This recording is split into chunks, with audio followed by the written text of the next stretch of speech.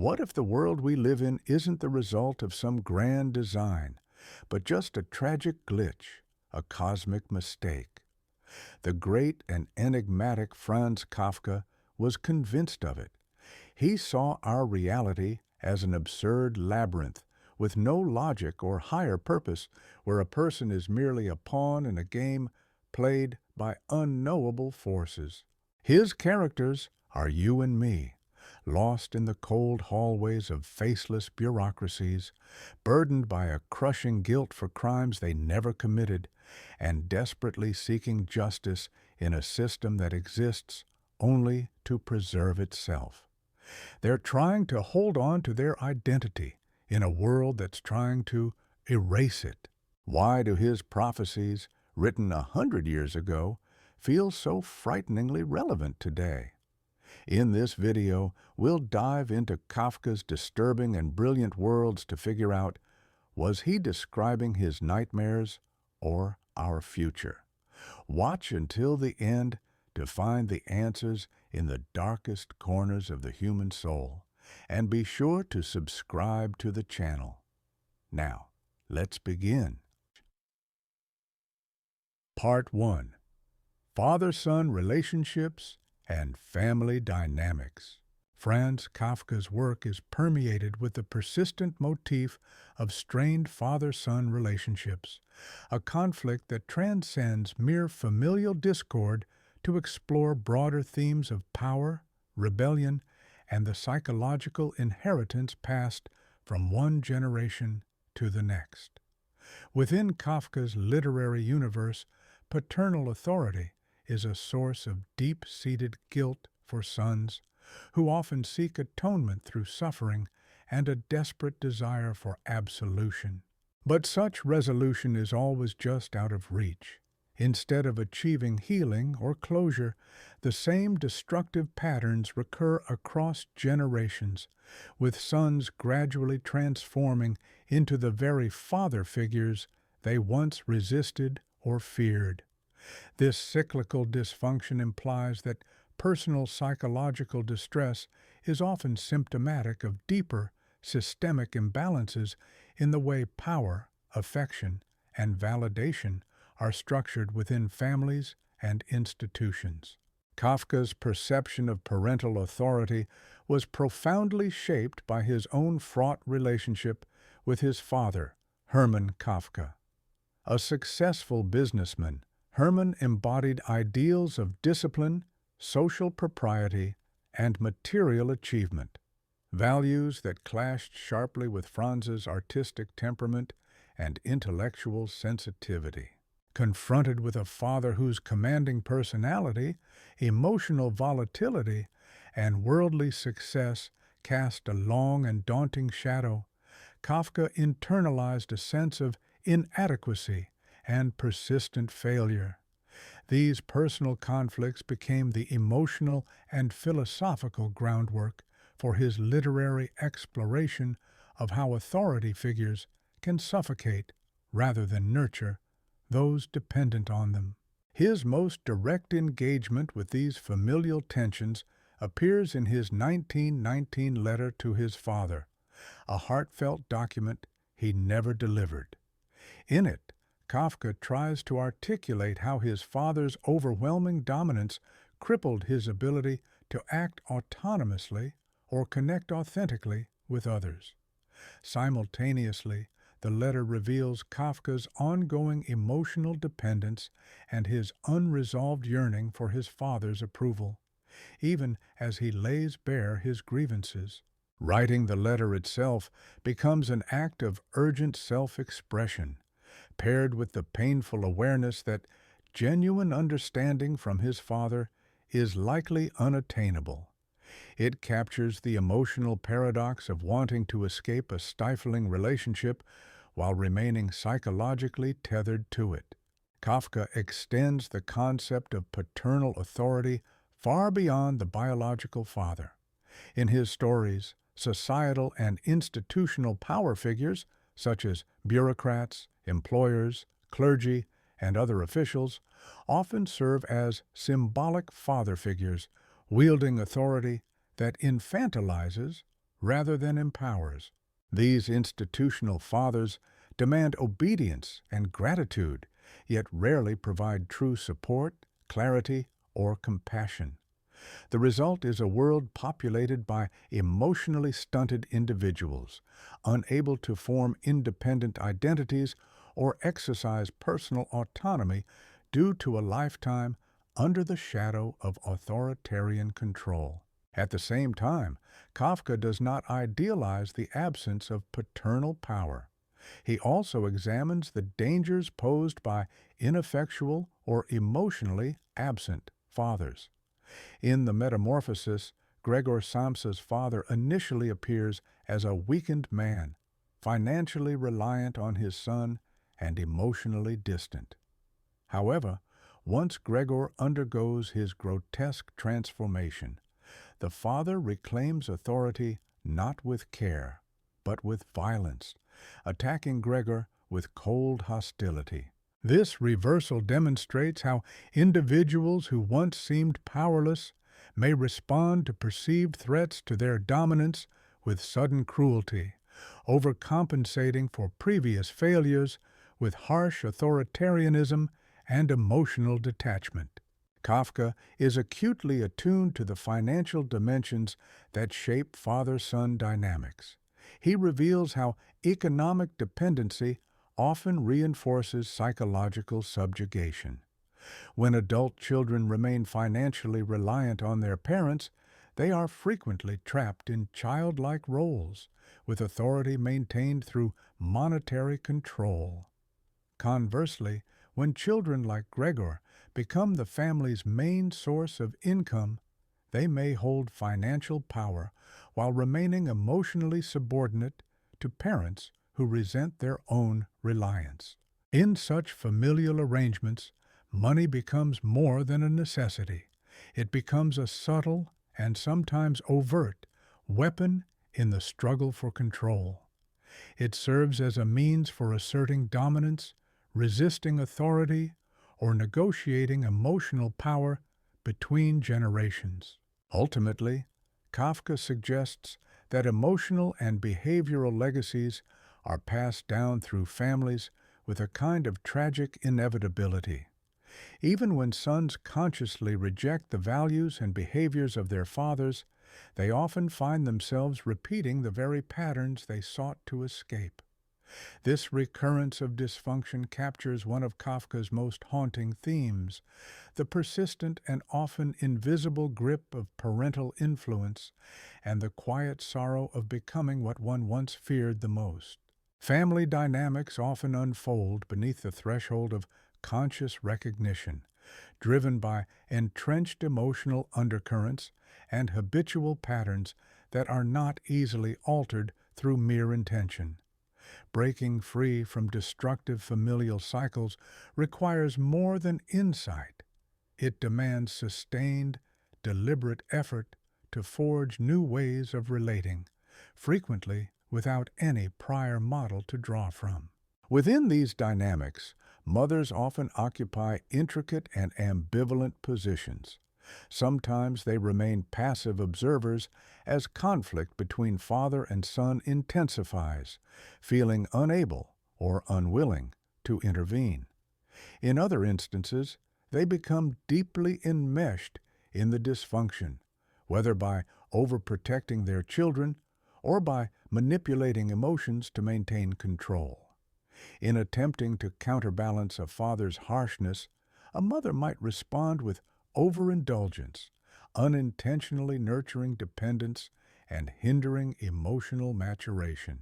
In contrast, some mothers side with the father's authority, amplifying his dominance through their own influence. This alliance can render a child's resistance not only daunting, but morally suspect. Positioned at the crossroads between father and son, the mother often finds herself caught in a web she did not weave, but is nonetheless profoundly affected by, and which shapes the emotional lives of everyone involved. Kafka's depiction of sibling dynamics often reflects the turmoil bred by unstable or authoritarian parenting. Brothers and sisters are frequently portrayed as adversaries, competing for limited parental love and approval. These early rivalries can calcify into lasting animosities, obstructing the development of genuine sibling intimacy. When favoritism enters the equation, it breeds resentment and envy, further dismantling the possibility of authentic closeness. Occasionally, siblings form alliances in resistance to parental authority, yet these bonds are typically tenuous. Once individual ambitions collide with shared goals, such solidarity tends to dissolve, reinforcing the isolation that family dysfunction engenders. The damage caused by fractured family relationships does not remain confined within the household. It extends outward, influencing Kafka's broader examination of power within social and institutional frameworks. Those raised under arbitrary or emotionally manipulative authority, figures may internalize these patterns, making them more susceptible to authoritarian structures in the wider world. They may be drawn to domineering leaders who promise the stability their families failed to provide, or they may adopt controlling tendencies themselves in an effort to reclaim autonomy lost in childhood. This fusion of the personal and political illustrates how foundational family experiences shape an individual's lifelong relationship with power. The dynamics learned at home often become the lens through which authority is interpreted, accepted, or challenged in broader society. Yet Kafka does not portray this inheritance as inescapable. He gestures toward the possibility of liberation from these deep-seated patterns.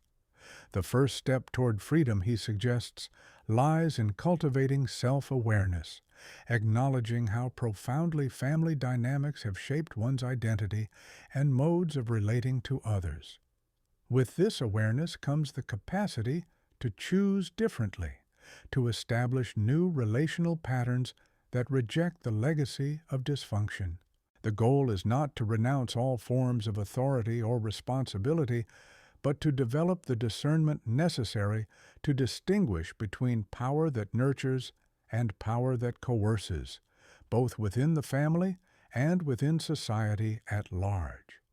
In this sense, overcoming familial pathology becomes both a metaphor for and a means of resisting all systems of oppression, pointing the way toward broader personal and collective emancipation. Part 2. Sexuality and Desire. In Kafka's work, sexuality emerges as a realm marked by frustration, misinterpretation, and the persistent failure to cultivate authentic connection or enduring satisfaction. Although desire may act as a force that brings people together, these bonds are frequently based on illusion, manipulation, or unconscious emotional projection rather than genuine mutual recognition. Kafka's characters often chase romantic or sexual intimacy in an effort to escape the void of isolation and existential despair. Yet rather than fulfilling their deep need for closeness and meaning, these encounters often intensify confusion and deepen their sense of alienation. Erotic longing, far from leading to real human connection, repeatedly results in bitter disappointment. A central motif in Kafka's portrayal of sexuality is its entanglement with structures of power, reflecting his belief that even intimate relationships are shaped by dynamics of dominance and control found throughout society. Sexual desire exposes individuals to manipulation, as others may exploit this vulnerability for emotional influence or personal gain. Conversely, those who possess physical attractiveness or can offer sexual gratification hold a quiet but potent power, one that allows them to sway others even in the absence of emotional sincerity. What is typically perceived as a private and personal domain becomes deeply entwined with public issues such as hierarchy, authority, and privilege. In the trial, Kafka repeatedly presents sexuality in the context of corrupted authority and compromised justice. Women associated with the legal bureaucracy use their allure to secure favors or privileged information, while male figures in positions of power exploit their roles to demand sexual acquiescence from those in need. These episodes lay bare how supposedly neutral institutions are distorted by hidden personal agendas. Through these scenarios, Kafka illustrates how individual desires infiltrate and corrupt systems of authority, masquerading as legitimate duty. The end result is a bureaucratic machine that masks private interests beneath the appearance of public service, thereby eroding the credibility of both justice and governance. Kafka's depiction of sexuality is also saturated with themes of shame and degradation, emphasizing the emotional and psychological risks inherent in intimate exposure. Erotic encounters, both physical and emotional, leave individuals vulnerable to rejection, mockery, and long-lasting internal wounds. Those seeking love or validation through sexual intimacy frequently find themselves more isolated and emotionally scarred than they were before. The very longing that promises to alleviate loneliness often becomes a new source of suffering when relationships fail to provide the depth and connection they initially seem to offer. Kafka also offers a sharp critique of the commodification of sexuality, seeing it as emblematic of a broader capitalist tendency to reduce all human interaction to market-based transactions. Beauty and sexual desirability are no longer seen as personal traits, but as assets to be traded, marketed, or exploited in pursuit of status, career advancement, or material reward, rather than as genuine expressions of affection or desire. This transactional view of sexuality corrodes the potential for real emotional intimacy, as people begin to doubt whether they are loved for who they truly are or for the benefits they can provide. The logic of commerce seeps into personal relationships, making emotional sincerity increasingly difficult to sustain.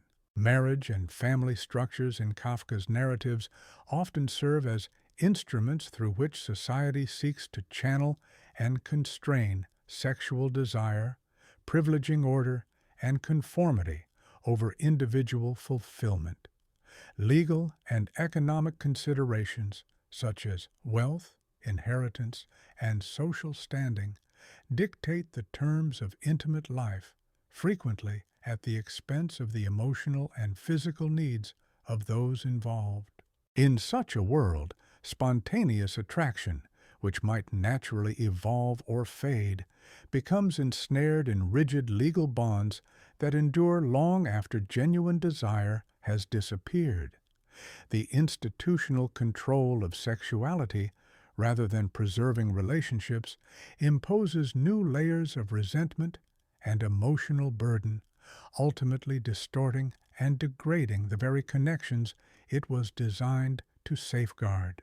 Franz Kafka's life and work reveal a complex relationship between sexuality and creativity, one that acted both as a source of artistic energy and a wellspring of personal turmoil. His erotic desires fueled imaginative expression, but they also brought emotional complications that frequently disrupted the discipline and clarity his creative process demanded.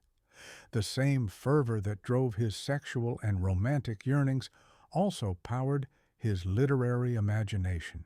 Navigating the tension between these two powerful drives was a constant challenge.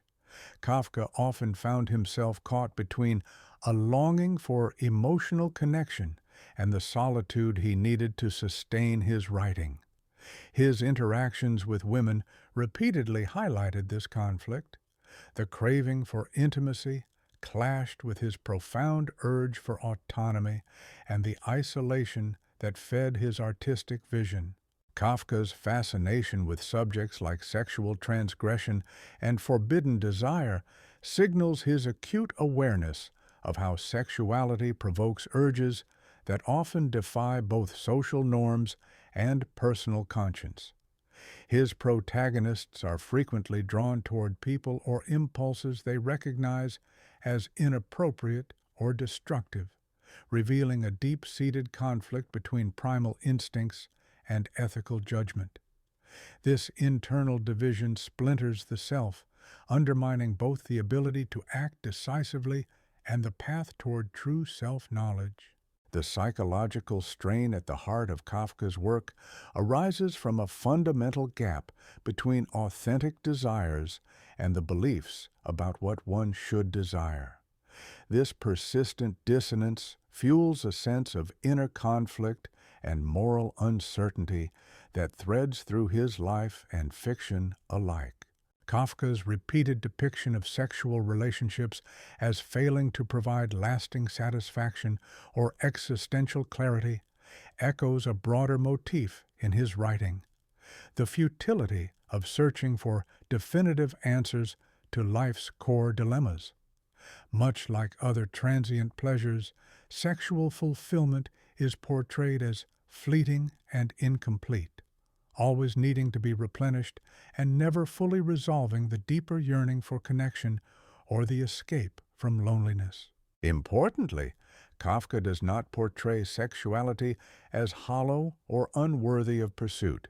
Instead, he advocates for a more realistic appreciation of what such intimacy can truly offer. The focus shifts away from idealized visions of erotic fulfillment and toward a more mature acceptance of intimacy's limitations, its frustrations, its impermanence, and its imperfections. Yet Kafka also suggests that sexuality, precisely because it demands vulnerability, risk, and emotional exposure, holds the potential to break through the usual barriers that separate people. The rawness of erotic desire can momentarily dissolve the masks and defenses that keep individuals isolated from one another. Though such encounters may not yield enduring happiness, they can produce fleeting yet intensely meaningful experiences of emotional honesty and mutual recognition.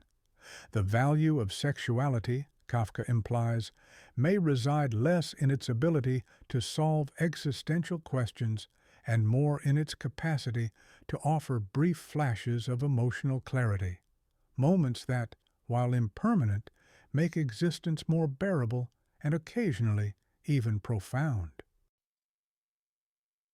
Part 3. Work and Economic Life. In Kafka's literary world, the workplace frequently emerges as a setting marked by profound alienation, where individuals are stripped of agency and reduced to insignificant elements within sprawling, impersonal systems. The roles his characters assume are often repetitive, lacking personal meaning or visible impact, serving objectives that remain distant and unknowable. These jobs fail to offer emotional or intellectual satisfaction, and they rarely foster a sense of direction or personal fulfillment. The fundamental need to earn a livelihood stands in direct opposition to deeper human aspirations, such as the desire for creativity, independence, and purposeful engagement with life. This dissonance creates a stark divide between labor and authentic existence, leaving individuals fragmented and unable to form a stable, cohesive sense of identity. Gregor Samsa's position as a traveling salesman vividly captures the alienating forces at play in modern employment. His occupation exemplifies how workers are dehumanized and treated as interchangeable tools within a system that prioritizes efficiency over individuality. Despite his clear unhappiness, Gregor remains trapped in the role, bound by the financial dependency of his family. The job demands no imaginative input or emotional involvement, only the mechanical repetition of tasks that require minimal training and no personal connection. This feeling of being easily replaced corrodes any sense of intrinsic worth. Workers are evaluated solely based on their functional utility, not their individuality or potential as human beings. As labor becomes increasingly mechanized and impersonal, employees are left with a sense of disposability and insignificance. When labor is treated as a commodity, something to be bought and sold in the marketplace like any other good, the psychological ramifications are profound. Survival hinges on one's ability to market time and effort, prompting individuals to adopt economic measures as a framework for self-evaluation. Self-worth becomes tied to income levels and perceived employability, undermining the capacity to cultivate dignity that exists beyond material productivity. Those who cannot secure stable employment or whose contributions are undervalued often find themselves struggling to feel respected, both by society and by themselves. When economic standards become internalized as the main metric of personal value, falling short can lead to intense feelings of failure and inadequacy. Modern bureaucracies further exacerbate the alienation of work by imposing layers of administrative tasks and rigid formalities. Workers become ensnared in a web of paperwork, procedural meetings, and endless compliance checks, all of which seem more geared toward preserving hierarchical structures than producing meaningful outcomes. Efficiency is often pursued at the expense of effectiveness, leaving workers disillusioned as their time is consumed by tasks that feel trivial or obstructive. Even potentially meaningful activities are drained of significance by inflexible regulations and redundant systems, sapping motivation and diminishing morale. Kafka's own tenure in the insurance industry exposed him firsthand to the deadening effects of bureaucratic labor. His role, processing accident claims and drafting technical reports, may have served a public purpose, but it offered little in the way of personal reward. This routine, obligatory work sharply contrasted with the creative pursuits he devoted himself to at night, writing, which he regarded as his true purpose. The gap between Kafka's professional duties and his artistic vocation echoes a common experience in contemporary life. The conflict between the need for financial security and the pursuit of personal expression. The pressures of his day job depleted the time and energy he longed to devote to his literary work, creating a persistent tension between external demands and internal passions. Professional life also complicates self-identity, particularly when individuals come to define themselves primarily through their jobs.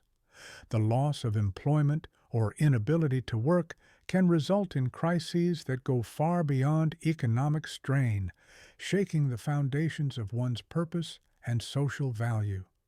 Conversely, those who attain professional success may discover that recognition and status failed to bring the deeper fulfillment they had anticipated. This realization can prompt a painful period of introspection as individuals begin to question whether their life's efforts were guided by false or empty ambitions. In societies that closely link personal value to occupational achievement, any shift in employment status can destabilize an individual's sense of self. The intense cultural emphasis on productivity and career advancement leaves little space for alternative or non-economic sources of identity and meaning. Finally, the temporal structure of contemporary work life introduces its own challenges. The rigid separation between working hours and personal time disrupts the possibility of a seamless, coherent daily existence. This division reinforces the disconnect between one's role in the economic world and one's inner life, making it increasingly difficult to cultivate a life that feels integrated and genuinely authentic. Many people dedicate the majority of their daily lives to activities that feel devoid of meaning, saving their authentic selves for brief intervals of free time that are too short or shallow to provide lasting fulfillment. This disconnection between one's inner life and external demands reflects a broader condition of alienation, contributing to a sense that modern life lacks unity, direction, or genuine purpose.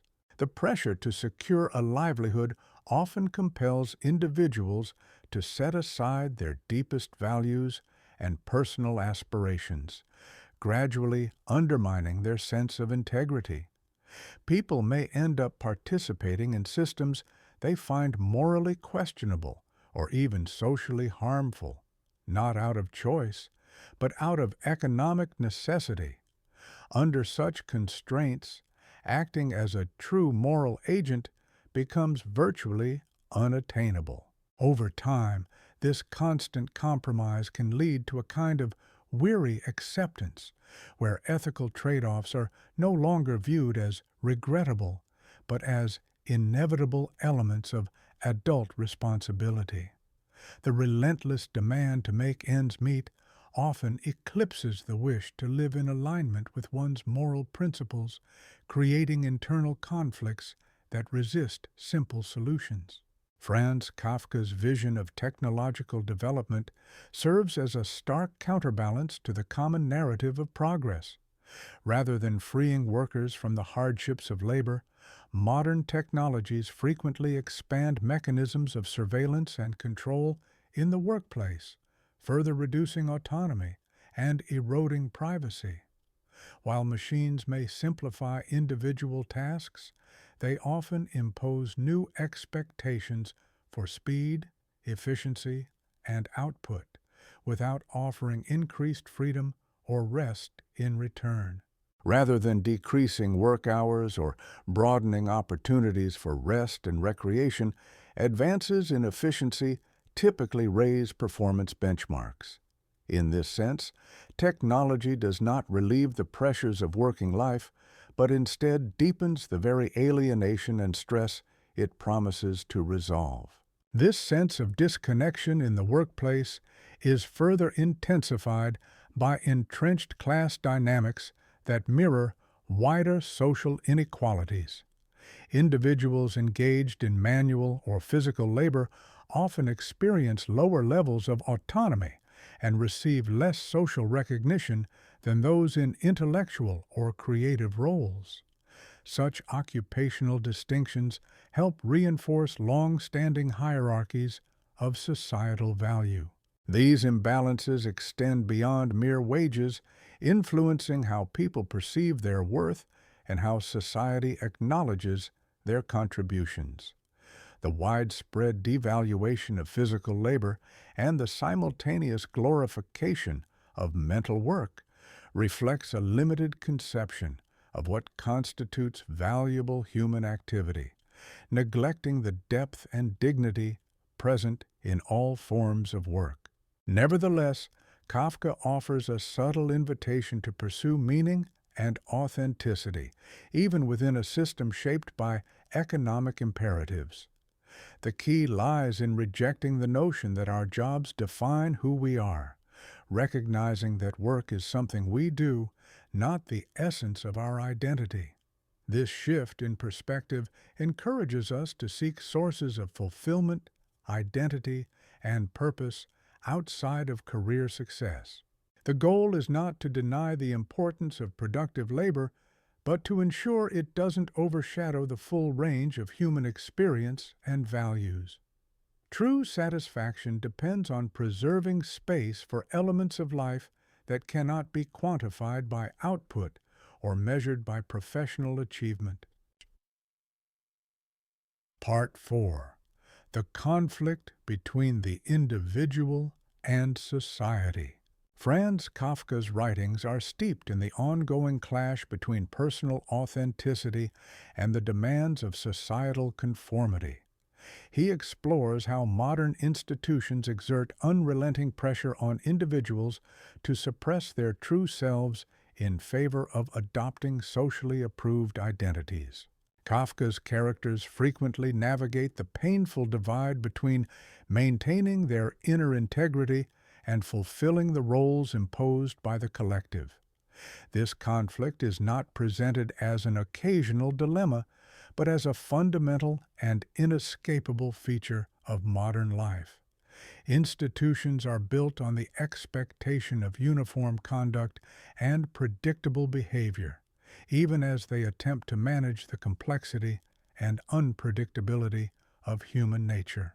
As a result, individuals often experience a deep sense of detachment from themselves. Instead of living as whole, self-directed beings, they feel reduced to actors performing roles written by others. In Kafka's vision, society resembles an impersonal mechanism that categorizes and processes individuals through inflexible systems. Rather than being seen as distinctive persons with unique aspirations and needs, people are handled like data points, cases to be administered, challenges to be resolved, or assets to be utilized. This mechanical approach to human interaction corrodes opportunities for sincere relationships and undermines the possibility of mutual understanding. At the heart of this dehumanizing process is the tendency to treat people as abstract representations, as types rather than as real individuals. Bureaucratic frameworks, which pride themselves on speed and order, achieve this by reducing human beings to interchangeable components, valuing individuality only to the extent that it enhances efficiency or task completion. Conformity is cultivated from the earliest stages of life, especially within educational environments that reward rule-following and penalize deviation. From a young age, children are encouraged to suppress their natural curiosity and creative instincts in order to conform to expectations set by authority figures like teachers and parents. This conditioning gradually shapes their identities, making authentic expression and later defiance of social norms more difficult. Even when overt external pressures diminish, the internalized standards remain deeply embedded. People continue to wrestle with a tension between their genuine desires and the socially instilled beliefs about what they ought to value. This inner division leads to a fragmented sense of self and hinders the ability to act with true autonomy. The economic structure further reinforces this pressure to conform, binding survival to adherence to the dominant norms surrounding labor, consumerism, and civic participation. Those who fail or refuse to fit into these predefined categories often face economic hardship or social exclusion. This form of coercion is particularly insidious because it presents itself as voluntary. The appearance of choice masks the reality of narrow constraints, making it harder for individuals to recognize the systemic nature of their limitations. Instead of questioning the structure, people often turn their frustration inward, blaming themselves for their discontent. In addition to shaping behavior, social institutions profoundly influence how people understand themselves. Fields such as healthcare, law, education, and religion extend their authority beyond external regulation, reaching into the inner life by prescribing what is considered acceptable to think, feel, or desire. These institutions set the boundaries of normalcy and define the contours of identity itself. This influence distorts the line between internal motivation and external imposition. People often mistake socially engineered values for personal convictions, unaware that what they pursue as their own ideals may in fact be culturally implanted constructs, accepted so completely that they feel like original thoughts. While roles such as employee, parent, citizen, or consumer offer social order and coordination, they also come with rigid expectations that limit individuality. These predefined identities dictate patterns of behavior, frequently leaving little space for the spontaneous, the unconventional, or the deeply personal. In doing so, they confine individuals to scripted lives that may bear little resemblance to who they truly are. Many people find themselves trapped in identities and roles that no longer reflect who they are becoming, yet they struggle to break free. This sense of entrapment often arises because their identity and sense of belonging are deeply rooted in the very habits and routines they wish to escape. In today's complex societies, where the range and number of social roles continue to multiply, this dilemma becomes even more pronounced. Individuals must navigate a labyrinth of competing and sometimes contradictory expectations, all while striving to construct a coherent and stable sense of self. Franz Kafka exposes how social control rarely relies on overt coercion. Instead, it operates through more insidious mechanisms: shame, guilt, and our intrinsic longing to be accepted. People internalize the norms and judgments of society, evaluating themselves against external standards, thereby becoming their own most vigilant enforcers. This form of internalized control makes resistance uniquely challenging. Because it is so intimately woven into one's self-conception, submission often masquerades as personal choice. The brilliance of such control lies in convincing individuals to collaborate, often unknowingly, in their own subordination. Kafka's analysis calls into question the very notion of individualism, revealing it as largely illusory. What we perceive as personal freedom is frequently shaped by unseen social forces. Consumerism, for example, offers a false sense of autonomy by presenting choices that are already filtered to align with institutional interests rather than personal fulfillment. Likewise, democratic systems may offer the promise of political participation, but in practice, they often limit agency within highly structured institutions that resist meaningful change. The ideology of individualism, in this sense, can serve not to liberate, but to obscure more sophisticated forms of social conformity. Still, Kafka does not leave us without hope. He suggests that authentic individuality remains possible, but only for those willing to pay a steep price, including social estrangement and economic insecurity. Such a path demands a profound inner conviction, one that does not depend on external validation. It also requires the wisdom to distinguish between social duties that merit respect and arbitrary conventions that can and must be questioned. In this way, the pursuit of authenticity becomes a quiet, persistent act of rebellion against systems designed to render individuals compliant and predictable.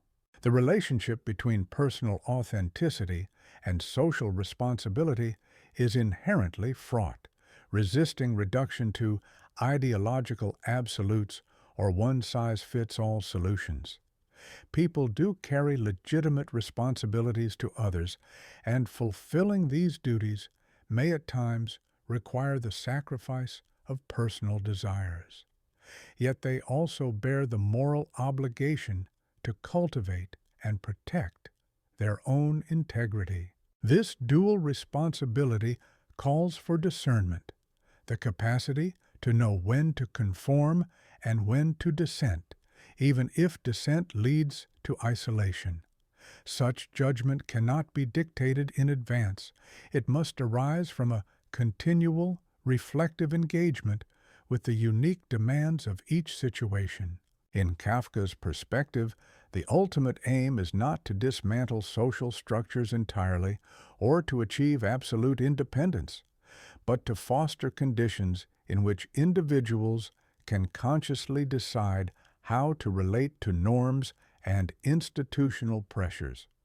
Achieving this vision requires not only a more tolerant society, one that embraces individuality, but also more self-aware, resilient individuals.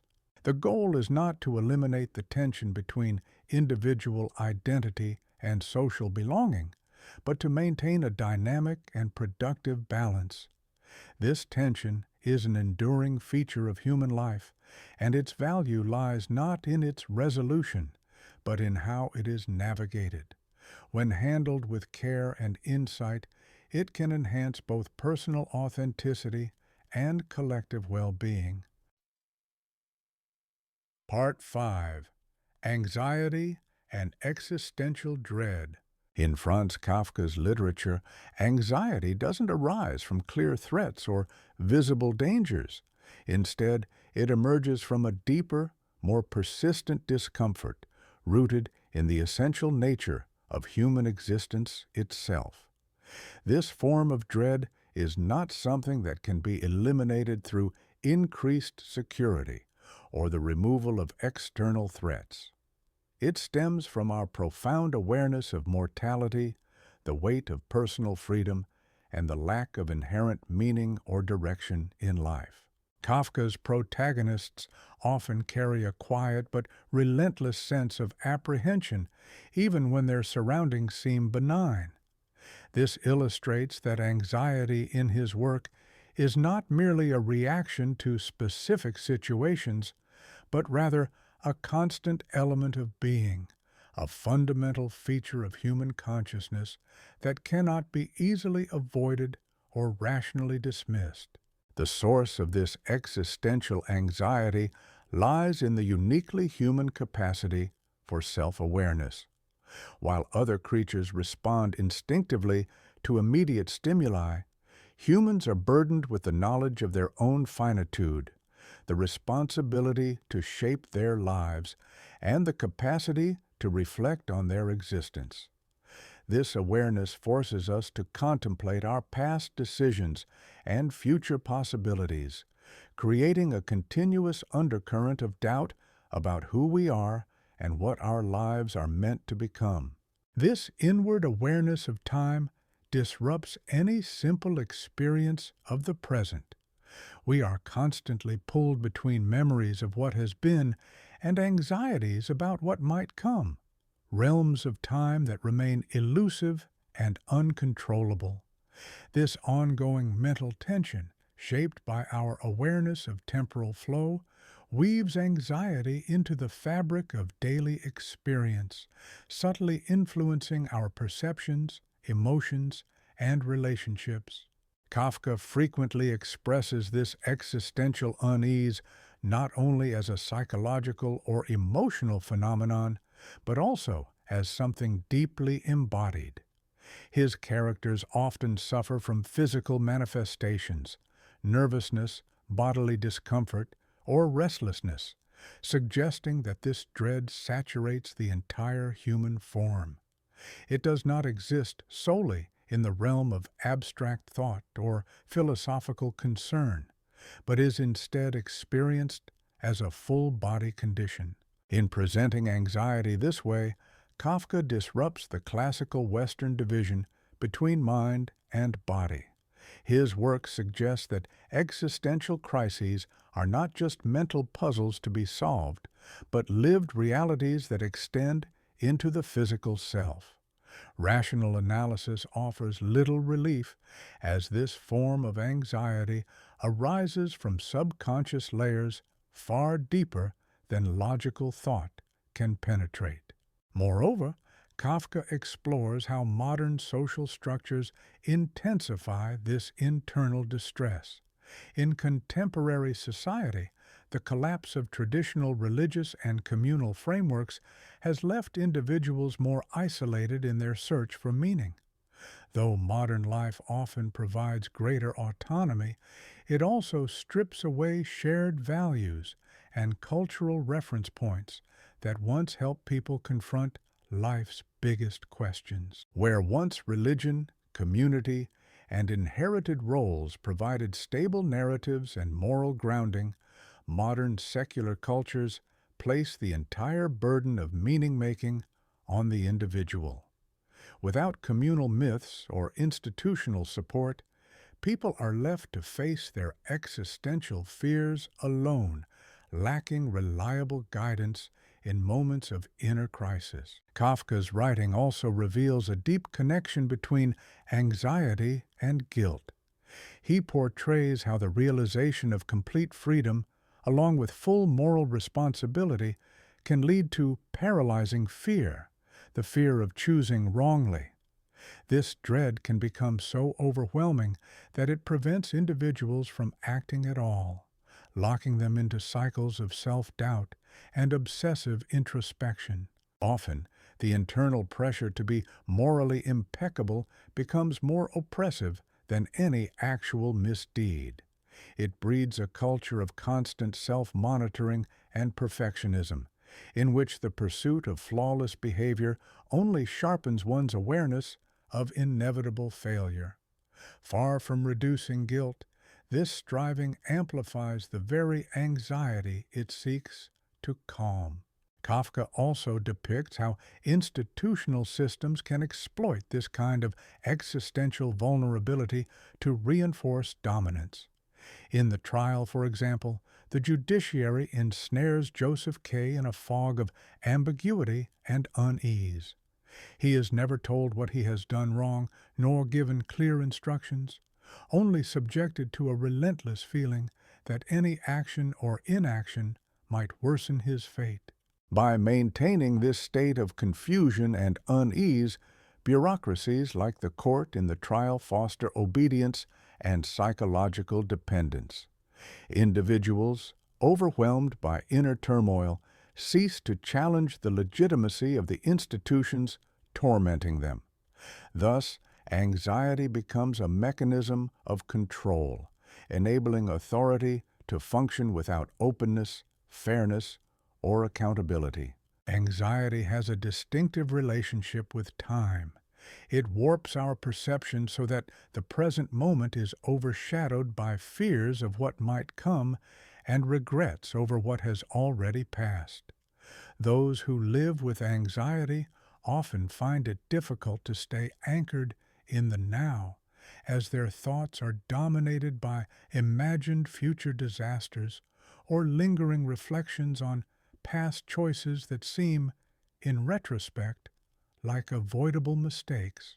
This disruption in one's temporal focus undermines the ability to deal effectively with present realities.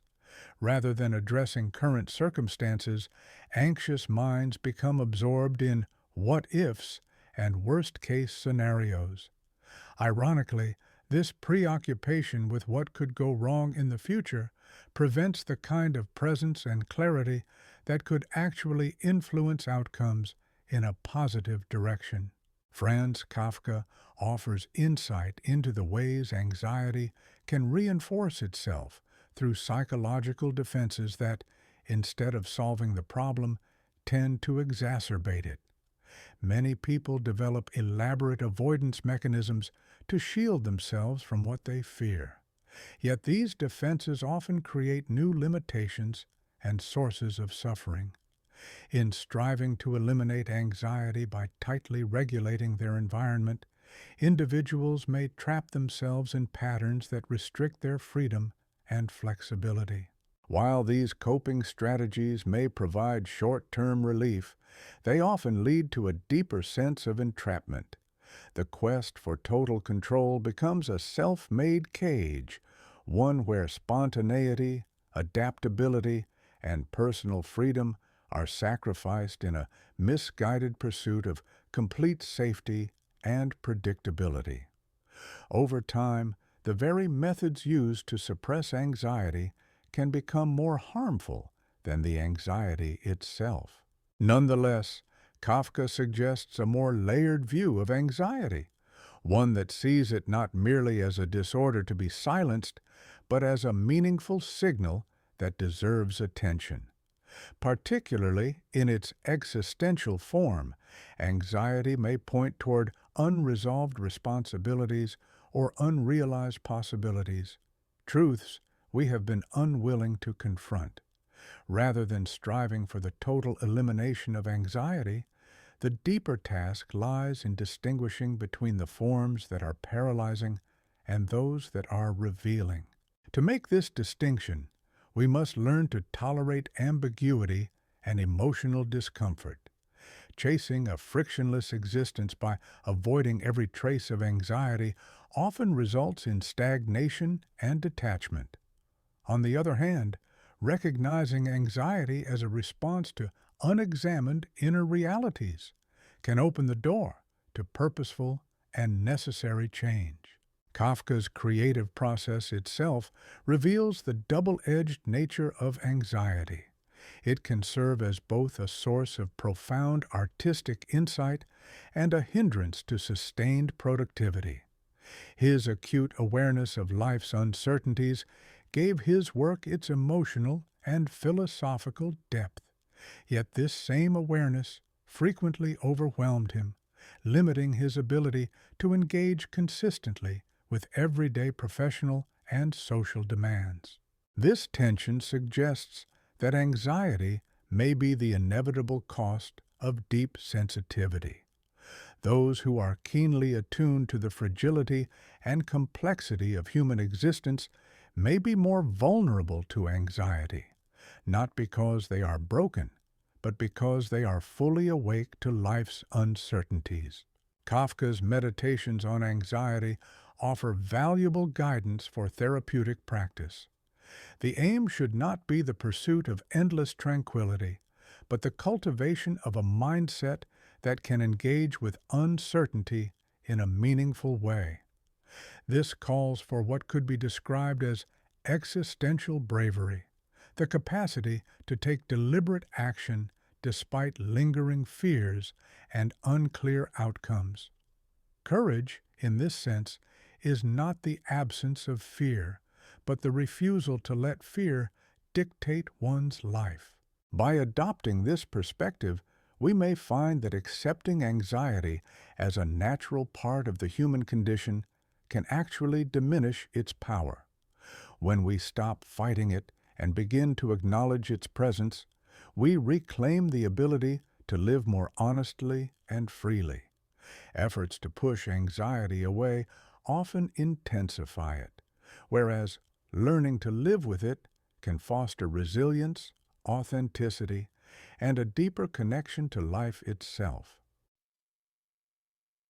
Part 6. Hope and Despair Continued.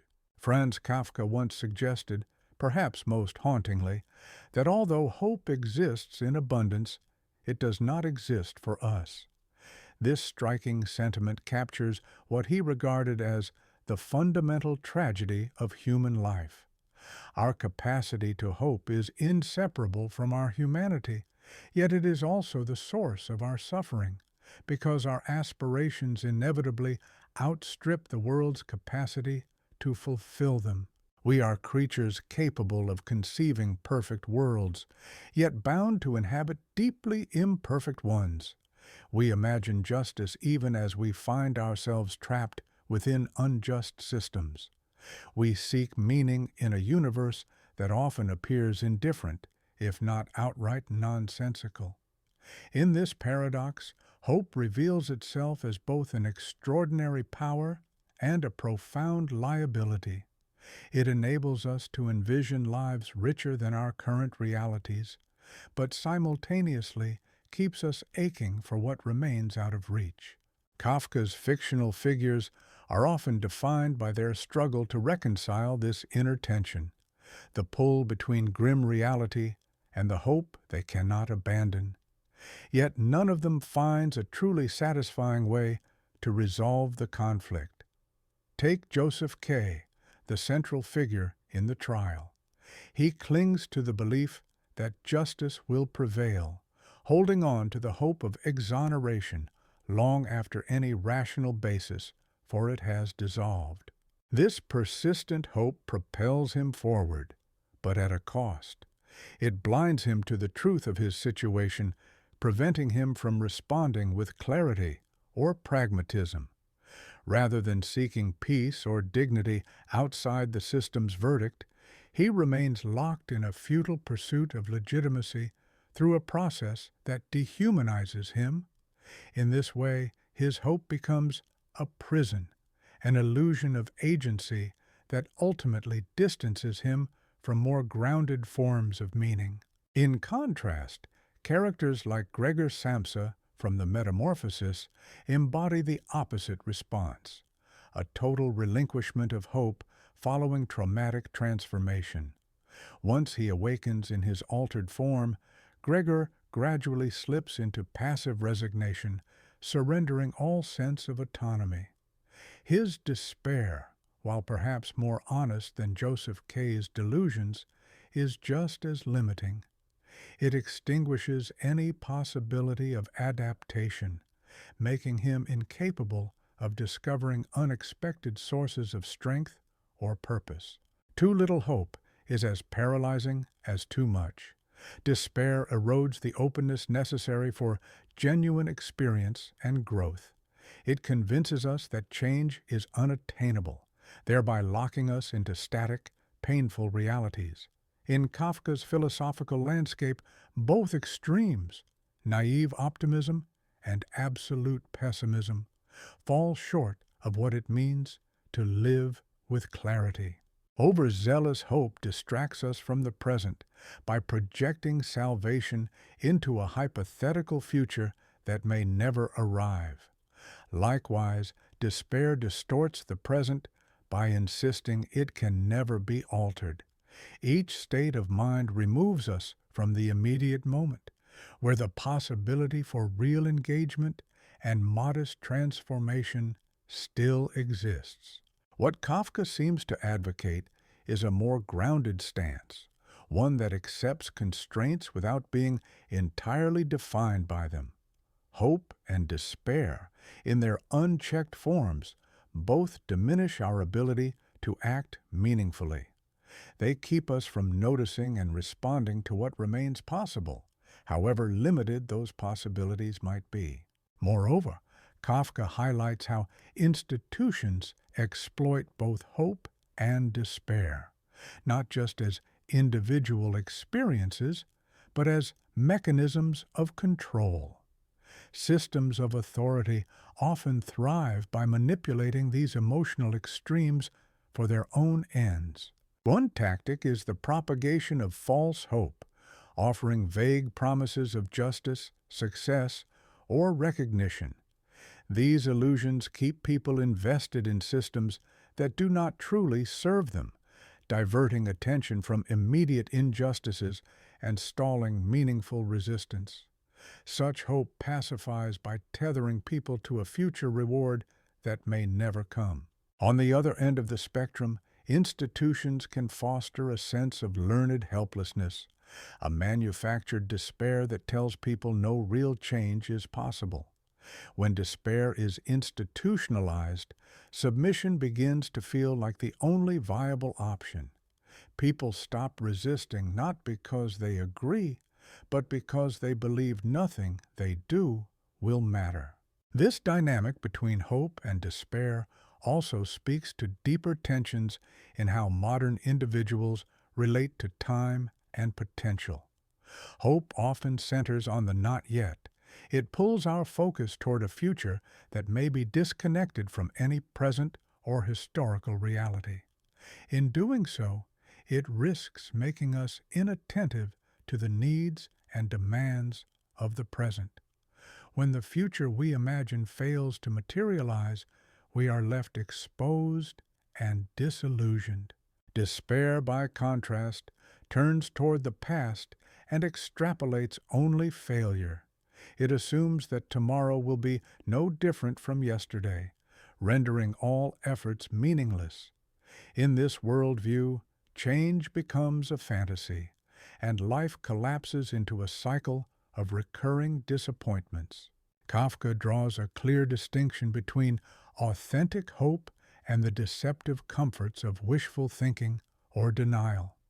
In his understanding, genuine hope requires a readiness to face the unknown and the unpredictable, all while accepting the limitations and uncertainties that are inherent to the human condition. It does not rest on the assurance of specific outcomes, nor does it provide certainty. Rather, it stems from a profound belief in the value of human effort and participation.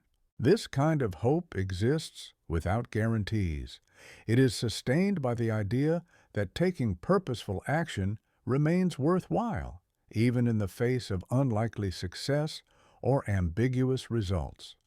What gives it power is the belief that the very act of striving possesses inherent worth, regardless of the outcome. For Kafka, the relationship between hope and action is essential. Hope that does not motivate action risks becoming another form of escapism. Conversely, action that lacks a foundation in hope or a sense of meaning can devolve into mechanical repetition, something done out of habit rather than genuine human intention. The real task is to foster just enough hope to inspire meaningful effort without slipping into self-deception or losing touch with reality. Maintaining this equilibrium demands a kind of hope that is seasoned and resilient, a mature hope. It persists even amid doubt, remains conscious of its own limitations, and yet is still committed to pursuing whatever authentic possibilities remain available. Kafka's literary output illustrates the expressive power of this mature form of hope. His work reflects both a yearning for understanding and connection, and an awareness that such understanding may never be fully realized. Through writing, Kafka gives voice to the hope that personal experience can be communicated, that individual suffering might find resonance with others and gain a deeper, shared significance. At the same time, his chronic struggle to finish many of his major works and his wish for them to be destroyed after his death reveals a sobering insight. Even artistic creation, for all its expressive capacity, might not succeed in overcoming the deep isolation between individuals. In this way, art becomes an act of hope carried out with the awareness that it may ultimately go unheard or unacknowledged. Kafka's reflections on hope and despair carry deep philosophical implications. They compel us to consider how one might live with authenticity in a world where the legitimacy of our hopes and fears often remains unclear. To live truthfully under such conditions is to accept ambiguity and complexity, while resisting the lure of naive optimism or rigid despair. Rather than offering a solution to the tension between hope and hopelessness, Kafka challenges us to dwell within that space, to remain receptive to what possibilities still exist, even when they are limited. This stance can be understood as a kind of hopeful realism, an honest engagement with reality that refuses to look away from difficulty, yet still upholds the value of acting and committing within the bounds of what is genuinely possible. Part 7. Identity and Self-Knowledge. In Kafka's fictional world, the idea of personal identity is deeply unstable. His characters frequently struggle to understand who they are, what motivates them, and whether their existence carries any lasting meaning. This confusion isn't something that introspection or psychological clarity can resolve.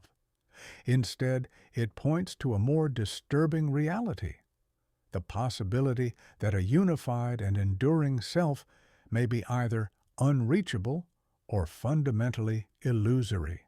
Kafka's protagonists are often perplexed by their own inner lives.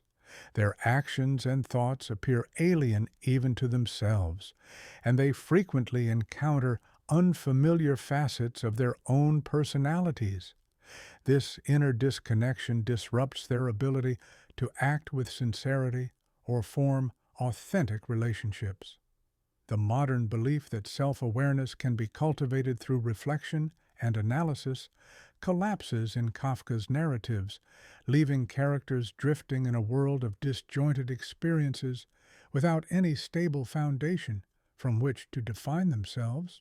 This profound crisis of self is most strikingly portrayed in the Metamorphosis, where Gregor Samsa's transformation into a giant insect represents an extreme rupture of identity.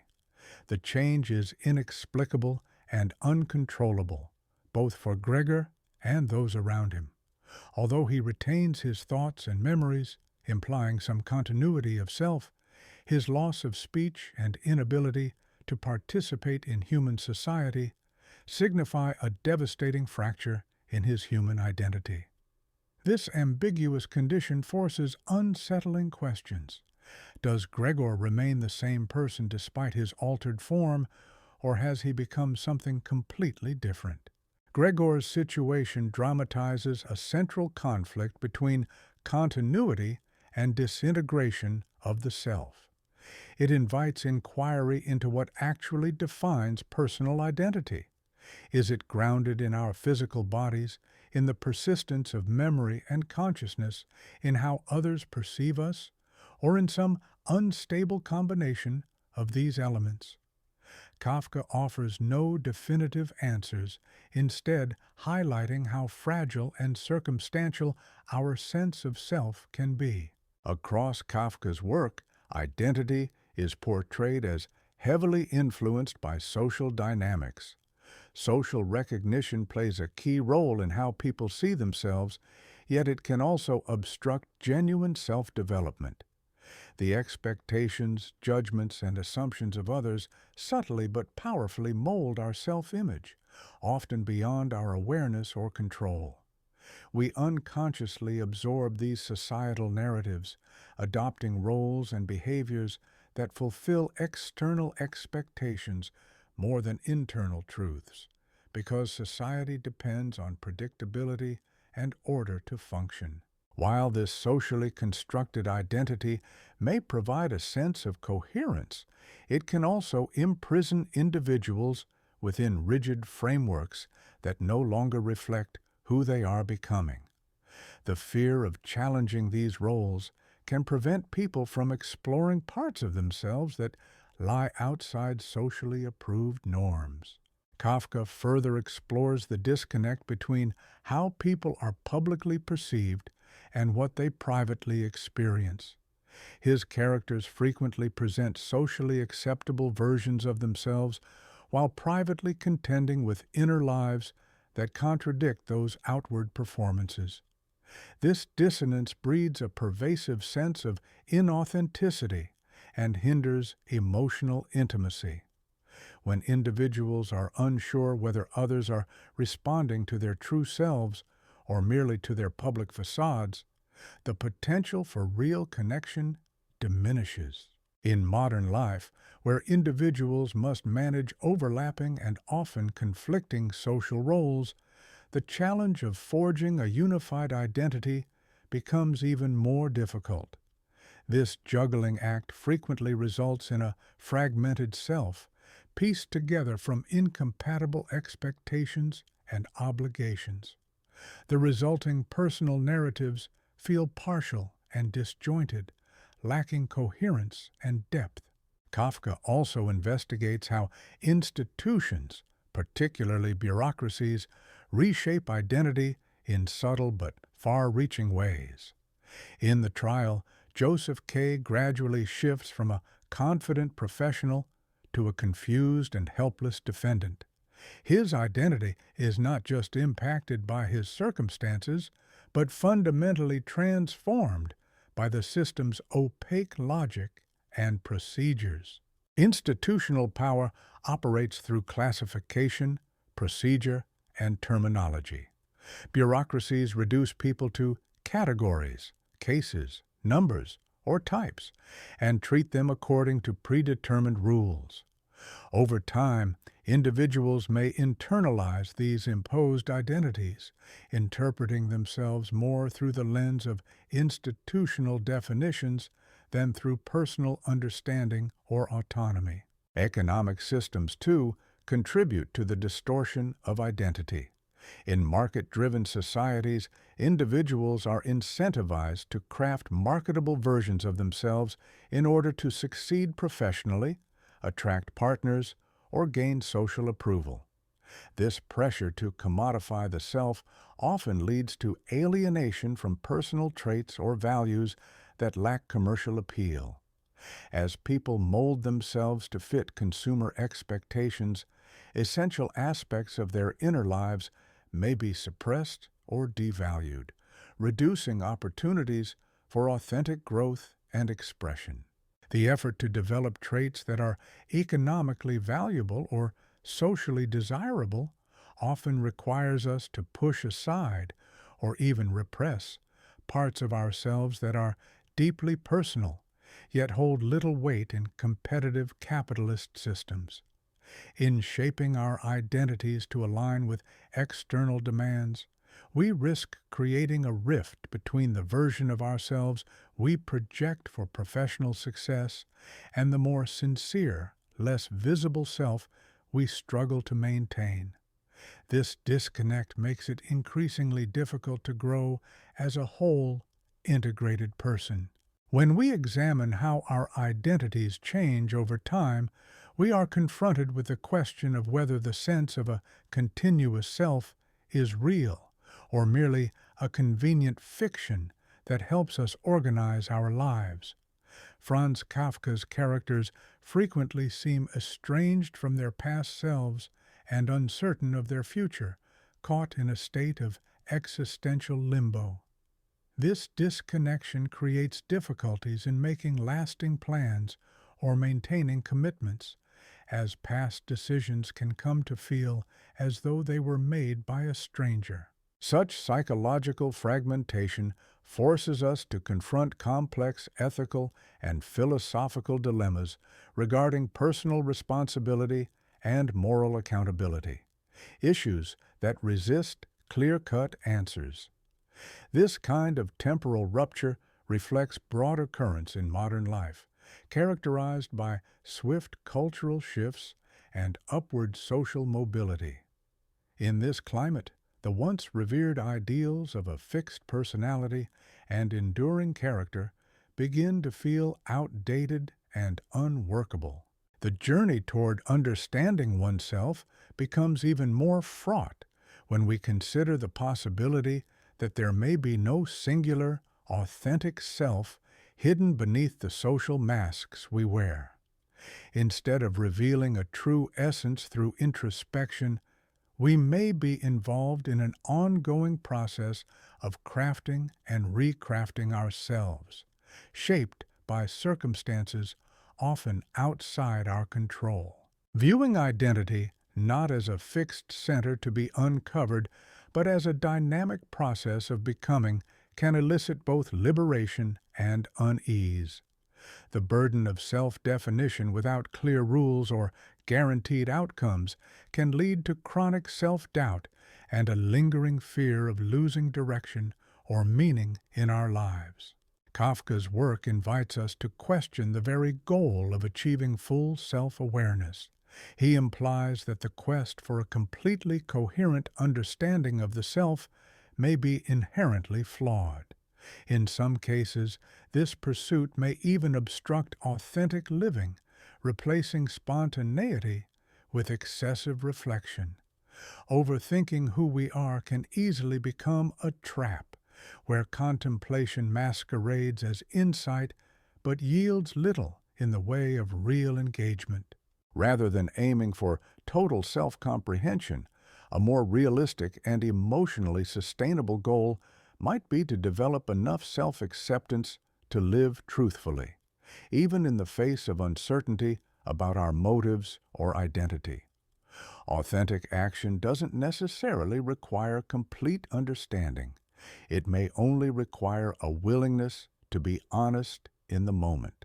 The issue becomes even more complex when cultural identity is layered onto personal identity, particularly for those who straddle different cultural worlds or navigate conflicting value systems. Kafka's own existence as a German-speaking Jew living in Prague embodied this kind of cultural in-betweenness, offering him intimate insight into the identity tensions that arise from marginalization. These liminal experiences often defy resolution through simple cultural allegiance or belonging. People who exist outside traditional cultural frameworks frequently experience a persistent sense of not quite fitting in, uncertain of where they belong or which values to uphold. While this in-between space can be a rich environment for creative self-reinvention, it can also generate a deep-seated sense of alienation that undermines a stable sense of self.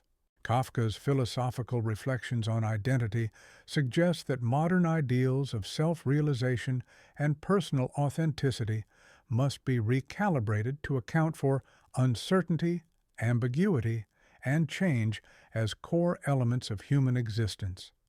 Rather than seeking to uncover a singular, definitive self, we might find greater depth and meaning in learning how to move through life in a way that is responsive, adaptive, and open to transformation.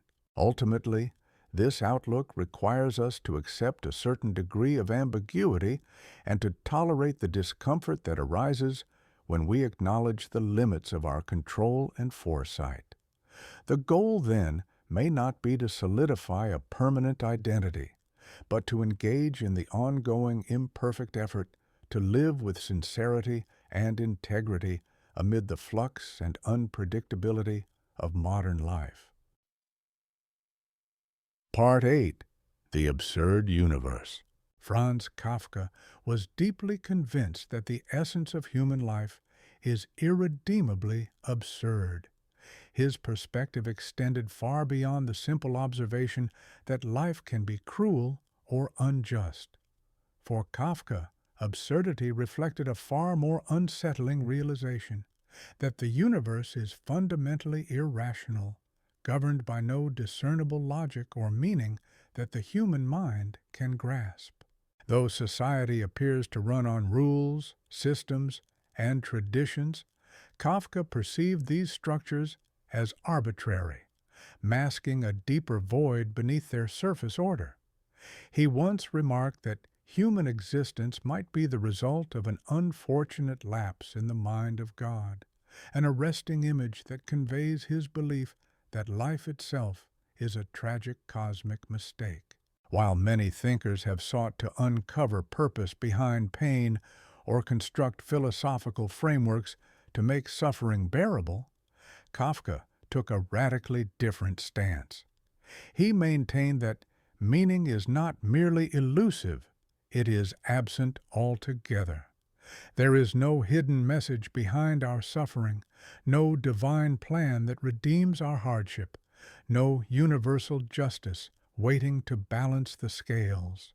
At the heart of Kafka's vision lies a profound contradiction. We are creatures who are wired to seek meaning, yet we exist in a reality that offers none. Despite the overwhelming lack of evidence for any overarching purpose, we persist in our search for understanding. We cling to symbols, invent patterns, and yearn for resolution, even as reason tells us these efforts are futile. Kafka did not see this absurdity as a problem to be solved with wisdom or faith. It was not a temporary condition or a philosophical phase, but rather the enduring truth of human existence. In his view, absurdity is woven into the fabric of our daily lives. We follow routines that lead nowhere, serve institutions whose goals are unclear, and submit to authority without knowing who grants it or why. Each morning we rise to repeat actions that lack ultimate meaning, comforted by illusions of purpose, narratives of success, order, and progress that shield us from confronting the void. Kafka's work stripped away these comforting illusions. His fiction does not offer escape or resolution, but instead confronts the reader with the unvarnished absurdity of life. His stories unfold in surreal and often unsettling scenarios that defy logical interpretation. In one, a salesman awakens to find himself transformed into a grotesque insect, with no explanation offered. In another, a man is arrested without being told what crime he has committed by faceless authorities and is given no path to justice. In yet another, a land surveyor arrives in a village to take up a position at a castle, only to find himself trapped in a bureaucratic maze, forever unable to make contact with anyone in power. These narratives are not puzzles to be solved or allegories to be decoded. Kafka did not write to reveal hidden truths, but to portray the unsettling reality as he saw it. His refusal to offer answers or closure was intentional. He believed our relentless need for explanations is itself part of the tragedy, that our demand for clarity only intensifies our despair when we inevitably fail to find it. For Kafka, absurdity is not a fleeting crisis triggered by tragedy or loss. It is a permanent condition embedded in everything we do, from earning a living and abiding by social norms to forming relationships and pursuing dreams. The apparent logic and structure of these activities only serve to disguise their emptiness. The more convincingly we convince ourselves that they matter, the more deeply we bury the absurdity at their core. Kafka understood that most people are unable to fully confront this truth. Instead, we construct elaborate mental defenses to protect ourselves. We believe our lives have significance, that history progresses toward justice, that our personal sacrifices will one day be validated. These stories may help us survive, but they are illusions nonetheless. Still, despite the comfort they provide, the fundamental reality remains unchanged. Part 9. The Burden of Freedom and Moral Responsibility. Kafka was profoundly absorbed by what he perceived as a fundamental contradiction at the heart of human life: the struggle to make meaningful and responsible commitments in a world that appears to lack inherent structure or purpose. This existential dilemma is central to his philosophical outlook. Even in the absence of divine design or universal meaning, human beings are still required to make choices and to fully endure the consequences of those choices. Echoing what existentialist philosophers would later articulate, we are thrust into a condition of radical freedom, compelled to create our own values in a reality devoid of any predefined moral framework. In a world stripped of metaphysical guidance, the demand to live ethically remains. Yet this pursuit is complicated by the inevitability of death, which seems to render all meaning temporary or even void. This creates a deep internal conflict. We are aware that our actions lack permanent significance, and yet we are simultaneously driven by the feeling that our decisions matter profoundly to who we are and what we stand for. Each choice becomes a mirror of our character. However, we are rarely provided with clear criteria for what constitutes a right or virtuous path. Kafka explored this existential bind through characters thrust into situations where they must act without the benefit of clear moral direction. His protagonists cannot depend on religious teachings, social customs, or institutional authority to guide them. They are placed in urgent moral crises where every available option is ambiguous, compromised, or inadequate. This mirrors the modern condition, the necessity to make moral choices in a world where certainty is no longer possible.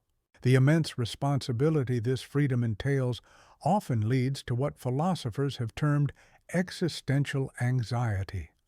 Unlike fear, which is tied to specific dangers, existential anxiety stems from the realization that we alone must shape our lives. The comforting idea that we are merely the products of our circumstances, our upbringing, genetics, or environment, begins to dissolve under this awareness. We are left with no excuses. We can no longer place the blame for who we are or what we choose on our parents, our biology, or the systems we live within. Kafka pushed this notion even further, suggesting that our identities are formed not only through major life decisions, but through the countless small acts that make up our everyday existence. Each time we choose honesty or deceit, compassion or indifference, courage or retreat, we are actively crafting the people we are becoming. Our lives are a continuous process of self-formation, built from the way we respond to the challenges and moral questions that life inevitably poses. This sense of responsibility becomes even more daunting when we recognize that our actions don't just shape us, they also impact those around us. In the Metamorphosis, Gregor Samsa's transformation into an insect can be read as the physical embodiment of the choices he has made, emotionally withdrawing from his family, dedicating himself to a soul-crushing job, and neglecting his own needs in favor of self-sacrifice. His grotesque metamorphosis is symbolic of a life spent in submission, but it also reveals how his family's dynamics are shaped by his relentless self-erasure. Kafka implies that moral responsibility is not a solitary burden. It is relational. The effects of our decisions often ripple outward, shaping others in ways we may never foresee or control. Crucially, Kafka also rejected the idea that ignorance exempts anyone from moral accountability. His characters often act without full knowledge, unaware of the rules, uncertain of the consequences, or blind to the reasons behind their suffering.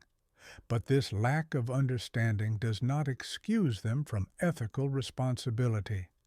In the trial, Joseph K. is never told why he is being prosecuted, yet he is still answerable for how he chooses to face the absurd and opaque system that entraps him.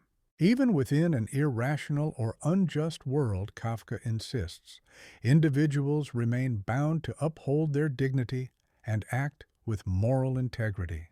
In Kafka's philosophical landscape, freedom does not resemble the familiar liberal notion of limitless personal autonomy or the simple absence of coercion.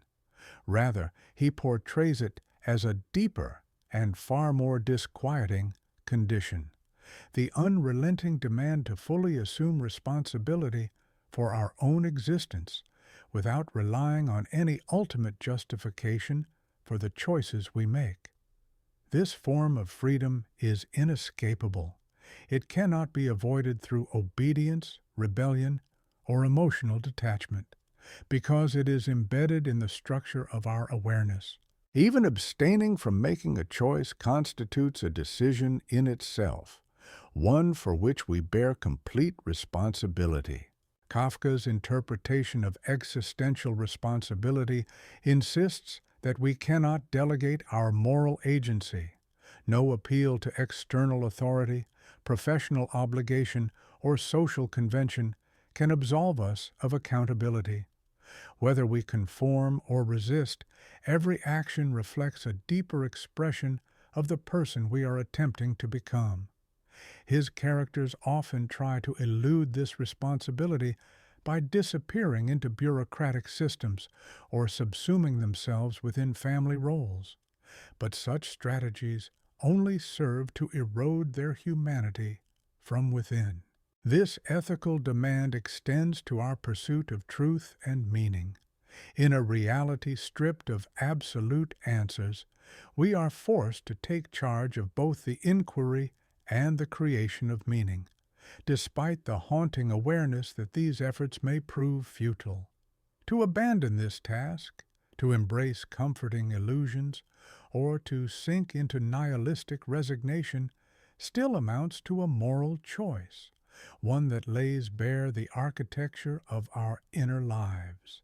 Kafka suggests that the very act of searching, even in the absence of conclusive answers, possesses inherent worth. What intensifies the weight of this responsibility is the absence of certainty. We can never be entirely confident that our judgments are right, that our principles are justified, or that our actions will yield the outcomes we intend. Yet this uncertainty does not excuse us from making choices, nor does it entitle us to retreat into apathy or ethical detachment. We are still called to act, to decide, guided by the most honest understanding we can attain, while remaining conscious of our potential fallibility. And whatever the result, we must be willing to carry the full burden of its consequences. Part 10. Alienation and Isolation. At the heart of Kafka's deepest despair lies a profound sense of disconnection, not simply from other individuals, but from the very possibility of authentic human bonds or any ultimate truth beyond the surface of life. This is not a fleeting loneliness born of temporary estrangement or conflict, but a more entrenched condition, an existential dislocation embedded in the fabric of being.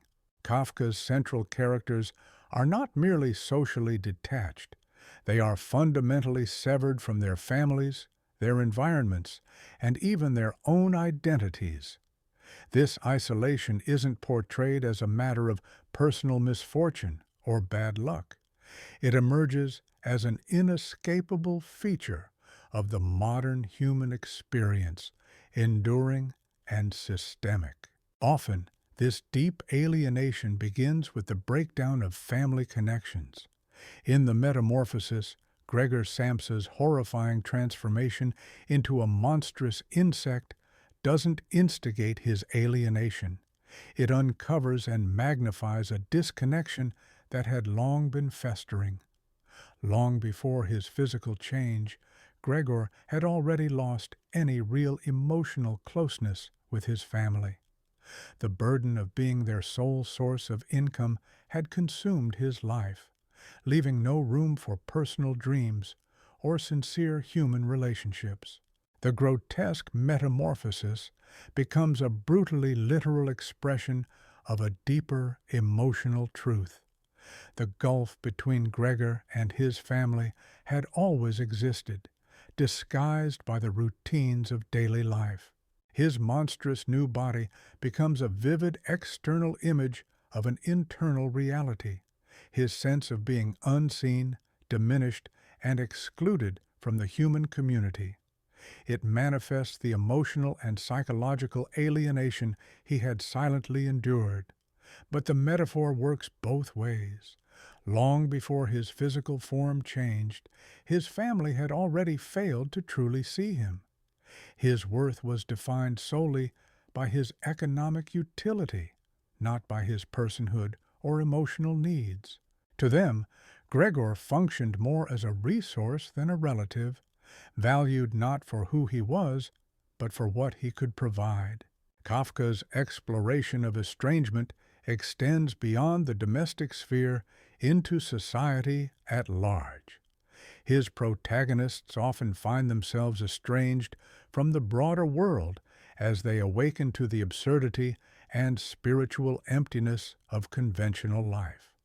As they grow disillusioned with the comforting fictions of social life, they drift further from the consensus reality most people accept without question. Yet this clarity comes at a price. The more they see through the illusions, the more isolated they become. In Kafka's world, heightened perception leads not to connection, but to loneliness.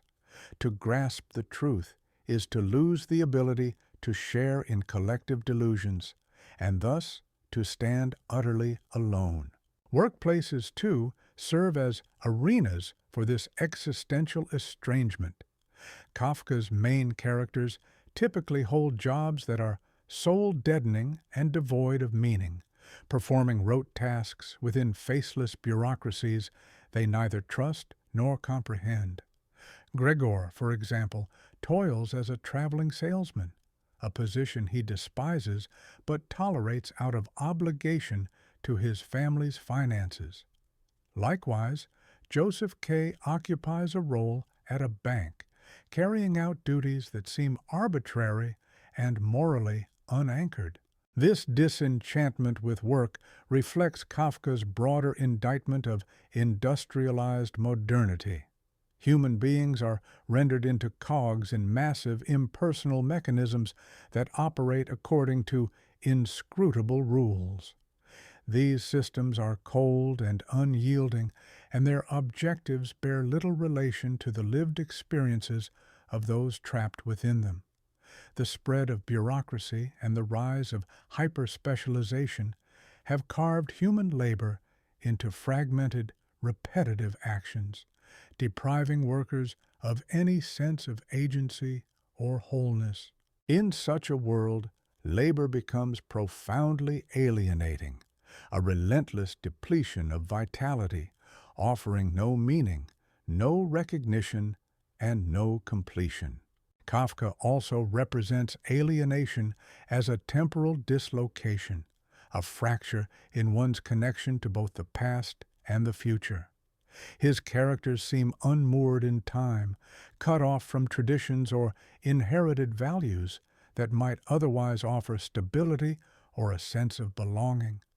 The speed and violence of societal change have eroded the relevance of ancestral wisdom. Simultaneously, the future appears incoherent, out of reach, and resistant to human influence. They find themselves drifting in a world where the past has lost its guidance and the future holds no promise, a condition of temporal exile as much as emotional or social isolation. Language, rather than acting as a unifying force among individuals, frequently becomes a cause of division. In Kafka's stories, communication doesn't fail because characters remain silent, but because their attempts to articulate thoughts consistently fall short or are persistently misinterpreted. The very tools meant to facilitate understanding instead underscore the isolation of those who use them. Even when people speak the same words, their intended meanings diverge so greatly that genuine understanding becomes nearly unreachable. Consequently, dialogue in Kafka's fictional world often generates bewilderment rather than insight. Kafka's own life further amplifies this recurring theme of alienation. As a Jewish writer of German expression living in Prague during the Austro-Hungarian Empire, he occupied a liminal space shaped by intersecting identities and social marginalization. This feeling of cultural and geographical estrangement echoes throughout his work, where characters frequently find themselves in unfamiliar or alien environments, unable to grasp the rules or logic that define their surroundings. This sense of dislocation functions as a powerful metaphor for modern existence, where even in one's homeland or daily routine, the feeling of being an outsider persists. However, this disconnect reaches beyond the external world and into the internal realm. Kafka's protagonists often wrestle with an unsettling distance from their own inner lives. They struggle to understand their intentions, emotions, and desires, encountering a disturbing gap between their self-image and their actual selves. This inability to achieve self-comprehension erodes the coherence necessary for genuine, purposeful living. As a result, their personal confusion intensifies their social alienation, ensnaring them in a loop of isolation from both society and their own identity. More disturbing still is the lack of any stable source of higher meaning. Within Kafka's universe, traditional pillars of significance, be they religious, natural, or societal, fail to offer comfort or guidance. If God exists, he remains distant or unresponsive. Nature provides no reassurance or direction.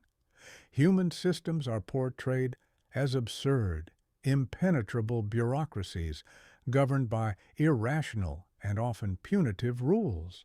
Individuals are thus left entirely unmoored, with no external framework to explain the reasons behind their suffering or to validate the choices they make. Yet, Kafka suggests that this confrontation with alienation might serve as a starting point for a more truthful way of being. By acknowledging our essential solitude, by facing the reality of our disconnection rather than fleeing it, we may open the door to more honest relationships with ourselves and others. Efforts to evade this condition through denial or artificial connections tend only to deepen the loneliness they attempt to resolve. Paradoxically, it is in accepting alienation as an inescapable aspect of human life that we might begin to uncover a pathway to meaning and to more authentic forms of human connection. Part 11. Bureaucracy and Authority. At the heart of Kafka's most disturbing and dreamlike narratives lies a bureaucracy not born of intention, but of inertia, a complex machinery that has emerged through passive acquiescence and the gradual accumulation of political control. These institutions endure by feeding off the liberties of the very individuals they claim to safeguard. Kafka possessed a chilling foresight into the nature of modern governance. He envisioned a world dominated by vast, impersonal systems that, while professing to serve human needs, in truth curtail autonomy and diminish human potential. His portrayal of bureaucratic power has only become more accurate over time, as these systems have expanded in scale and intricacy far beyond what he could have imagined.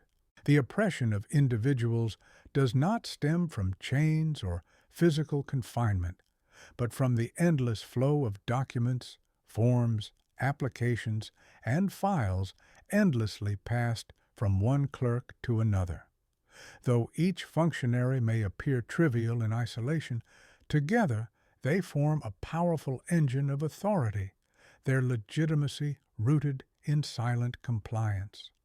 With every new document produced, the state tightens its grip, embedding itself deeper into the private lives of its citizens.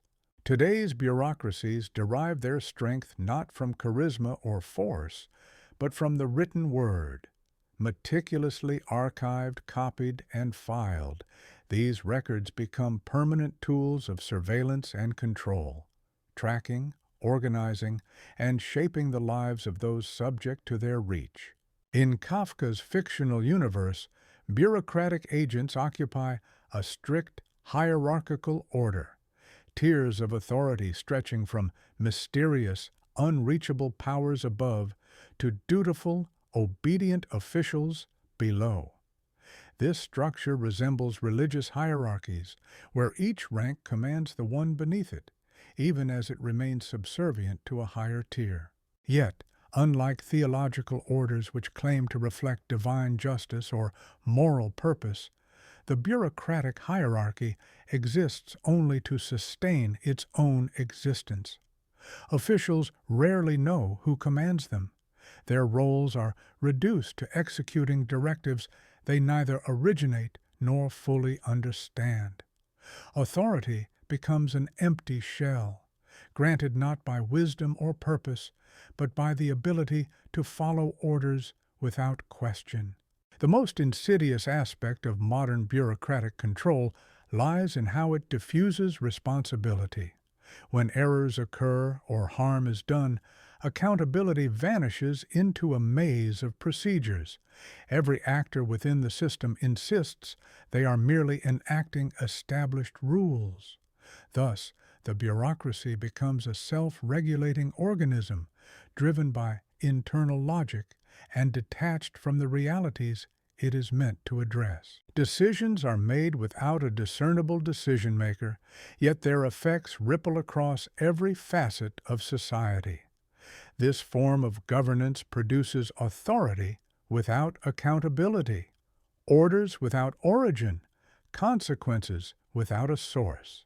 Bureaucracies thrive on the generation of meaningless tasks. With each new protocol or requirement, inefficiency multiplies, personal agency erodes, and the system cements its dominance. The layers of red tape simulate order and logic, yet they often serve no purpose beyond preserving the illusion of progress. Individuals become trapped in an endless cycle of procedures and approvals, a loop that exists only to perpetuate itself. The machinery of bureaucracy no longer serves a broader goal. Instead, it consumes energy solely to ensure its own continuity. Scholars have identified three defining traits of bureaucratic life: stagnation, helplessness, and meaninglessness. Stagnation arises when individuals are stripped of the ability to act independently or think imaginatively, forced instead to await authorization and adhere to rigid codes. Helplessness takes root as people realize their efforts rarely alter the outcomes dictated by opaque and indifferent systems. Finally, a sense of futility pervades when even the pretense of purpose disappears. Those bound by the system find themselves performing tasks whose reasons are lost in layers of abstraction. The machinery grinds on, indifferent to human need or understanding, and in its wake, life becomes not just constrained, but senseless. Franz Kafka's The Trial presents his most exhaustive exploration of bureaucratic supremacy and its dehumanizing consequences. In this novel, the protagonist, Joseph K., is abruptly thrust into a legal system that operates in utter secrecy. Governed by arcane rules that are never disclosed, the system denies him any clarity regarding the accusations leveled against him. He is kept entirely in the dark, not only about the nature of his supposed crime, but also about any evidence or method by which he might defend himself. Despite this opacity, the judiciary asserts total authority over his life. The legal system wields unchecked power. It monitors K, restricts his liberty, and ultimately executes him, never once offering a rationale or explanation for its actions. The court Kafka imagines represents the epitome of a dystopian bureaucracy, a self-sustaining institution that claims to pursue justice but is in fact devoted to preserving its own dominance.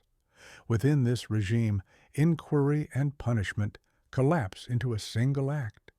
To be accused is to be presumed guilty. This machinery is engineered to deny the possibility of fault. Any effort to question its motives or seek understanding is interpreted as further evidence of guilt. The system becomes airtight, impervious to critique or reform, constructed in such a way that it cannot tolerate dissent from within. Kafka reveals how these structures ultimately reshape the individuals who inhabit them.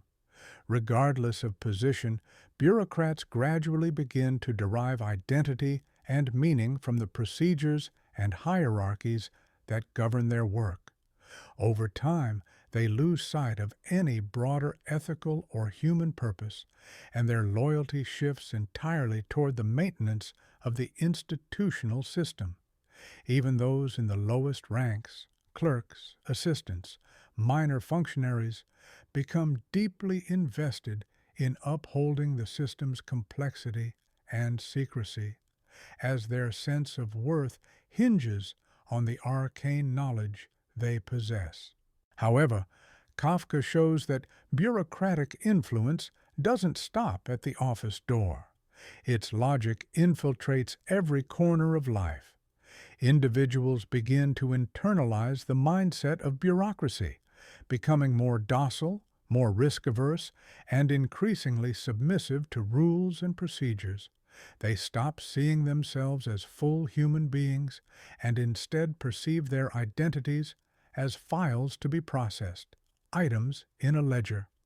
This internalization spreads across all spheres: family relationships, schooling, healthcare, and nearly every other domain becomes shaped by the cold, impersonal mechanisms of bureaucratic control. Yet Kafka also suggests that this monolithic structure, for all its menace, harbors within it a fundamental vulnerability. Its continued existence depends entirely on people's compliance, their willingness to participate in its rituals and accept its authority. At one point, the servant girl Peppy hints at this fragility when she tells Kay that escaping the lords of the castle would be as simple as setting fire to it, like tossing a sheet of paper into a stove. Paper, after all, burns quickly and leaves almost nothing behind. This vivid metaphor captures an essential truth. Despite its apparent omnipotence and suffocating reach, bureaucratic power is astonishingly delicate. Its complex machinery functions only because individuals consent, often unconsciously, to uphold it. The moment people begin to reject its hollow ceremonies and refuse obedience to its arbitrary dictates, the entire structure starts to unravel. Its grip weakens, not only over the population, but over the very reality it claims to define. Part 12. Guilt and Shame. A persistent theme running through Kafka's work is the troubled relationship between father and son, one marked not by earned guilt, but by inherited burdens. In Kafka's world, the son is often condemned to suffer, not for what he has done, but for what he represents. Yet Kafka doesn't limit this exploration of guilt to the familial sphere. He extends it into a broader philosophical inquiry, portraying guilt as an intrinsic element of human consciousness. His characters are frequently plagued by a sense of culpability that seems to arise from nowhere, or they blame themselves for things utterly beyond their control. In this way, Kafka frames guilt not as a consequence of immoral actions, but as a fundamental part of human existence, one lived within a reality that is, at best, indifferent and, at worst, openly hostile. Kafka's protagonists often bear the weight of guilt far disproportionate to any actual offense. In The Trial, for example, Joseph K. is consumed by a growing sense of guilt, not because he has committed a crime, but because the shadowy, inescapable legal system surrounding him slowly crushes his sense of self. The guilt he feels is not rooted in wrongdoing, but in the oppressive psychological forces imposed by a system that neither explains itself nor allows for resistance. Within Kafka's imagined legal institutions, the pursuit is not of justice nor of uncovering truth. Rather, their sole purpose seems to be to instill guilt, irrespective of facts or evidence. Through this portrayal, Kafka shows how systems of authority can manipulate individuals into internalizing blame, convincing them that the punishments they endure are justified, even when no crime has occurred. This is not justice, but a psychological conquest that reconfigures the individual's moral understanding. Kafka understood that modern systems of power do not need to rely on overt violence to be effective. Instead, their most potent weapon is persuasion, convincing people that they are flawed by nature. Once this belief takes root, individuals begin to regulate their own behavior, accept unfair constraints, and surrender their liberties, not because they are forced to, but because they believe they are unworthy of more. This form of control is far more insidious than direct coercion. It doesn't break the will through force. It reprograms it from within. When people believe they are inherently shameful or defective, they begin to collaborate with the very structures that oppress them. Their compliance is not enforced, but volunteered, making them both victims and enforcers of their own subjugation. Kafka's portrayal of guilt becomes even more complex when viewed in the context of a moral environment devoid of certainty. In his fictional universe, moral clarity is rare, and each choice is clouded by doubt. Rather than offering freedom, the abundance of options fosters paralysis and fear. His characters frequently find themselves unable to act, crippled by the anxiety of choosing wrongly. The absence of clear ethical direction leaves them lost, with no solid ground on which to build a sense of right and wrong. In such a world, freedom itself becomes a burden, intolerable without the assurance that one's decisions carry meaning or virtue. Closely tied to this existential guilt is Kafka's nuanced examination of shame. Where guilt is often linked to actions taken or not taken, shame, in Kafka's work, is deeply rooted in the self. It emerges not from what one has done, but from a conviction that one's very being is flawed. His characters frequently feel as though their existence alone is offensive, as if they are an imposition on the world. This type of shame is impervious to confession or forgiveness. It does not stem from any specific failure, nor can it be alleviated by apology. It arises from a profound and unshakable belief in one's own unworthiness. In Kafka's fiction, shame is not a stain on the conscience, it is the fabric of identity itself. Nowhere is this more tragically expressed than in the Metamorphosis. Gregor Samsa's transformation into a grotesque insect serves as a stark metaphor for the feeling of being inherently revolting, of embodying everything that society finds unacceptable. His family's increasing revulsion and ultimate rejection reflect Kafka's own experience of alienation, especially as a Jewish man navigating life in a predominantly Christian world. Gregor's monstrous form externalizes the internalized belief that the marginalized are not just different, but fundamentally abhorrent, threats to social harmony. Kafka's characters are often preoccupied with hiding their shame from others. In one especially telling scene, Gregor attempts to shield his transformed body with a sheet so his family won't have to look at him. This gesture is at once protective and self-effacing. On one level, it spares his loved ones discomfort. On another, it signifies his own painful acceptance of their disgust. Even in his deformed state, Gregor clings to a sense of dignity, however small, by trying to limit the harm he believes he causes merely by being seen. The deepest tragedy in the Metamorphosis is not Gregor's horrific physical change, but his willingness to embrace his family's judgment. He does not resist their scorn. Instead, he internalizes it, accepting their view that he has become something loathsome and undeserving of affection or connection. This resignation encapsulates Kafka's bleak insight that the most crushing form of dehumanization is the one we inflict on ourselves when we come to believe that we are as worthless as the world says we are. Kafka examines guilt and shame not simply as internal emotions, but as inherited burdens deeply woven into familial legacies and societal frameworks.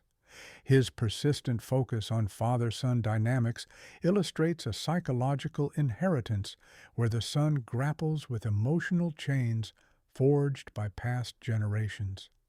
This intergenerational struggle creates a pattern. Each new generation feels compelled to answer for the perceived failures of the one before, perpetuating a cycle of blame and unresolved tension.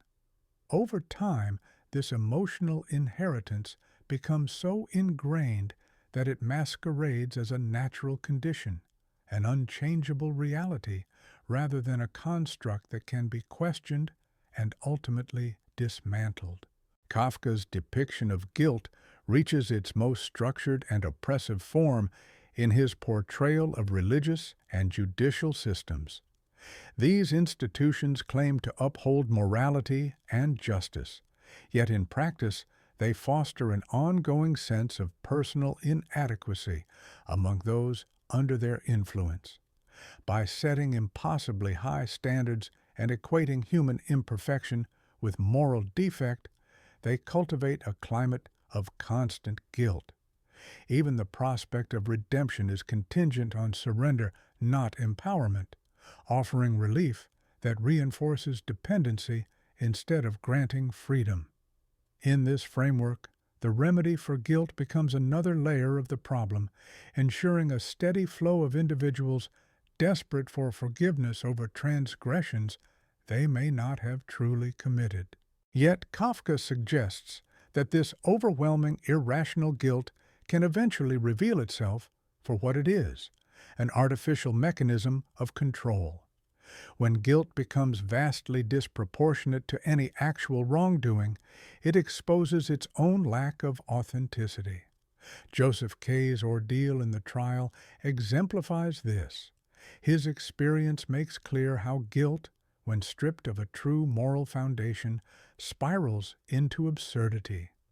This absurdity forces us to interrogate the legitimacy of guilt that is disconnected from sincere ethical self-examination and personal accountability. Through this lens, Kafka opens the possibility of disentangling genuine moral insight from the socially imposed shame that distorts it. His characters rarely find peace through traditional notions of confession or forgiveness. Instead, they are called to recognize the difference between guilt that reflects real ethical responsibility and guilt intended only to diminish their sense of agency.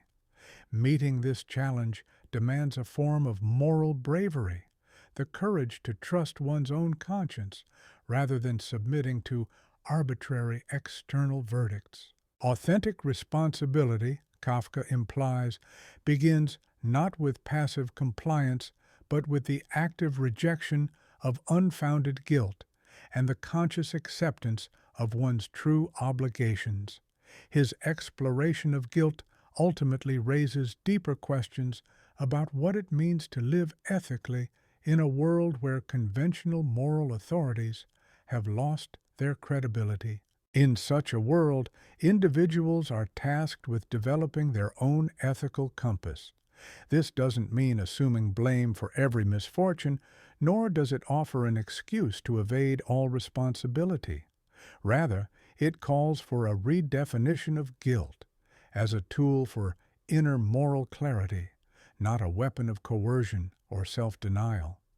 The goal is not to eliminate guilt altogether, but to situate it appropriately, rooted in truth and integrity, not domination or fear. Part 13. Transformation and Metamorphosis. Transformation serves as one of the most powerful and persistent motifs in Kafka's literary universe, representing the abrupt, often inexplicable changes that punctuate the human condition. These shifts are usually physical in nature, drastic, disorienting, and irreversible, illustrating how life can pivot suddenly, without warning or rationale, and without the possibility of return to what once was. For Kafka, metamorphosis functions as a deep symbolic expression of the psychological and existential changes individuals endure, often without their consent or full understanding. At times, we awaken to a reality that feels utterly unfamiliar, confronting the realization that our core identity and sense of the world have undergone a quiet but irreversible collapse.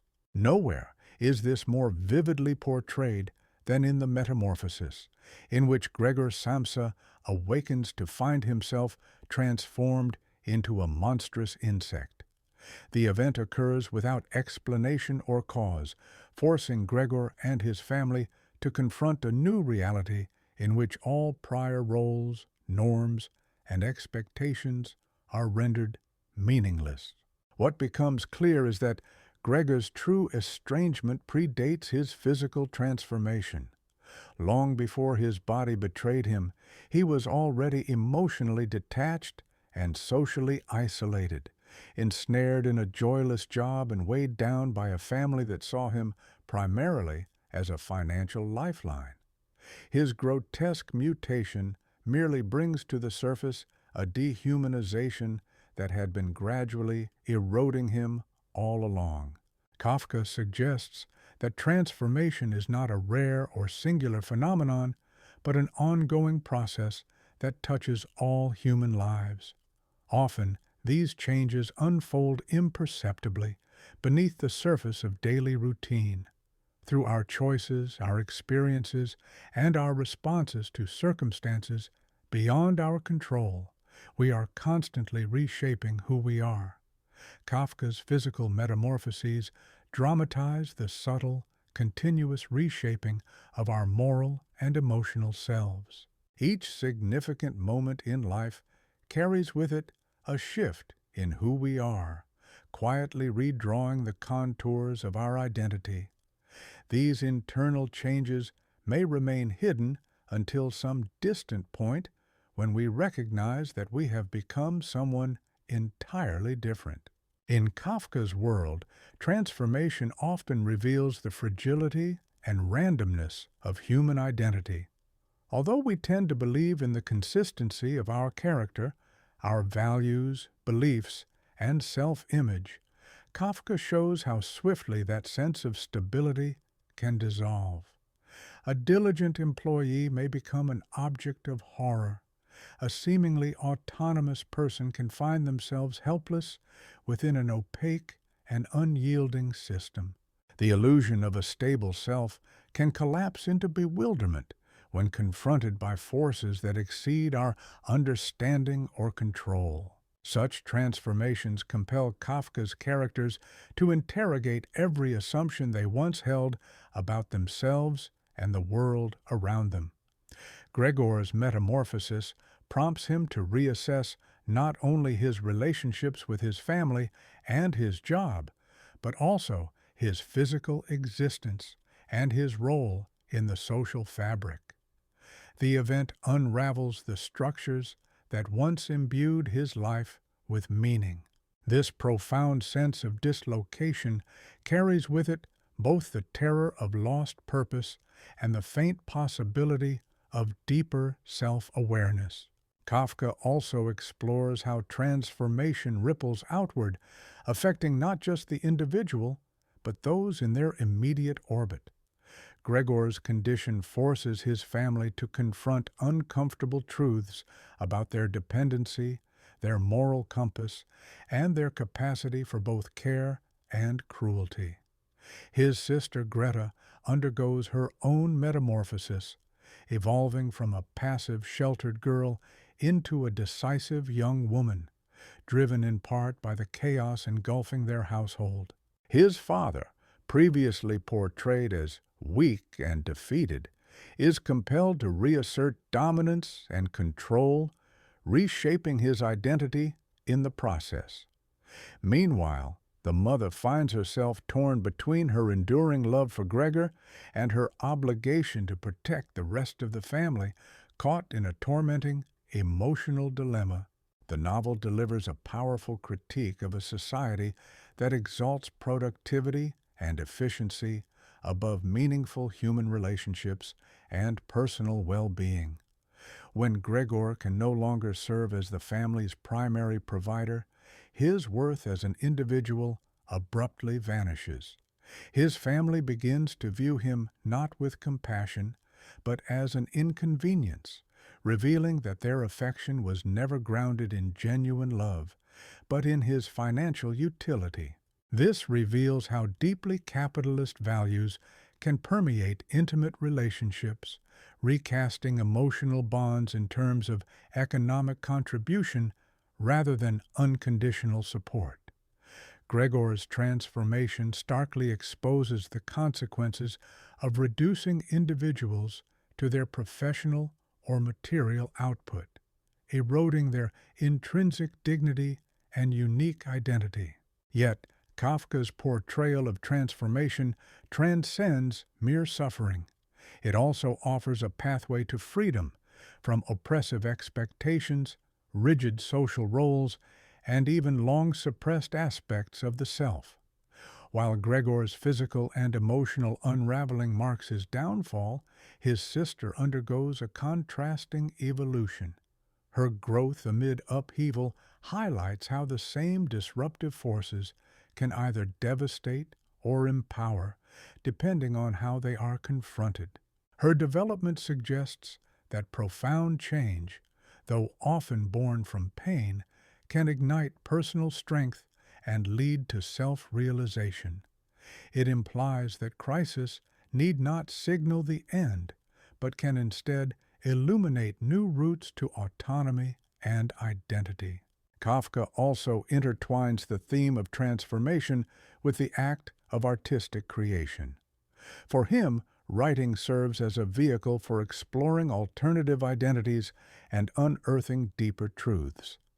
Through creative expression, one is able to step outside the familiar and engage with the world from fresh, revealing angles. Art, then, is not merely a product, but a process of metamorphosis. It reshapes both the creator and the audience, opening up new ways of seeing, feeling, and understanding. A recurring motif in Kafka's work is the dissolution of the boundary between the human and the non-human, prompting readers to reconsider the essence of humanity. Despite Gregor's outward change into a monstrous form, he retains his inner consciousness and emotional depth. His mind and feelings endure, even as his body and social role are stripped away.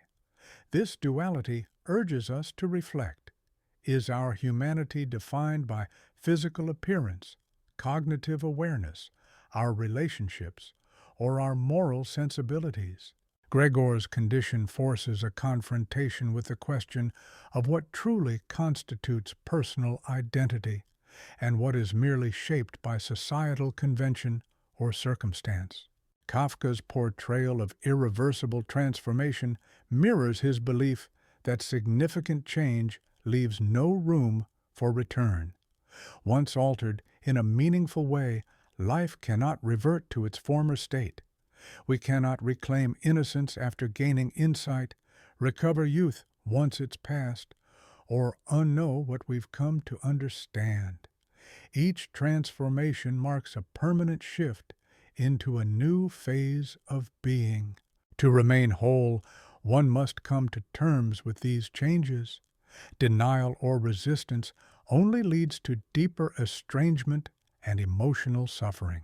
Ultimately, Kafka presents transformation not as an isolated disruption, but as an essential feature of human life. Our existence is a constant evolution, a fluid negotiation between who we have been and who we are becoming. Whether this ongoing flux feels threatening or liberating depends entirely on how we choose to engage with it. Kafka calls not for the avoidance of change, but for its embrace, with honesty, courage, and fidelity to our true selves. The true challenge is not to prevent transformation, but to navigate it without losing sight of who we are at our core. Part 14. Power and Powerlessness. In Kafka's fictional world, power operates through intangible, often invisible means, rendering resistance not just difficult, but frequently impossible. His characters are subjected to vague authorities, governed by forces that are both inaccessible and incomprehensible, all while being trapped in bureaucratic systems whose rules are either concealed or perpetually in flux. Kafka suggests that in the modern era, authority no longer asserts itself through blatant coercion. Instead, it is embedded in the structures and norms of everyday institutions, subtly guiding how people perceive reality and shaping their behavior. These mechanisms normalize certain actions and beliefs, making alternative ways of thinking seem implausible or illegitimate. The most pervasive forms of control are those that appear natural or self-directed, precisely because they are so deeply absorbed into the fabric of individual consciousness.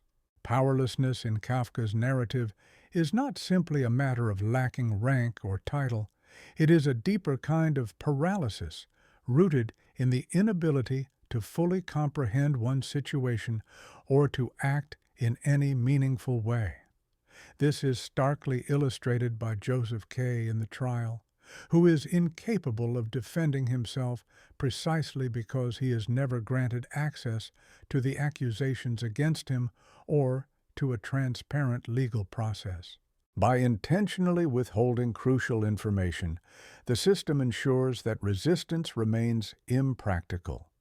Without a clear understanding of their circumstances, individuals are unable to make informed decisions or construct effective strategies. In this context, information becomes a powerful tool of domination, controlled and distributed in a way that strengthens existing power dynamics, privileging those in authority while excluding those who need clarity the most. Kafka's portrayal of modern bureaucracy adds further complexity, as responsibility is dispersed across a labyrinth of impersonal processes. This diffusion of duty makes it nearly impossible to pinpoint who, if anyone, is to blame when things go wrong. Each functionary merely carries out instructions passed down from others, often rooted in forgotten decisions made under outdated conditions. This systemic fragmentation shields those in power from accountability, while leaving the disempowered without any path to recourse. Institutions begin to prioritize their own preservation over their original purpose. They validate themselves through their very structure, resisting both outside scrutiny and meaningful reform from within. Crucially, Kafka highlights that authority doesn't always assert itself through overt violence or coercion. Rather, it manipulates basic human needs, such as safety, acceptance, success, and love. These emotional drivers are often more effective than threats, as they lead people to submit voluntarily. Individuals may come to believe that their compliance is aligned with personal aspirations, unwittingly becoming agents of their own subjugation. This form of internalized domination creates a powerful obstacle to rebellion. To oppose such a system, one must first acknowledge the painful reality of having been complicit in it. This self-reckoning often brings feelings of guilt and shame, emotions that can stifle resistance even more effectively than fear or punishment. The entanglement of knowledge and power adds yet another layer of complexity. Those who possess specialized information often use it to consolidate their position rather than to educate or empower others. Experts, professionals, and bureaucrats develop exclusive domains of expertise, rendering their functions indispensable while simultaneously making them opaque and impenetrable to the general public. This reliance on technical specialization can sustain systems that primarily serve elite or professional interests, rather than the collective good. It fosters new forms of social inequality, rooted not in aristocratic lineage or wealth, but in access to education and specialized knowledge. Although education is frequently championed as a democratizing force, Kafka implies it may actually reinforce new hierarchies based on technocratic power. Spatial dynamics also play a critical role in Kafka's exploration of authority. The physical environments of power, whether the unreachable castle in the castle, the hidden judicial chambers in attic crawl spaces, or the unending corridors of bureaucracy, embody and reinforce structural dominance. These architectural features are not merely symbolic, they actively contribute to the perpetuation of hierarchical systems. Power is not confined to abstract systems or distant hierarchies. It is embedded in the very fabric of our physical environments. The design and organization of space dictate access and exclusion, making certain people visible and others invisible. Architecture becomes a vehicle for enforcing social hierarchies, subtly orchestrating movement, interaction, and surveillance in ways that normalize inequality and make alternative social structures difficult to imagine, much less implement. This reach of power extends beyond space into the dimension of time, shaping not just what happens, but when it happens, and under whose control. Those in positions of authority impose schedules, set deadlines, and regulate the tempo of daily life, prioritizing institutional efficiency over individual autonomy. To control time is to wield power, deciding who must wait, who gains timely access to critical opportunities, and who is excluded by the mere structuring of time itself. In contemporary life, time is no longer simply the backdrop against which life unfolds. It has been transformed into a commodity. This commodification generates new divides. Some are granted the privilege to control their own schedules, while others are constrained by obligations and timetables they did not choose. As life accelerates, those who flourish in constant motion are favored, while those who require reflection, adaptation, or resistance are pushed further to the margins. Franz Kafka's writings offer a stark portrayal of how power sustains itself by co-opting even the appearance of opposition. Systems of authority often permit limited, controlled forms of critique that give the illusion of dissent while safeguarding the underlying structure. What may seem like democratic dialogue or public engagement is frequently a facade, behind which real decisions are made by unaccountable forces, far removed from those they affect. This strategic absorption of resistance makes genuine change more elusive. It creates confusion between authentic activism and hollow performance, between reforms that challenge systemic injustice and those that merely preserve its image. As protest becomes choreographed and predictable, true opposition is diluted, harder to discern, and even harder to enact. The psychological consequences of enduring such powerlessness reach far beyond political or economic dimensions. They touch the core of human agency and dignity. When people repeatedly encounter their inability to influence their own circumstances, they may begin to accept this impotence as inevitable. Over time, this learned helplessness obscures the reality that agency still exists and can be reclaimed. This internalized resignation becomes a powerful tool for maintaining dominance. It lowers expectations, weakens the will to resist, and fosters a quiet, often unconscious acceptance of subjugation. Challenging these entrenched systems, therefore, requires more than external reforms.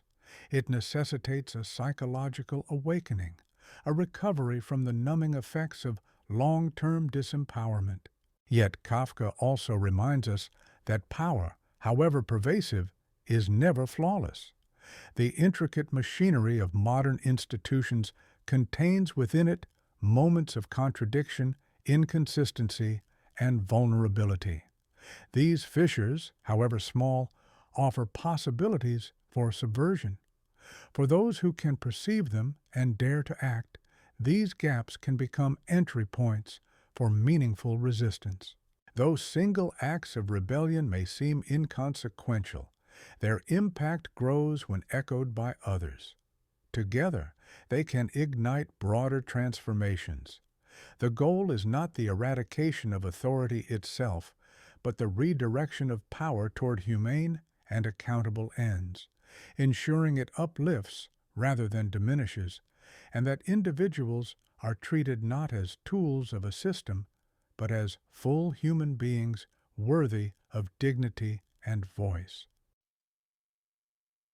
Part 15. Freedom and Determinism. A persistent and deeply unsettling theme throughout Kafka's body of work is the tension between human agency and the invisible forces that guide and constrain our lives. His characters often operate under the impression that they are making independent choices, only to discover they are caught in circumstances they never consciously selected and from which they cannot break free. This paradox raises the disturbing notion that what we typically label as freedom might be more of a comforting fiction than a lived reality, an illusion sustained while hidden forces subtly influence our decisions. At the same time, the very awareness of being restricted or confined signals a recognition of what true liberty might look like, suggesting an ongoing internal struggle between the desire for autonomy and the limits imposed by the world around us. Kafka understood that with the emergence of industrial modernity came new, more insidious forms of determinism. These constraints, though less visible than the overt authorities of the past, often exert even greater control. Cultural expectations, economic pressures, institutional systems, and psychological forces all combine to push individuals along certain paths, while preserving the appearance of choice.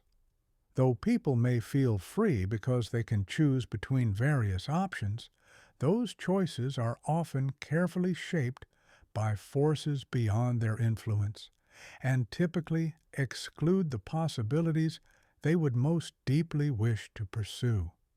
This managed version of freedom supports systems that rely on active participation, all while silencing options that might challenge or subvert the status quo. At the psychological level, the conflict between freedom and determinism becomes even more complex, particularly in the way past experiences influence present behavior.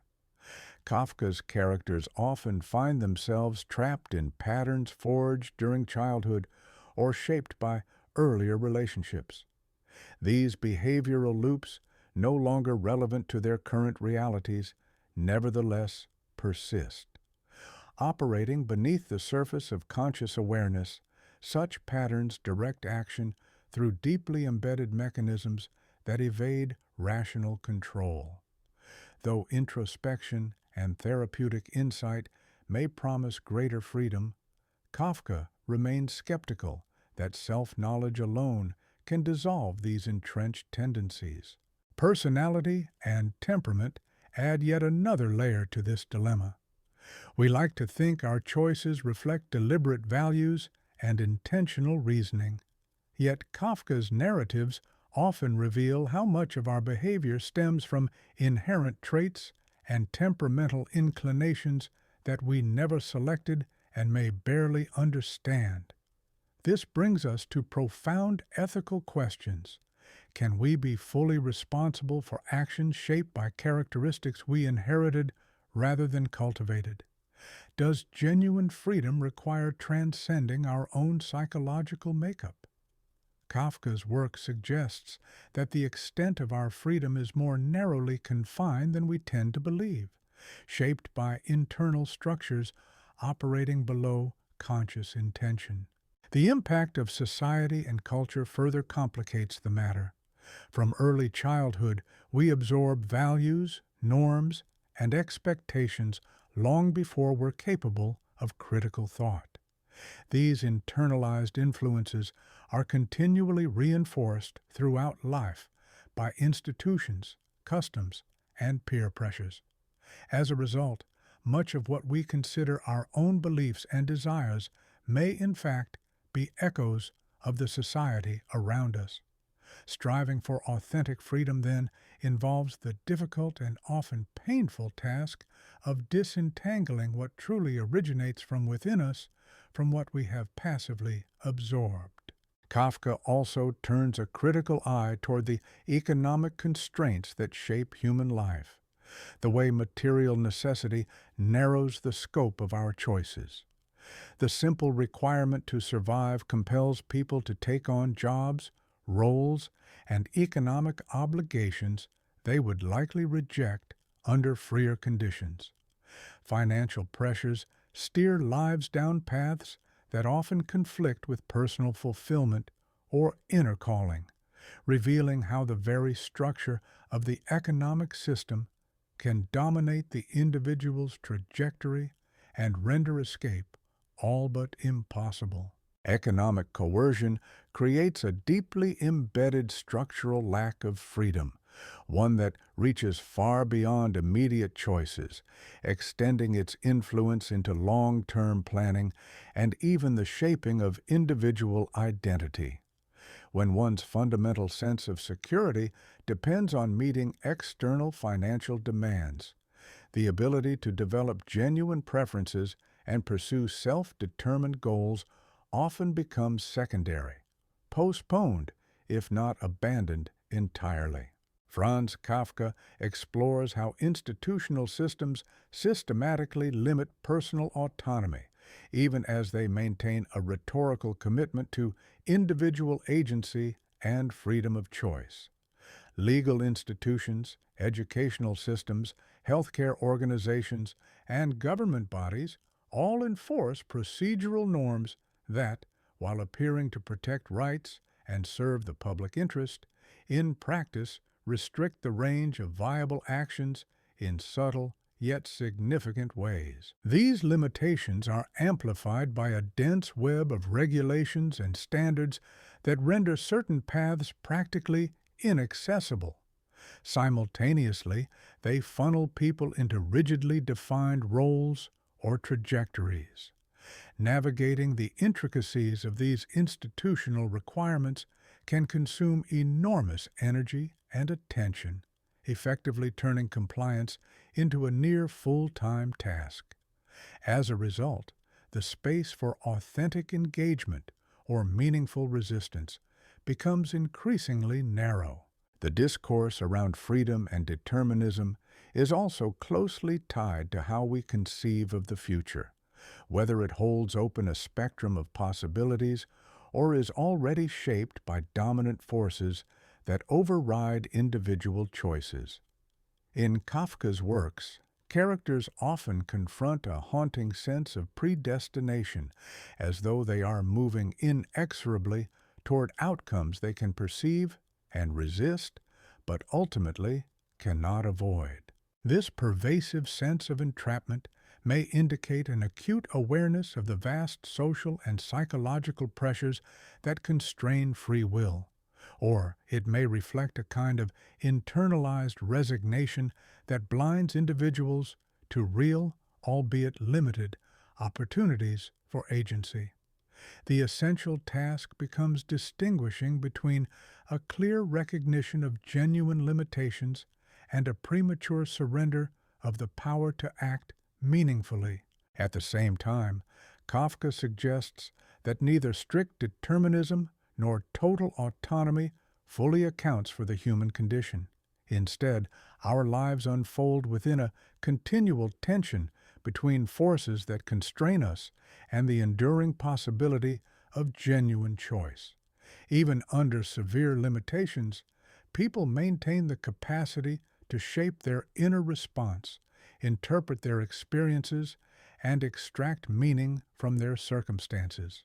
Although this kind of freedom may seem narrowly defined, its importance cannot be overstated. It represents the core of human dignity and moral responsibility. Paradoxically, recognizing how little control we have over external events may actually deepen our appreciation for the areas where choice still exists. Kafka's own creative process exemplifies this intricate relationship with freedom.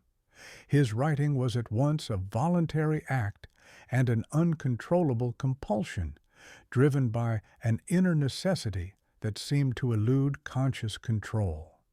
Nevertheless, the act of creation, despite its enigmatic origins, stands as a powerful expression of human freedom, allowing for new interpretations and insights into lived experience. This view implies that the essence of freedom lies not in fully altering our external circumstances, but in how we respond to them with imaginative authenticity. Rather than aspiring to complete autonomy, the focus shifts toward identifying and exercising meaningful forms of agency within the unavoidable confines of existence. Kafka's reflections ultimately offer a sophisticated perspective on freedom and determinism, one that avoids the fantasy of limitless agency without succumbing to fatalism. It encourages a clear understanding of our true capacities and limitations, along with a steadfast effort to make use of the authentic choices that still remain.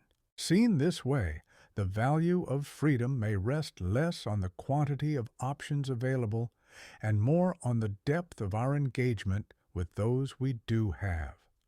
This refined view of liberty demands a greater degree of clarity, resilience, and discernment than boundless freedom ever would, requiring us to act meaningfully even when the significance or outcome of those actions is uncertain.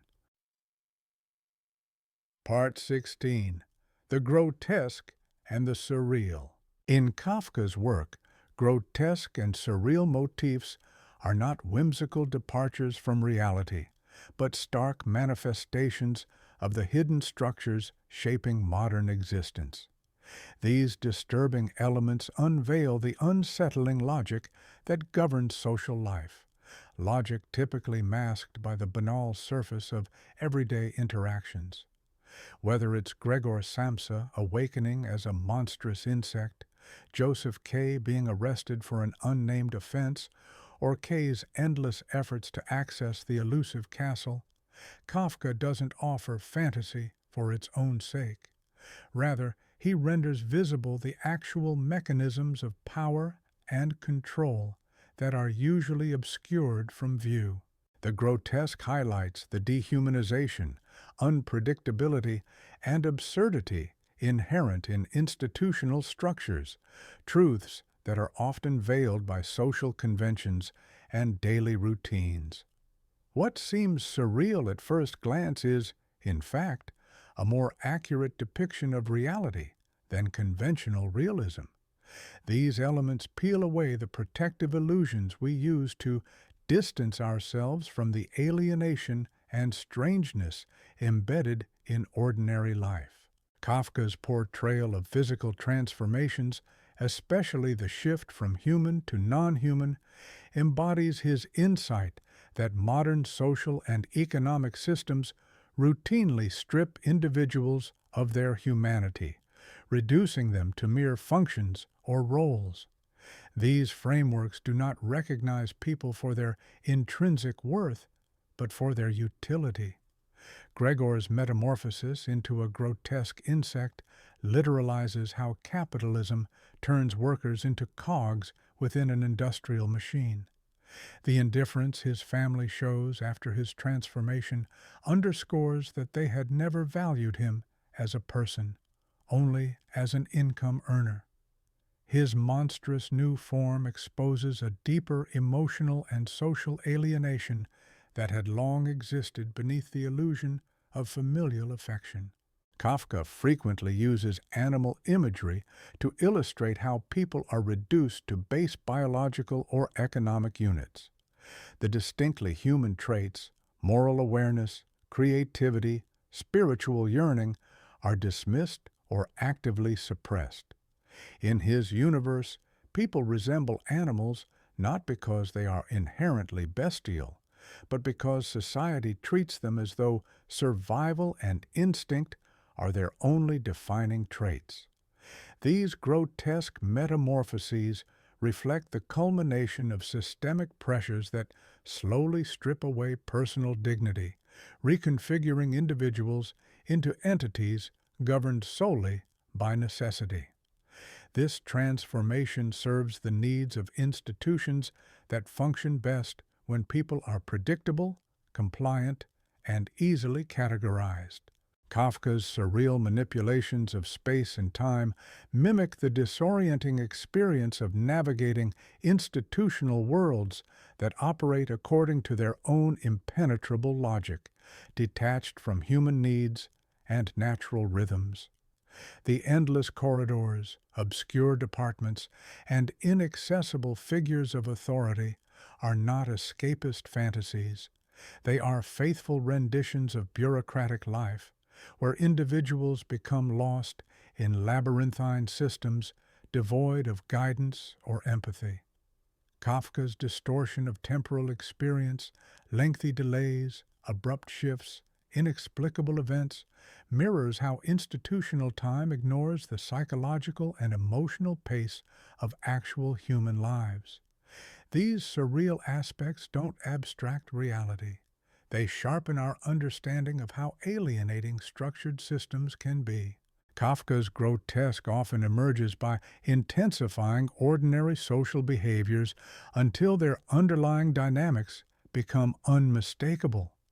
The exaggerated legal nightmare faced by Joseph K. in the trial lays bare the arbitrary and self-sustaining nature of legal institutions. Likewise, Gregor's total physical transformation in the Metamorphosis makes visible the conditional and transactional character of familial love.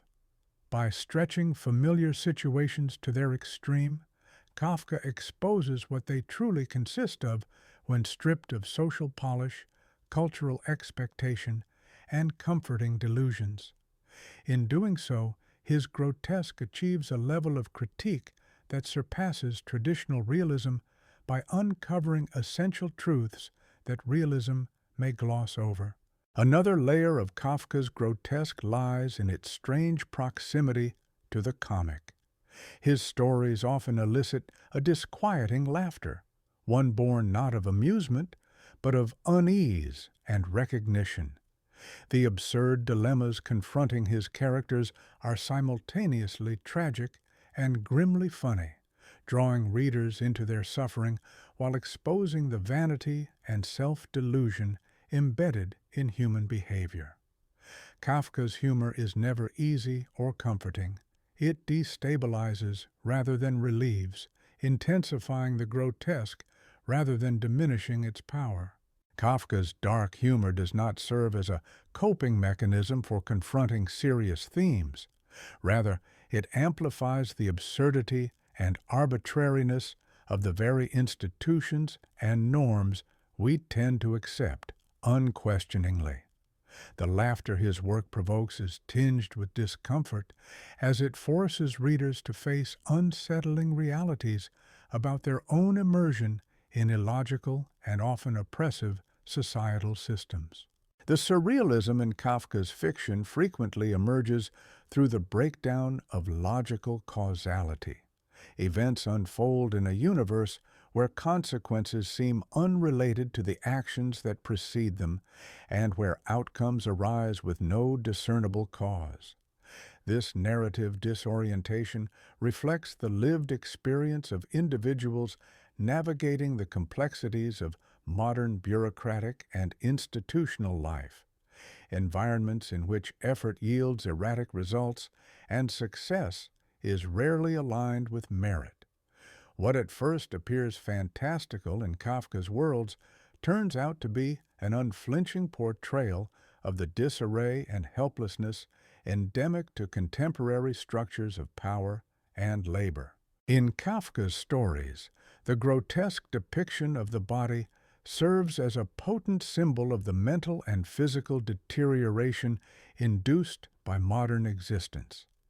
His characters frequently perceive their own bodies as foreign, dysfunctional, or even disgusting, externalizing a deeper alienation from natural rhythms and biological integrity.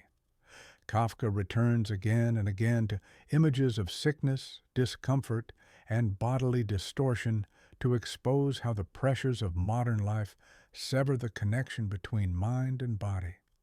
This fragmentation results in a fractured identity that permeates even the most basic human experiences. The grotesque body becomes a site where internal turmoil and societal demands collide in stark physical terms. Kafka's treatment of machinery and technological systems is marked by surreal exaggeration that unveils their potential to dehumanize. In the penal colony, the execution apparatus symbolizes a form of mechanized justice so absolute that it eliminates the need for compassion, discretion, or human intervention. The machine's exacting functionality embodies a chilling vision, one in which the ideals of efficiency and administrative clarity eclipse fundamental moral considerations. Through this depiction, Kafka illustrates how systems built for rational governance can evolve into tools of cruelty and oppression. The pervasive, dreamlike quality of Kafka's narratives conveys his insight into the blurred boundary between conscious thought and unconscious impulse under modern conditions. His protagonists often move through events with the passive detachment of sleepwalkers, while latent fears and unspoken desires seem to mold the external world in irrational ways. This merging of subjective and objective dimensions suggests that personal psychology and societal structure are deeply entwined. Kafka's surrealism, therefore, becomes a powerful means of expressing inner truths that elude conventional, realist narrative forms. Ultimately, Kafka's use of the grotesque and surreal is not merely stylistic, it serves a philosophical purpose. By distorting the ordinary, he forces readers to confront the hidden strangeness of everyday life. Familiar routines and social norms are defamiliarized, compelling a reassessment of what we normally take for granted. In this context, the grotesque functions as a disruptive force, awakening readers to the subtle coercions of conformity and routine, and encouraging a more critical engagement with their lived realities. Far from offering a retreat into fantasy, Kafka's techniques are designed to unmask reality in its rawest form. His work seeks to dismantle the comforting illusions that hinder deep understanding and prevent authentic responses to the tangled challenges of modern existence. Part 17. Modern Life and Dehumanization.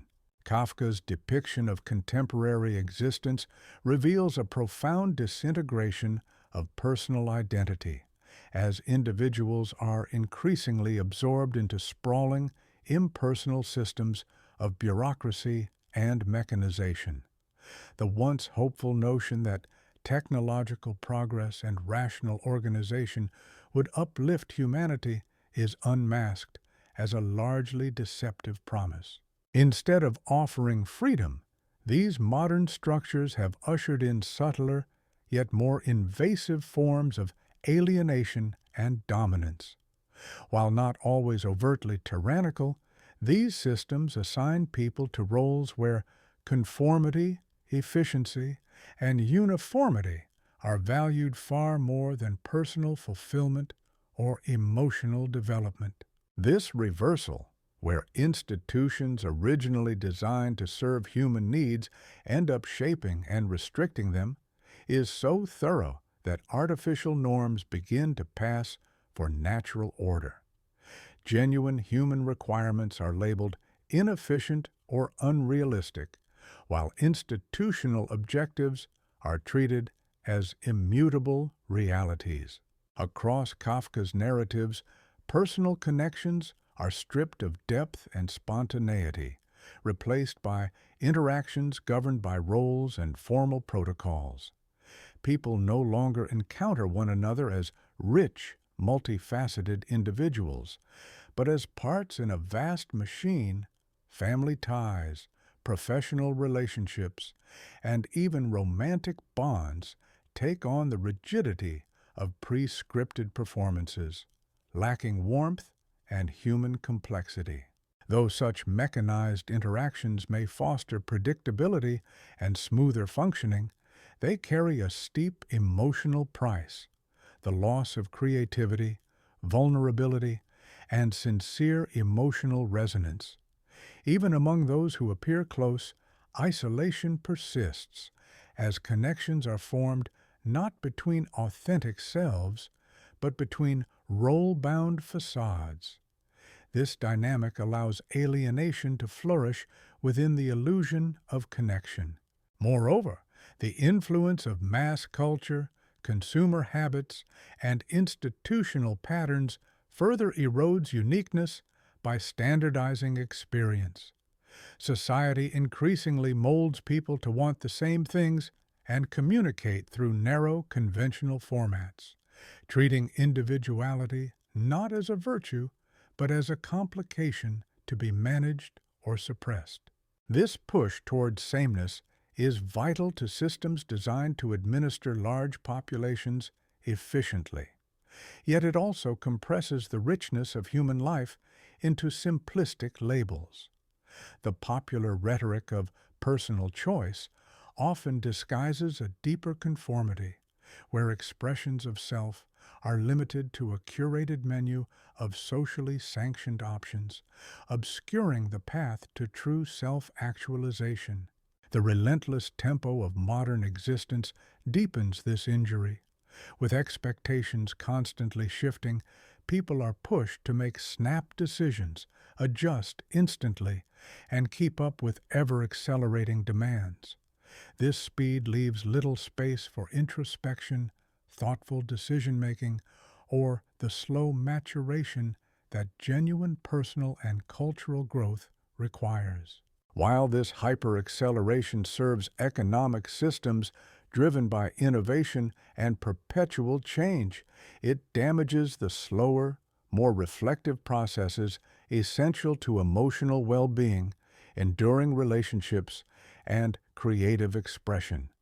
In this context, time itself becomes a tool of fragmentation, breaking continuity, thinning experience, and draining meaning from everyday life. Simultaneously, bureaucratic rationality spreads into nearly every aspect of daily living, replacing personal insight and collective values with rigid, standardized procedures. Areas once guided by empathy, judgment, and community, such as education, healthcare, family, and leisure, are now subordinated to systems that prioritize control, compliance, and efficiency. As these bureaucracies grow, individuals are transformed. Citizens become clients, learners are treated as performance metrics, and patients are viewed through the lens of diagnostic codes. Adherence to procedure replaces contextual understanding, dulling independent thought and limiting the ability to respond with nuance. The human impulse to act with discretion gives way to the reflex of following protocol. Finally, the commodification of human experience empties it of inherent meaning, converting life's most personal dimensions into items for exchange. Education becomes less a journey of intellectual and moral discovery and more a credential purchased for career utility. Healthcare shifts from a relationship of care to a commercial service transaction. In all these areas, the logic of the marketplace distorts intentions and reshapes purpose. Even personal relationships and family life have increasingly come to reflect the logic of the marketplace, where emotional bonds are evaluated through a lens of efficiency and return on investment. Social interactions are often approached with a mindset of maximizing benefits, turning even the most intimate connections into strategic calculations. The fragmented nature of modern life imposes artificial boundaries between aspects of existence that were once intimately connected. Work obligations are often severed from home life.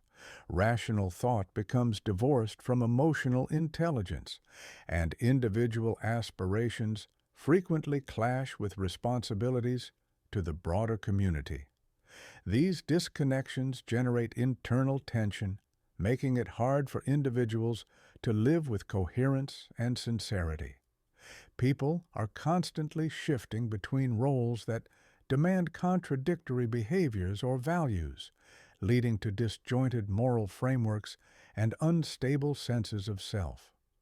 Although such fragmentation serves the interests of systems that thrive on specialization and compartmentalized efficiency, it undermines the psychological wholeness necessary for well-being and personal fulfillment. Today's institutions wield sophisticated surveillance tools that reach deeply into private spheres, making it increasingly difficult to safeguard personal autonomy and independent thought. People often modify their behavior not only when they know they are being watched, but even when they merely suspect they might be. This awareness extends into their inner world, prompting individuals to monitor and adjust their thoughts to fit assumed external expectations. Over time, this leads to a powerful form of internalized control, self-regulation that operates continuously without the need for overt institutional enforcement, and often more effectively than surveillance itself. The intricate and opaque nature of modern systems makes it nearly impossible for most people to understand the mechanisms shaping their lives, or to envision alternative structures. This opacity serves those in power as it blocks meaningful critique and impedes collective action. When the inner workings of institutions remain hidden, people lack the tools to challenge them or to craft viable alternatives. Such manufactured ignorance becomes a method of control, entrenching power imbalances and stifling the participatory engagement required for a more just and humane society. The emotional toll of dehumanization extends far beyond material or social consequences, reaching into the core of human self-conception and inner life. When people are treated primarily as tools or resources rather than as whole persons, they may begin to internalize this reductive view, casting doubt on their own emotions, intuitions, and moral perceptions. This erosion of the self often leads to coping strategies that numb emotional responsiveness, reinforcing the dehumanizing conditions and creating a feedback loop of psychological suppression. Reversing this damage requires more than changes in external circumstances. It calls for deep, intentional psychological healing to restore emotional vitality and human dignity. Yet, as Kafka subtly suggests, awareness of these dehumanizing forces may be the first act of resistance. Recognizing how institutions degrade the human spirit can awaken a desire to reclaim one's full humanity. This awakening often begins at the level of personal choices, how one relates to others and conducts daily life. But meaningful change depends on collective action aimed at transforming institutions. Only through shared efforts can we rebuild systems that nurture human potential rather than diminish it. The goal is not to eliminate all forms of structure, but to reimagine them so they genuinely support individual flourishing and foster authentic, meaningful human connections. Part 18.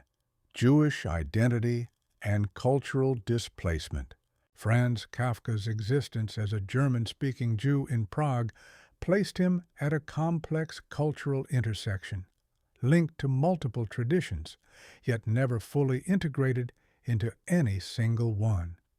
This persistent state of liminality profoundly informed his sensitivity to the issues of identity and estrangement that define the modern experience. He occupied a singular position, communicating in German within a predominantly Czech environment, practicing Judaism in a largely Christian European context, and embracing progressive ideas while coming from a conservative Jewish upbringing. This layered disconnection gave Kafka a unique vantage point from which to examine the evolving nature of identity in societies where old certainties had eroded and new forms of belonging had yet to take hold. His personal condition reflected the broader narrative of Jewish exile and resilience, a recurring theme in his work that became a metaphor for the universal experience of alienation in the modern world. Kafka's relationship with his Jewish heritage and the extent to which it shaped his writing remains an area of scholarly inquiry. While he rarely addressed Jewish themes explicitly in his fiction, critics have identified deep undercurrents of Jewish influence in his engagement with concepts like moral responsibility, legal ambiguity, interpretive complexity, and the search for significance in an indifferent universe. The traditions of Jewish learning, which emphasize layered interpretation, debate, and unresolved questions, likely had a formative impact on Kafka's literary style. His narratives often resist closure, preferring instead to dwell in uncertainty and ongoing reflection. This stylistic choice mirrors the Jewish historical position of existing within dominant Christian societies while always remaining somehow apart, a dynamic echoed in his characters, who frequently confront systems that exclude and bewilder them.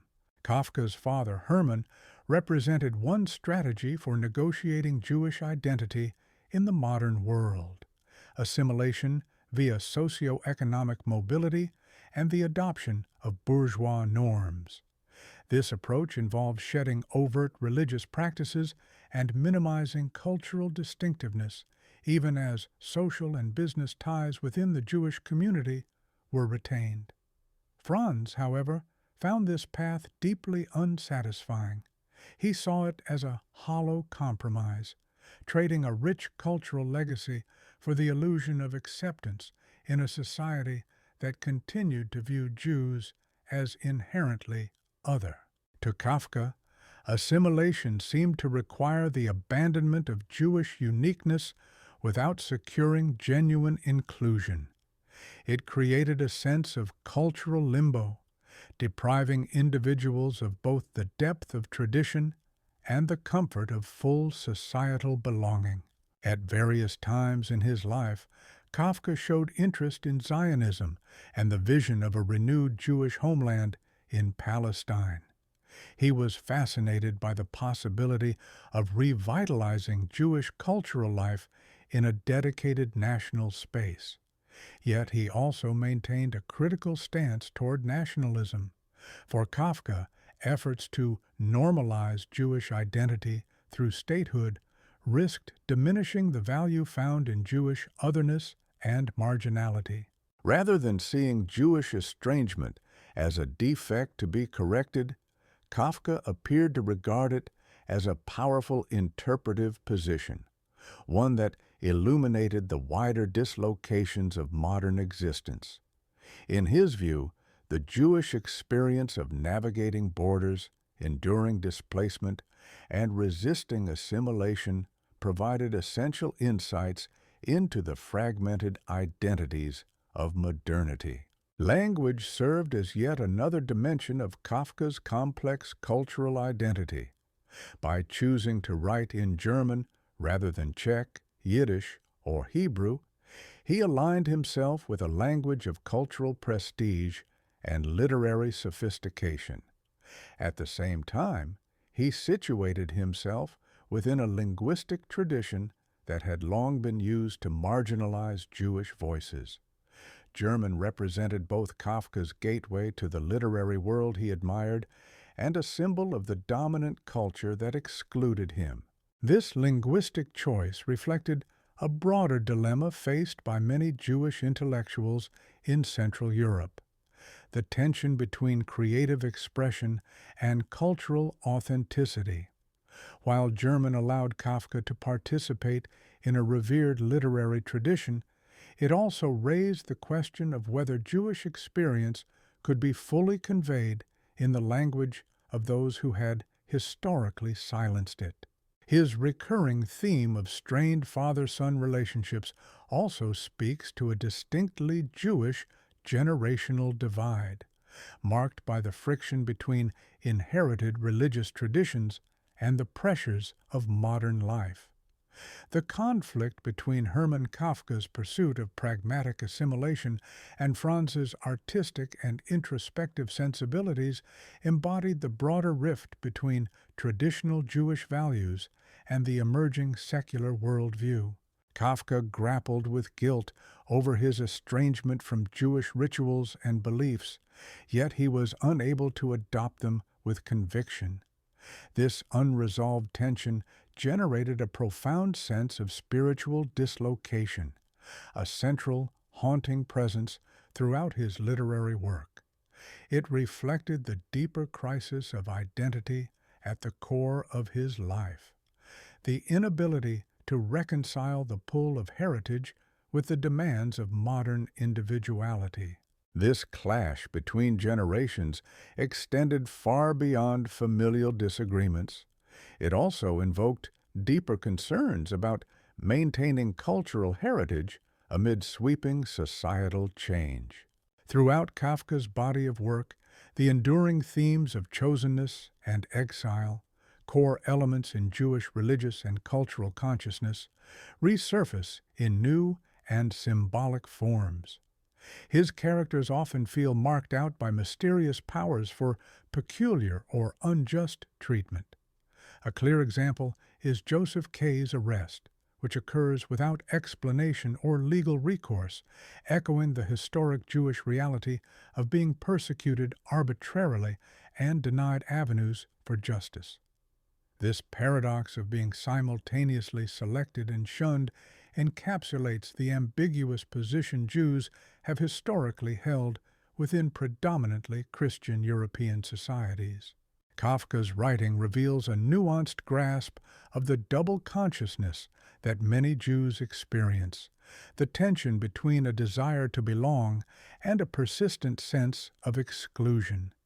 This inner dissonance shaped Kafka's receptivity to broader modern feelings of isolation and cultural disconnection. Guilt and moral responsibility are central to Kafka's fiction, where characters often carry a profound sense of blame with no clear origin or justification. They find themselves held responsible for circumstances over which they have little to no control.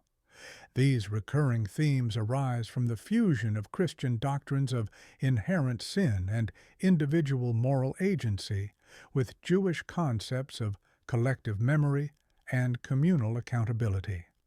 This synthesis intensifies the emotional burden of guilt and heightens the sense of ethical responsibility. Kafka's protagonists frequently feel obligated not only for their personal actions, but also for systemic wrongs and societal suffering to which they are only loosely connected.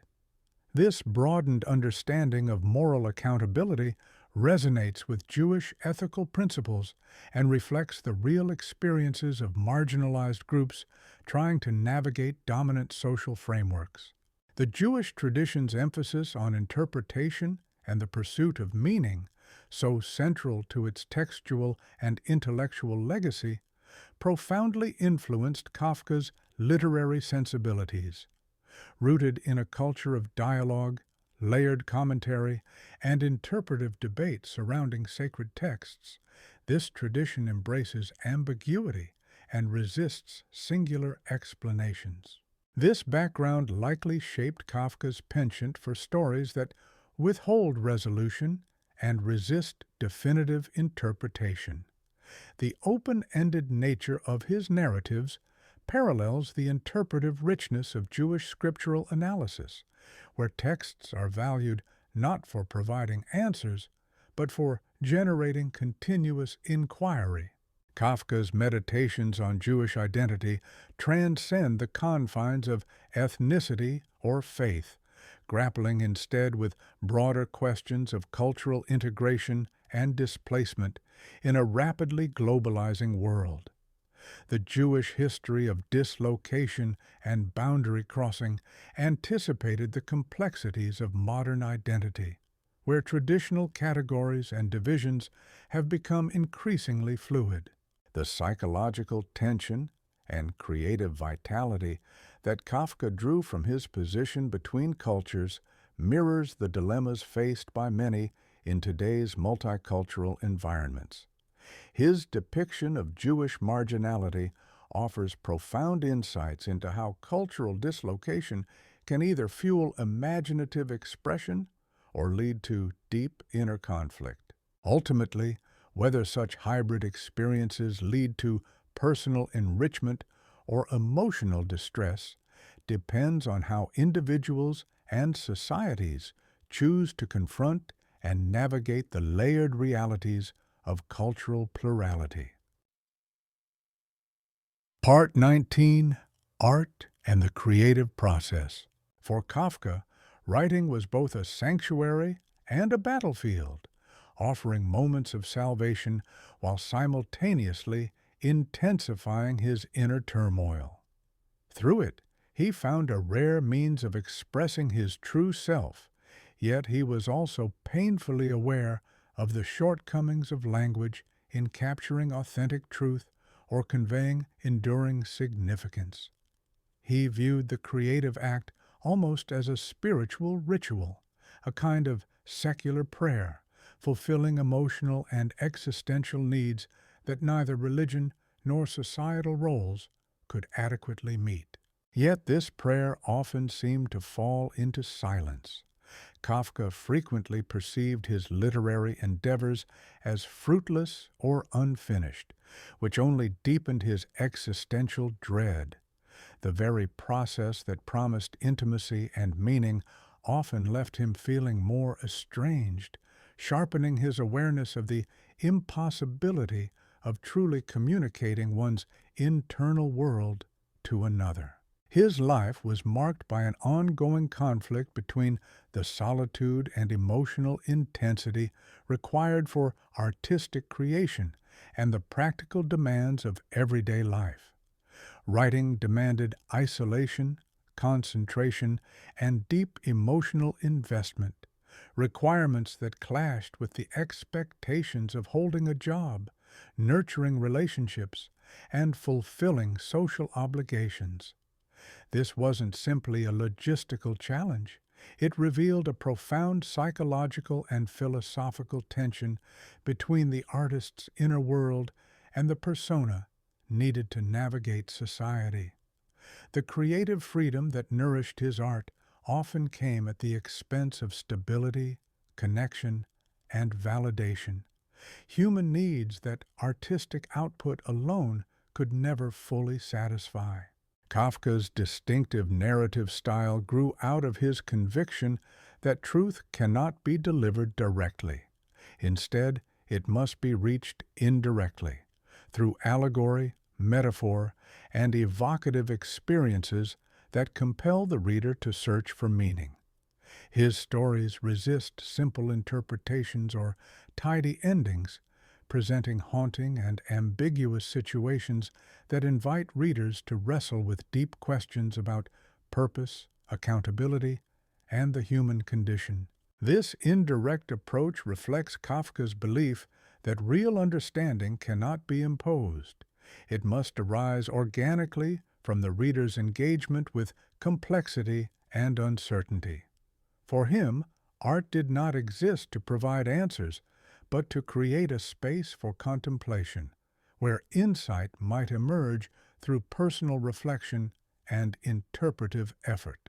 The incomplete and fragmentary state of many of Kafka's writings reveals both the external pressures he faced and his inner philosophical stance on artistic creation. The demands of his profession and his declining health often left him too exhausted for sustained writing. Yet the lack of closure in his work also suggests a purposeful reluctance, a recognition that no piece of art can fully capture the intricacies of human experience. To offer a conclusive narrative would risk diminishing the ambiguity and openness that life inherently holds.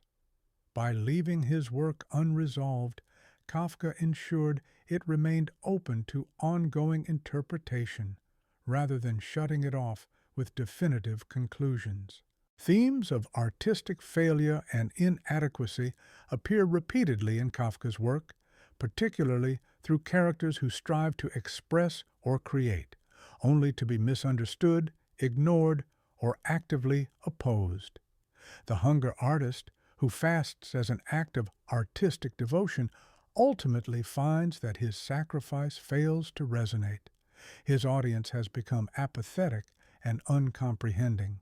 Other characters, such as performers and acrobats, embody the broader plight of the artist, dependent on public interest, yet distanced from an audience that can no longer engage meaningfully. Through these figures, Kafka not only portrays personal isolation, but raises broader questions about the place of art in a world that increasingly overlooks or devalues it. Kafka was also acutely aware that creativity emerges from a delicate balance between conscious craft and unconscious intuition. Some of the most powerful moments in his writing were not products of deliberate effort, but arose spontaneously from hidden inner depths. In this sense, the artist becomes less a master than a conduit, channeling forces beyond full comprehension or control. This dependence on the unpredictable nature of inspiration brings with it both exhilaration and dread. No artist can summon creativity at will, nor guarantee that their work will achieve meaning or impact. Since the creative process is so deeply entwined with uncontrollable, unconscious energies, it remains an inherently uncertain journey, forever vulnerable to forces outside the artist's grasp.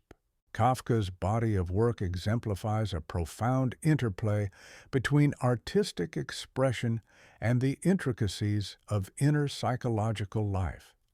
His narratives emerge from a wellspring of deep emotional turmoil and mental conflict, functioning not only as reflections of his internal struggles, but also as possible instruments for their transformation.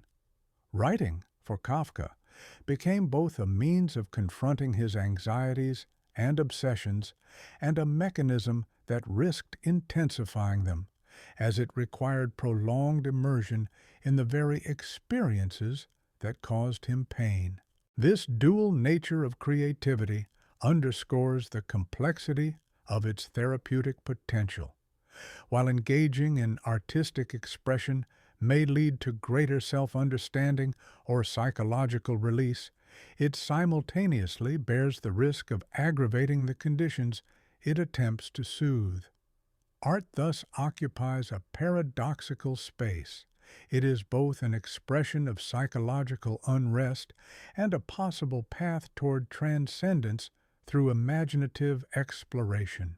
In portraying the artist's place within society, Kafka also sheds light on a larger cultural dilemma, the ongoing clash between personal creative autonomy and societal expectations. This tension is particularly pronounced in the context of modernity, where artists must navigate the need for societal validation and material support, while striving to preserve their independence from prevailing norms and commercial pressures that could dilute their artistic integrity. This friction gives rise to a central artistic challenge. How can creators remain true to their inner voice while also meeting the external demands that enable their work to exist and be sustained? In an era where art is increasingly absorbed into commercial culture, this tension becomes even more acute. The creative process is frequently subjected to market forces that overlook the deeper aesthetic, emotional, or spiritual dimensions of artistic work. Kafka's conflicted attitude toward his own literary legacy, evident in his request that his major writings be destroyed posthumously, reflects more than self-effacement. It signals a deeper anxiety about what happens to art once it is removed from the intimate context in which it was born. When personal expressions are turned into public artifacts, subject to academic analysis or commodified for consumption, the essence of their original purpose may be lost or distorted. Yet the very survival of Kafka's work, despite his instructions, reveals another essential truth. Once art enters the world, it begins a life of its own.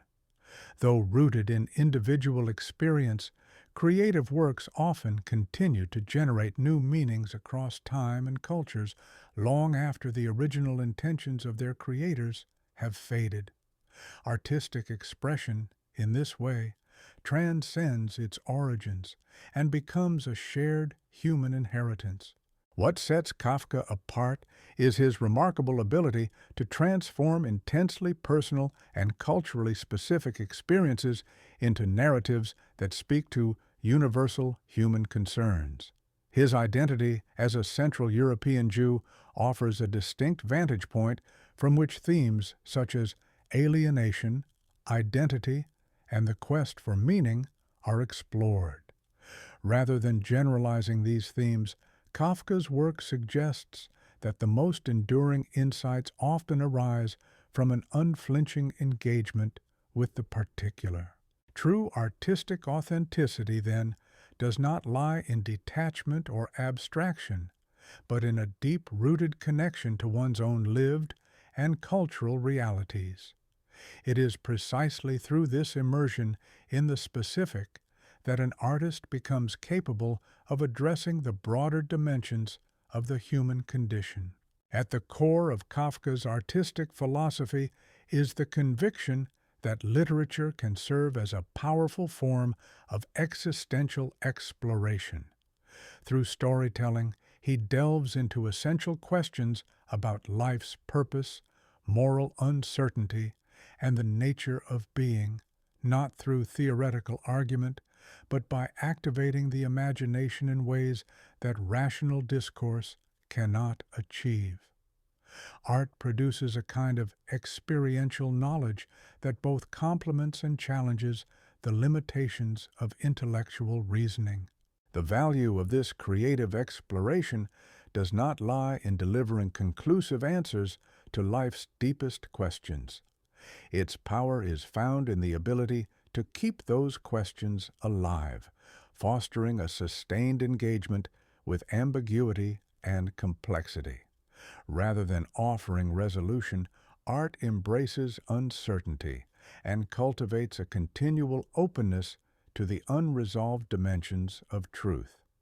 In this way, artistic expression honors truth, not by defining it, but by refusing to close it off. Part 20. The Elusiveness of Truth and the Limits of Knowledge. Franz Kafka believed that truth exists outside the bounds of human comprehension, not because we lack intelligence or perseverance, but because truth itself may not take a form that human minds can grasp or utilize. His protagonists are often propelled by a desperate need to understand their situations, yet their pursuit of clarity is persistently blocked at every turn. The deeper they probe, questioning, dissecting, and seeking insight, the more disoriented they become. For Kafka, this reflects a fundamental flaw in the quest for understanding. It is built upon presumptions about reality that may be entirely unfounded. In the trial, Kafka explores the idea that deception is not merely present within legal systems, but woven into their very structure. His critique goes beyond accusations of corruption. It challenges the belief that bureaucratic or institutional frameworks are capable of producing or safeguarding truth. Once truth is formalized within systems, it is inevitably reshaped into something else, something more rigid, more distorted. What emerges instead are systems designed to serve political agendas, promote ideology, or fulfill administrative convenience. Institutions demand structure, consistency, and obedience, qualities that are fundamentally incompatible with the messy, ambiguous, and often contradictory nature of authentic human life. Kafka drives this point home through narrative techniques that deliberately withhold crucial details from both his characters and his readers. In doing so, he dangles the possibility of resolution while subtly communicating its impossibility.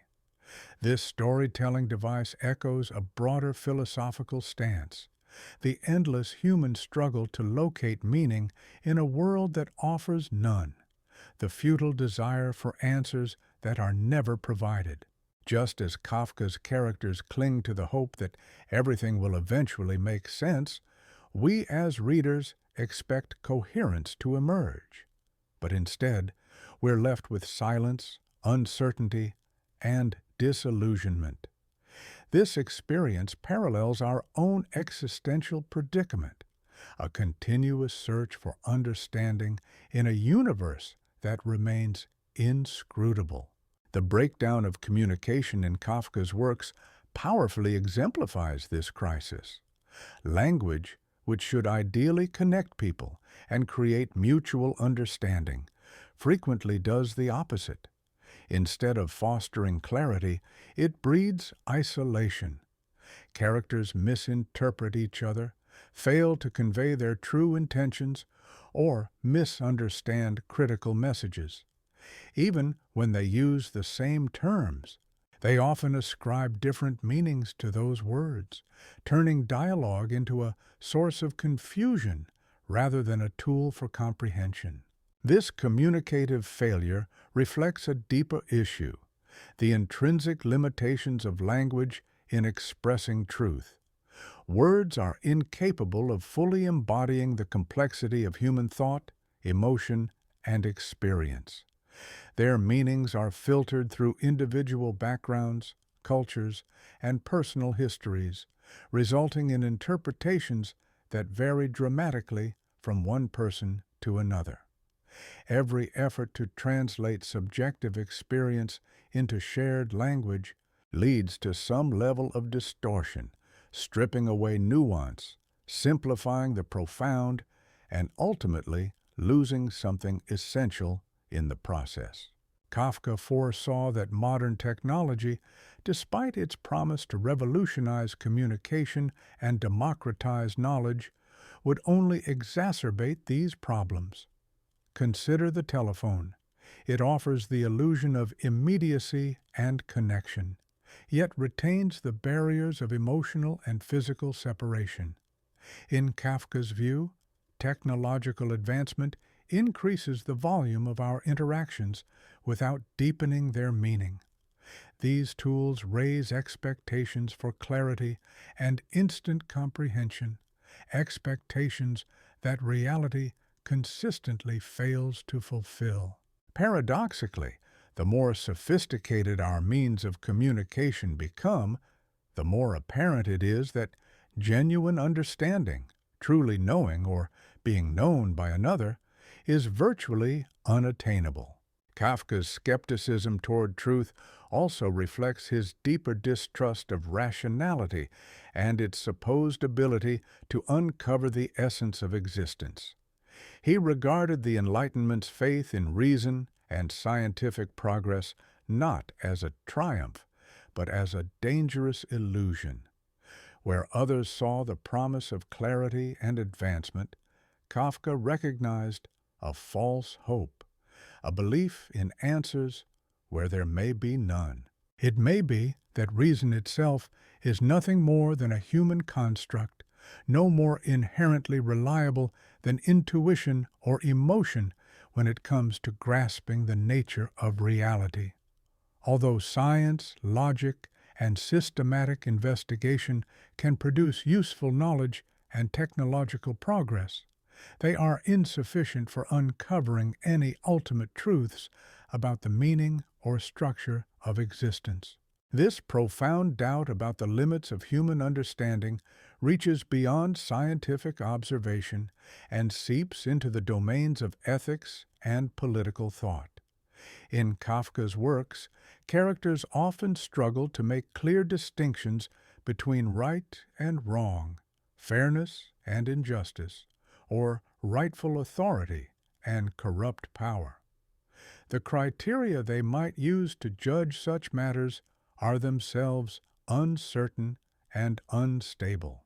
These criteria are frequently based on inherited traditions and unverifiable beliefs rather than deliberate, rational principles. Ideally, moral judgment is built upon shared norms and collective insight, but in Kafka's universe, these very foundations are exposed as arbitrary conventions rather than reflections of any universal moral law. Similarly, the journey toward self-awareness is portrayed as a futile endeavor. Kafka's protagonists are often unable to comprehend their own intentions, longings, or true identities. They remain mysterious even to themselves, compelled by impulses they cannot articulate, and pursuing goals they barely understand.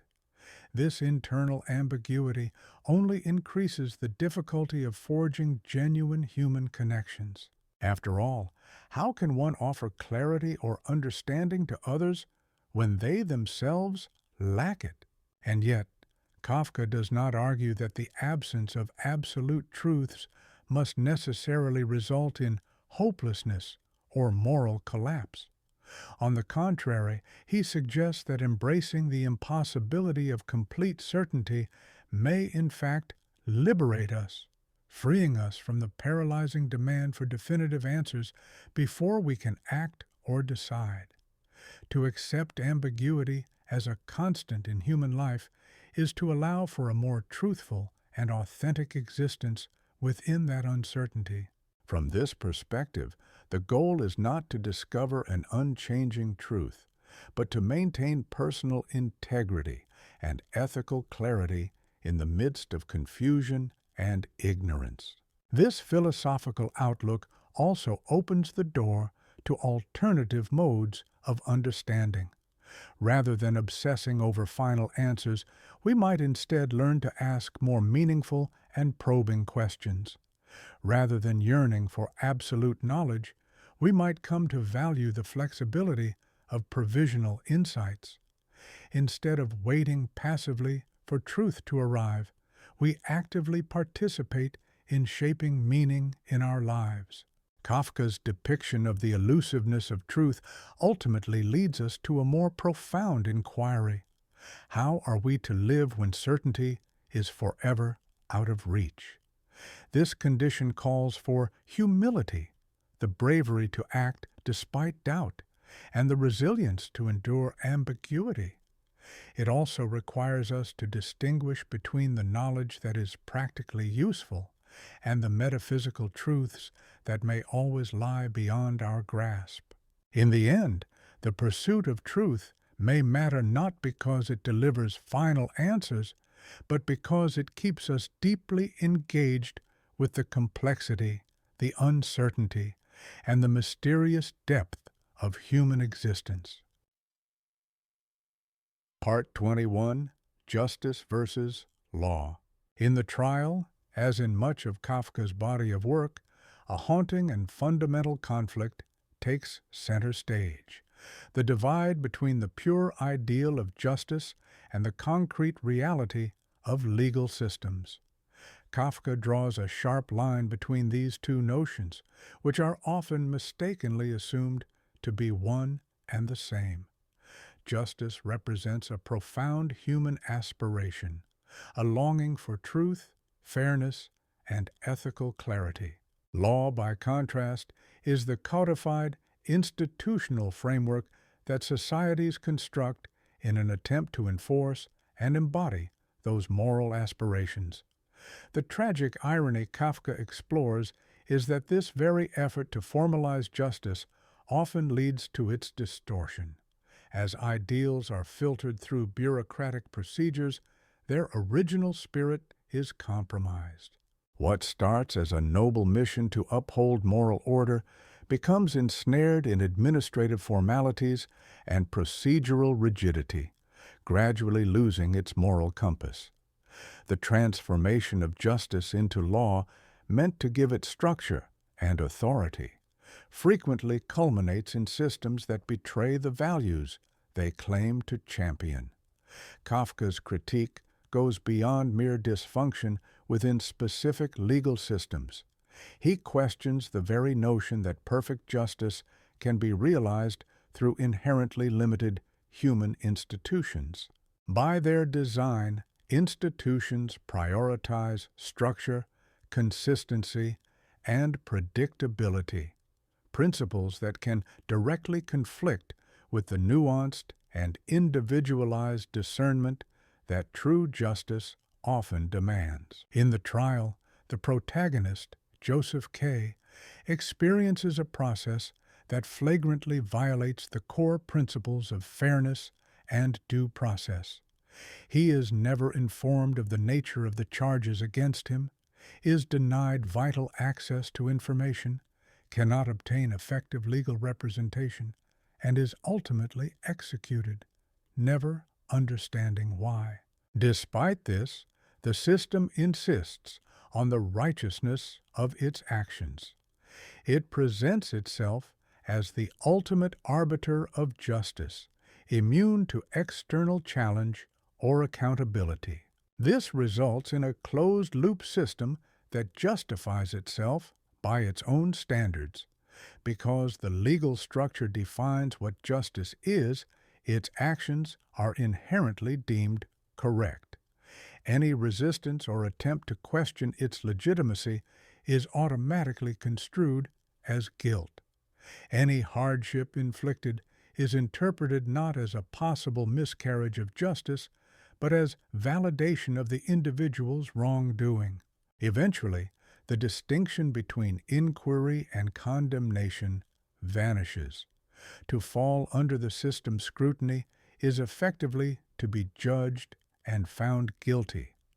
Acknowledging the possibility of error would threaten the system's claim to represent justice itself, something it cannot allow.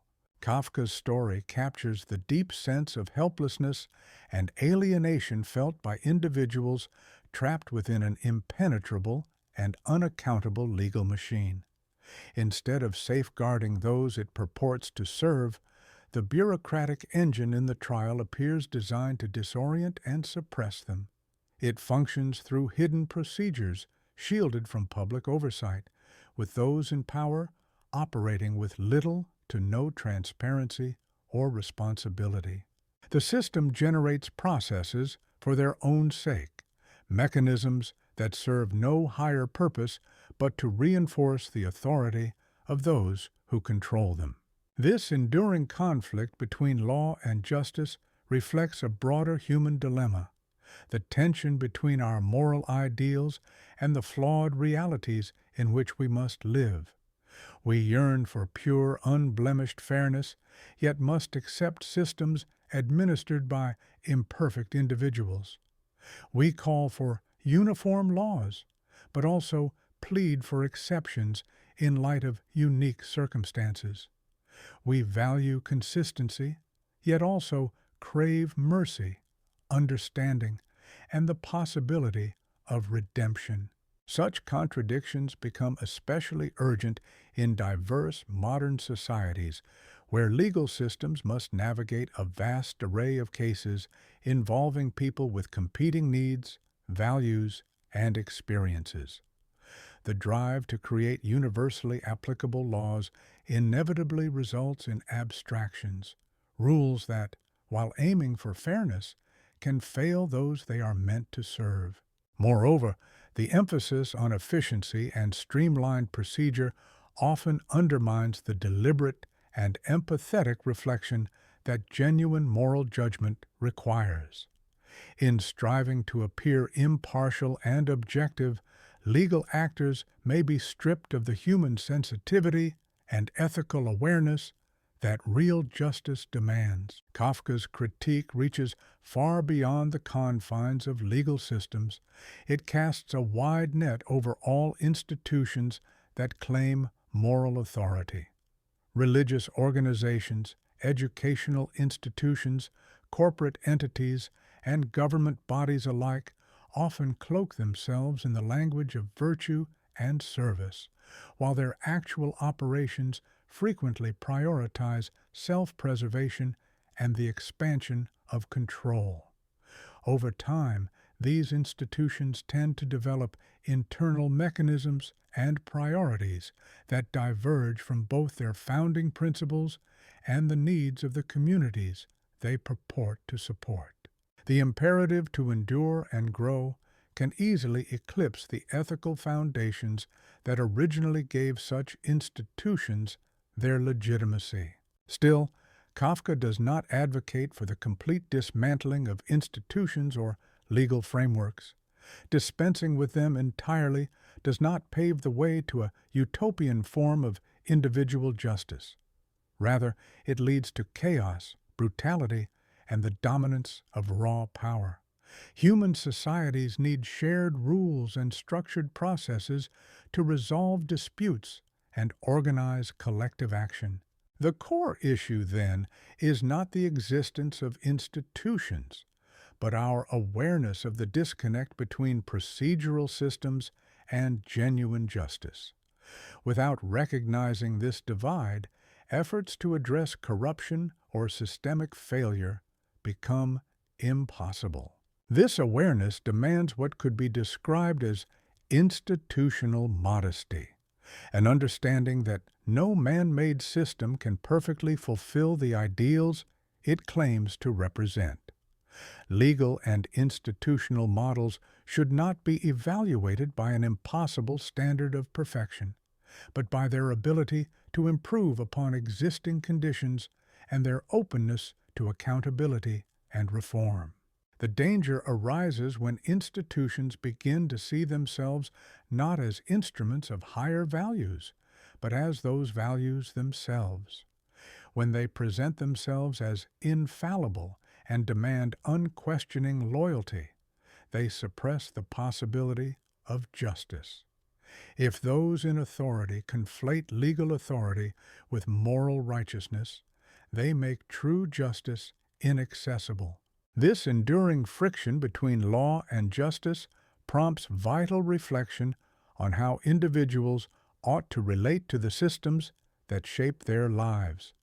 Rejecting institutional power outright risks forfeiting the benefits of organized cooperation. On the other hand, blind acceptance of authority turns individuals into enablers of institutional wrongdoing. What is needed is a principled middle path, one that maintains critical awareness, able to distinguish between the rightful and abusive exercise of institutional power.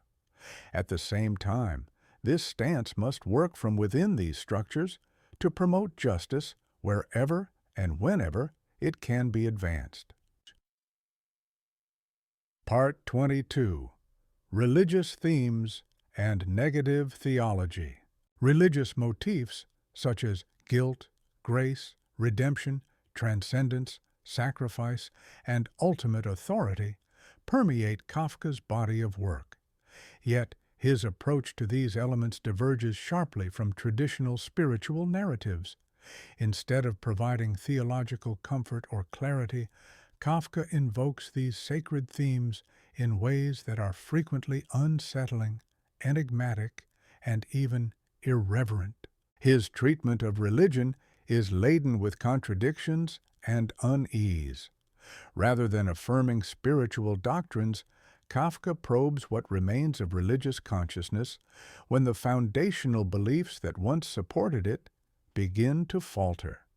In his fiction, religious imagery often exacerbates, rather than alleviates, the inner turmoil of his characters, intensifying their alienation, uncertainty, and existential distress.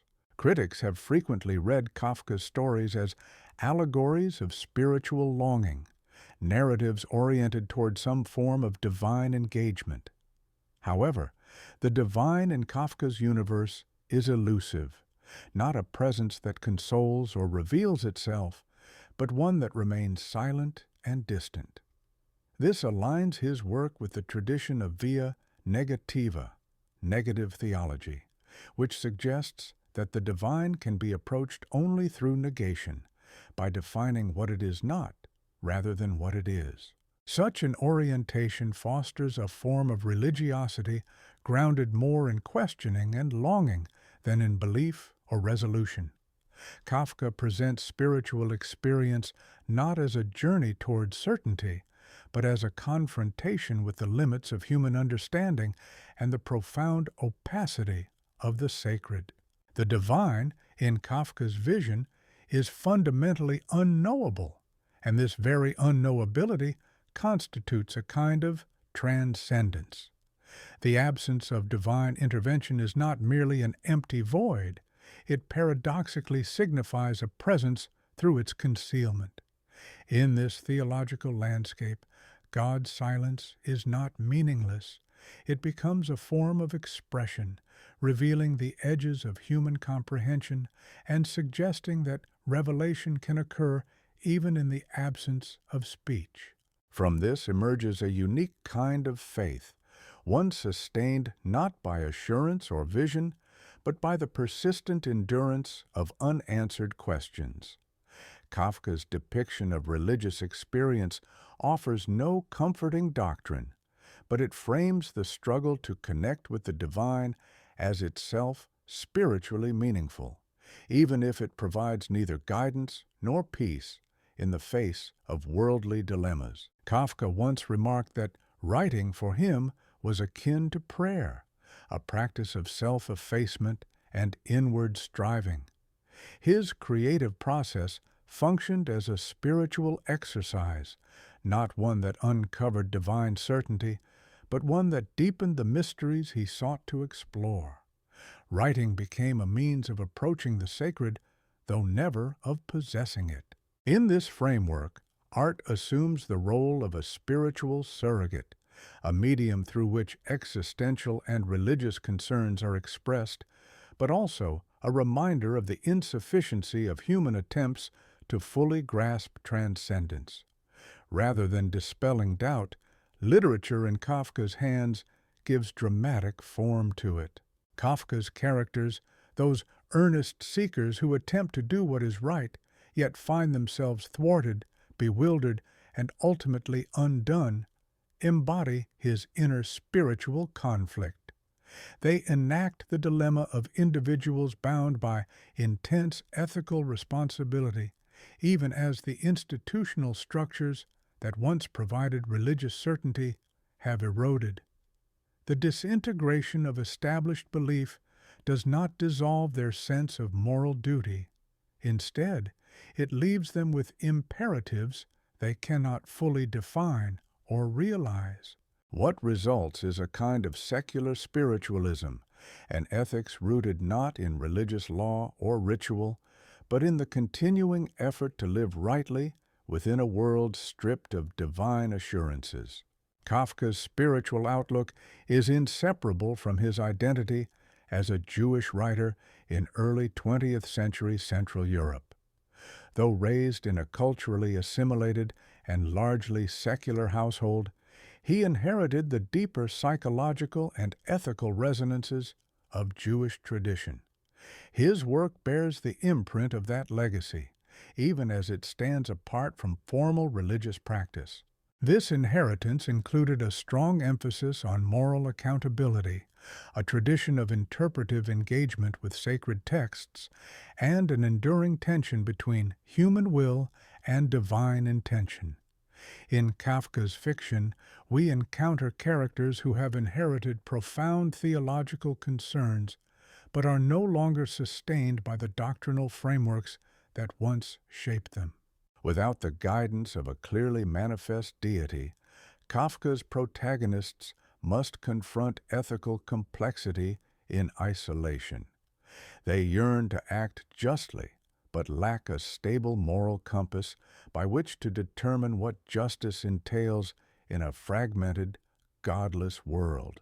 Traditional religious authorities have largely lost the credibility and influence they once commanded, yet no coherent secular framework has emerged to take their place. As a result, individuals today are often left to face complex moral choices in isolation, without the guidance of a shared spiritual or ethical structure to affirm or shape their decisions. In the writings of Franz Kafka, the theme of sacrifice recurs frequently, but it is a sacrifice marked by ambiguity. His characters routinely give up comfort, happiness, human connection, and even their lives, yet the purpose or outcome of these acts remains obscure. There is no clear indication that their suffering serves a greater good or leads to redemption. Meaningful sacrifice typically implies some understanding of what is being given and to what end, but Kafka's world withholds such clarity. Instead, his characters submit themselves to enigmatic, often oppressive powers that they cannot comprehend. They do not know why they must sacrifice, nor can they identify the nature of the forces demanding their submission. This suggests a residual spiritual impulse, a deep-rooted tendency toward self-surrender that persists even in the absence of religious institutions that once made such acts meaningful. The longing for spiritual connection endures throughout Kafka's work, yet it is often met with silence, confusion, or delay. In his parable Before the Law, a man spends his entire life waiting for permission to enter a doorway that represents divine truth or legal authority. Only at the end of his life does he discover that the entrance was meant for him alone, and that it is now permanently closed. This story implies that access to the sacred may indeed be possible, but it is often missed, misunderstood, or recognized too late. The tragedy then lies not necessarily in divine absence, but in human failure to see or act when a moment of spiritual significance presents itself. At the heart of Kafka's exploration of religious themes is a deeper question. How does one pursue a meaningful life when the certainties of traditional faith have collapsed? With the erosion of established doctrine, institutional religion, and familiar rituals, individuals are challenged to develop new ways of being spiritually awake. These new forms of engagement may demand a sustained openness to the possibility of transcendence, even while acknowledging that such moments may remain vague, fleeting, and difficult to interpret. Rather than seeking definitive resolution to spiritual uncertainty, Kafka invites us to live honestly within the paradox itself, between the longing for divine meaning and the acceptance of its persistent mystery. Even in a secular context, Kafka's repeated return to religious themes reveals that the spiritual dimension of life cannot simply be dismissed by abandoning religious belief. The profound questions that religion once sought to answer about meaning, mortality, morality, and the divine continue to echo, regardless of whether traditional responses still satisfy. Kafka offers a kind of negative theology, a way of remaining spiritually engaged without claiming certainty or final truth.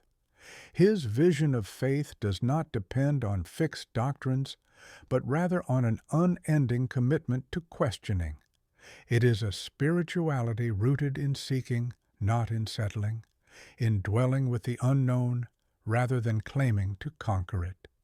He affirms the worth of the spiritual path, even when its end remains unknowable.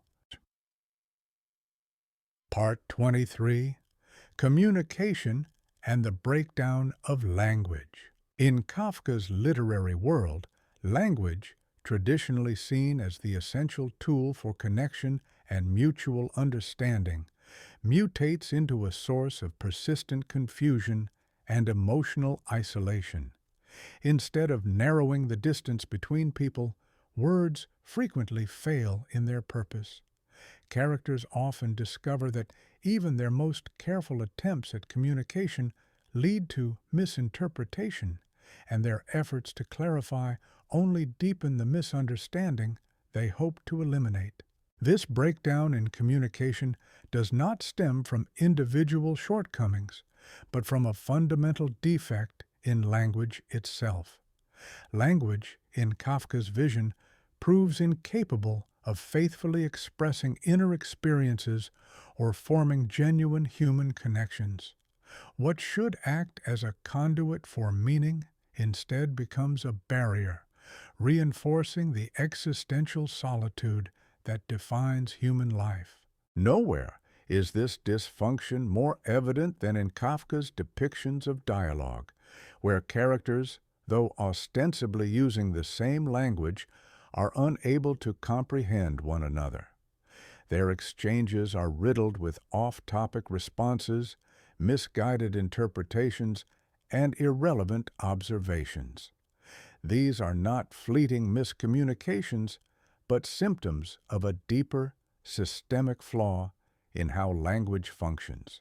The problem lies not in the intentions or abilities of the speakers, but in the volatile and unreliable nature of language itself. Words are laden with meanings shaped by individual histories, cultural backgrounds, and situational context. As a result, Complete understanding becomes unattainable, even when all parties are acting in good faith. Kafka understood that articulating one's inner life using shared language invariably leads to distortion.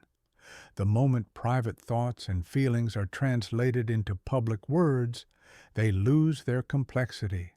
Each person's subjective experience is inescapably unique, intensely personal, and fundamentally inexpressible, regardless of how skilled or eloquent they may be. Because language is built on abstraction, it can never fully embody the nuances of lived experience.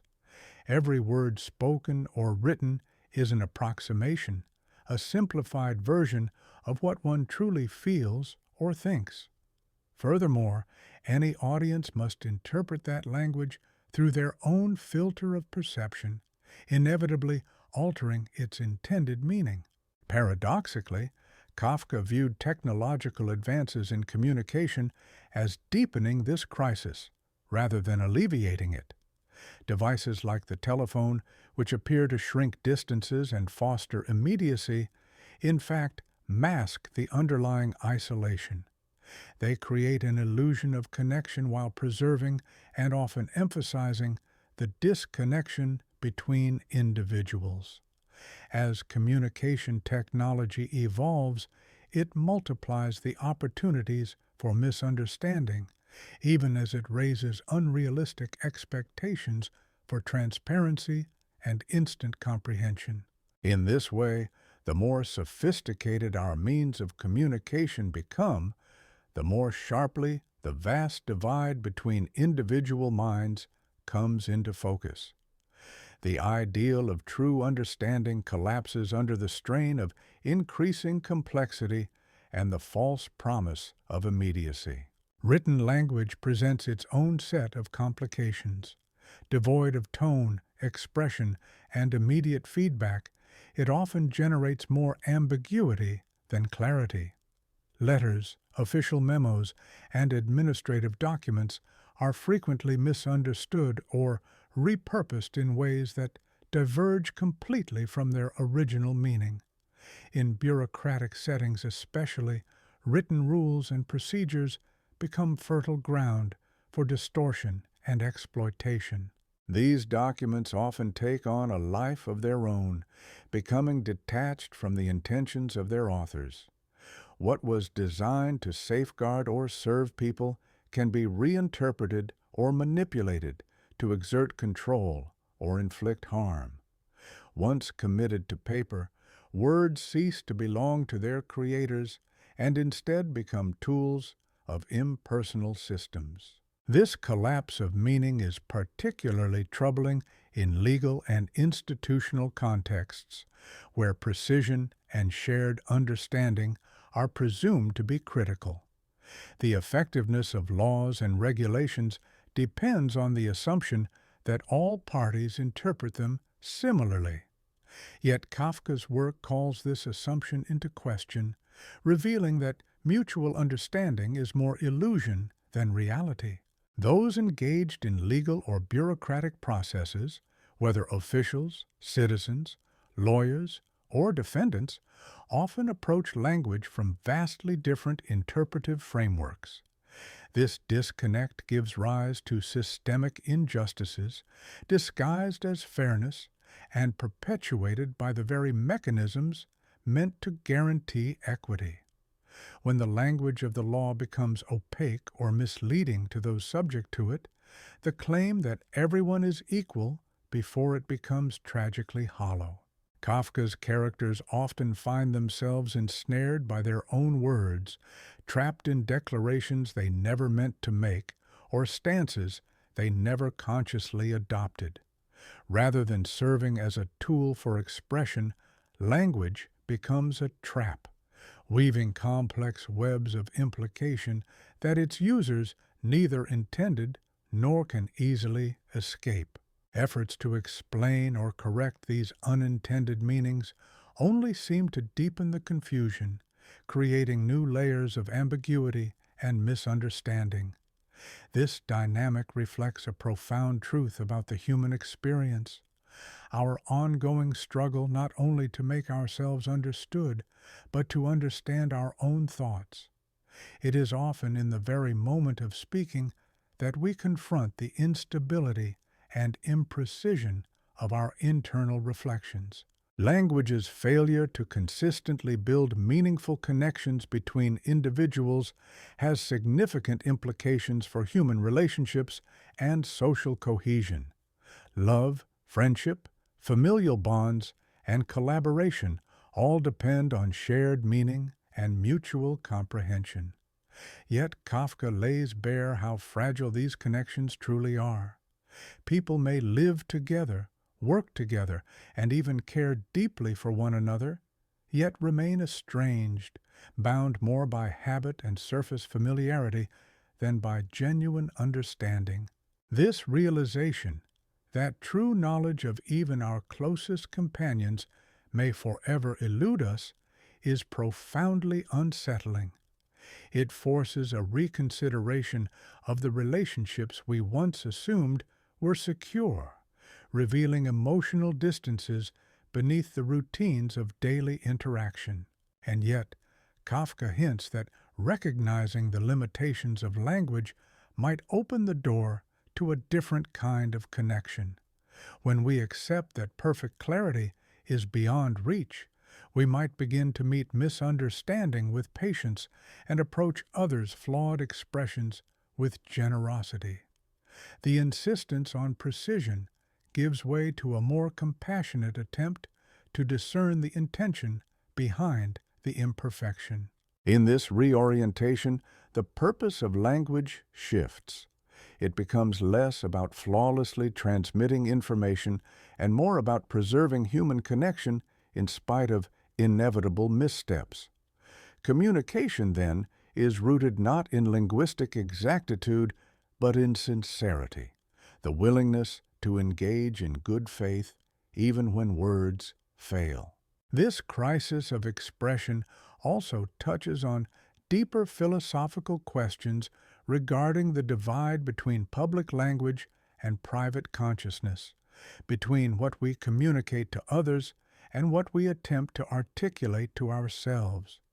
Even our internal monologue can struggle to fully capture the texture of our experiences, suggesting that language's shortcomings extend beyond its social function.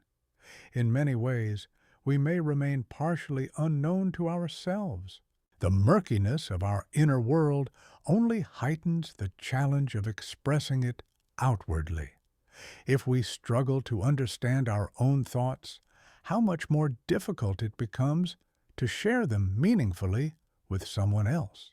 Ultimately, Kafka's investigation into failed communication forms part of his broader philosophical inquiry into the limits of human understanding, of the self, of others, and of reality itself. Language, like so many human inventions, proves unequal to the weight of the expectations we place upon it. It becomes another site where we confront our cognitive limitations and our deep yearning for meaning. Yet this does not render language futile. On the contrary, it points to a more measured and humble use of it, one that values the intention to reach out, even if the connection is imperfect or incomplete.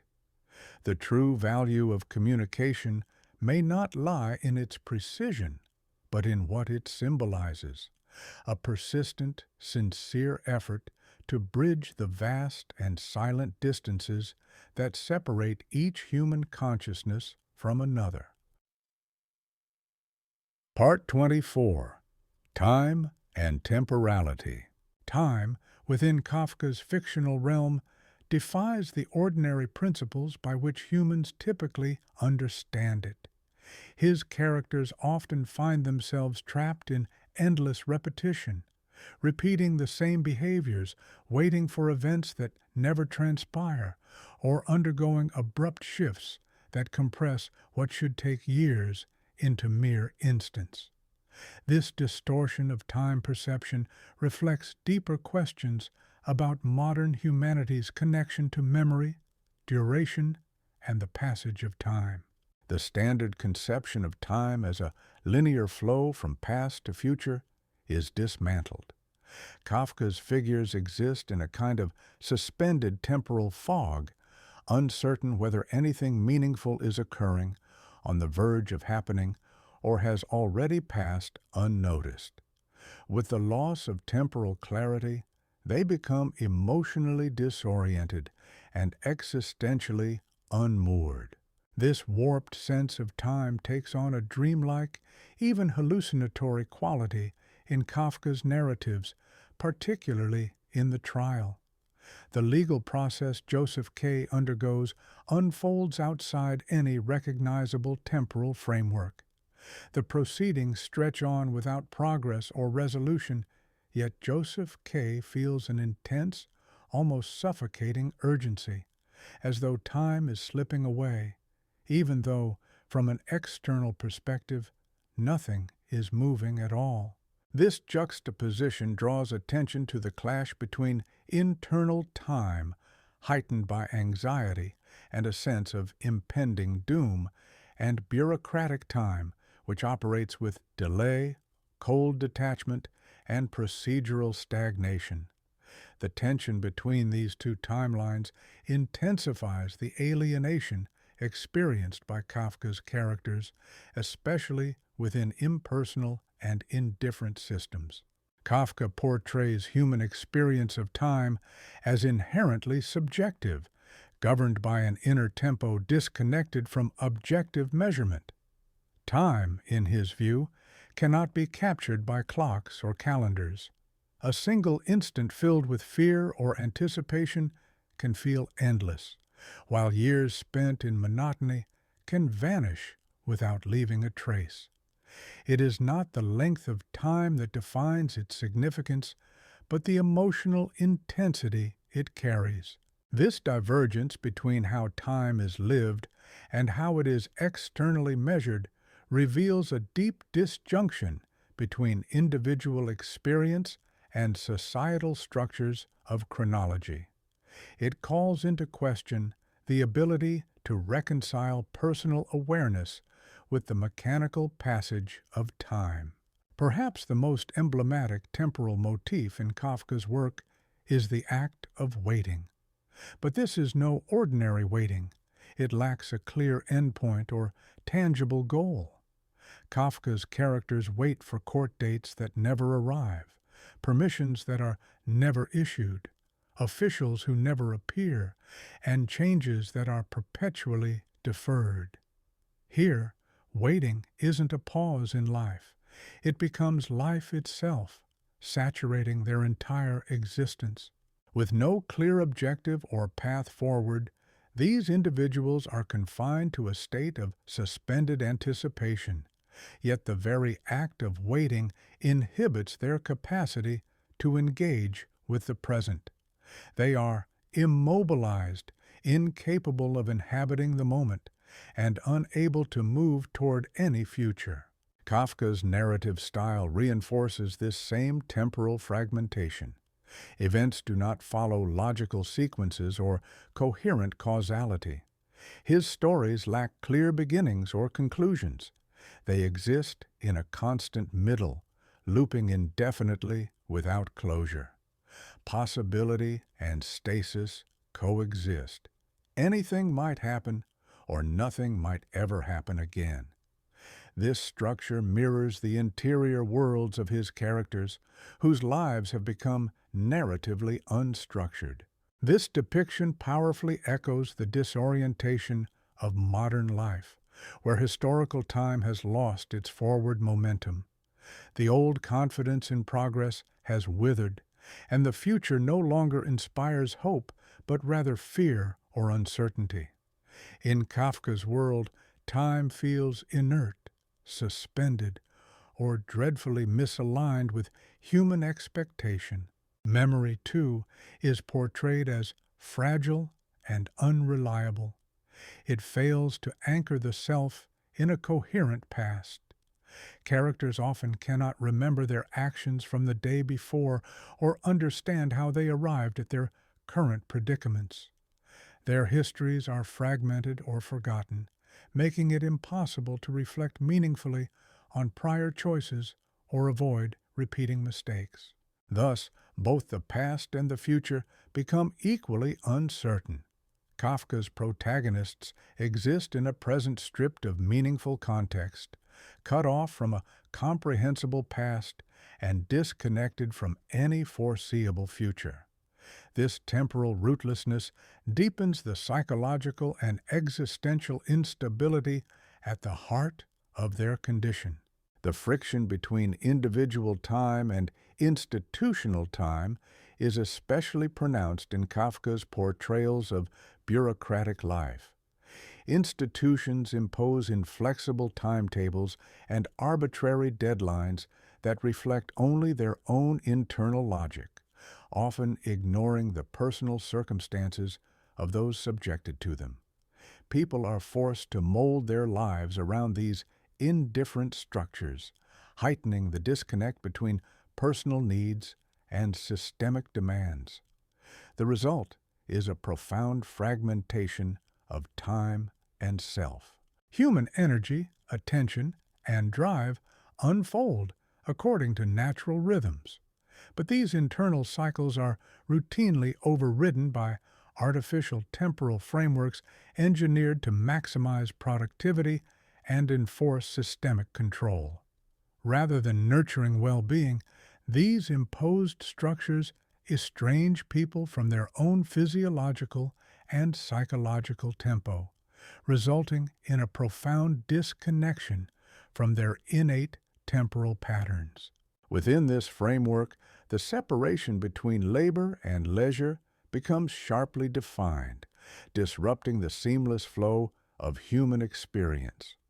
This division creates rigid partitions between activities deemed meaningful and those perceived as meaningless.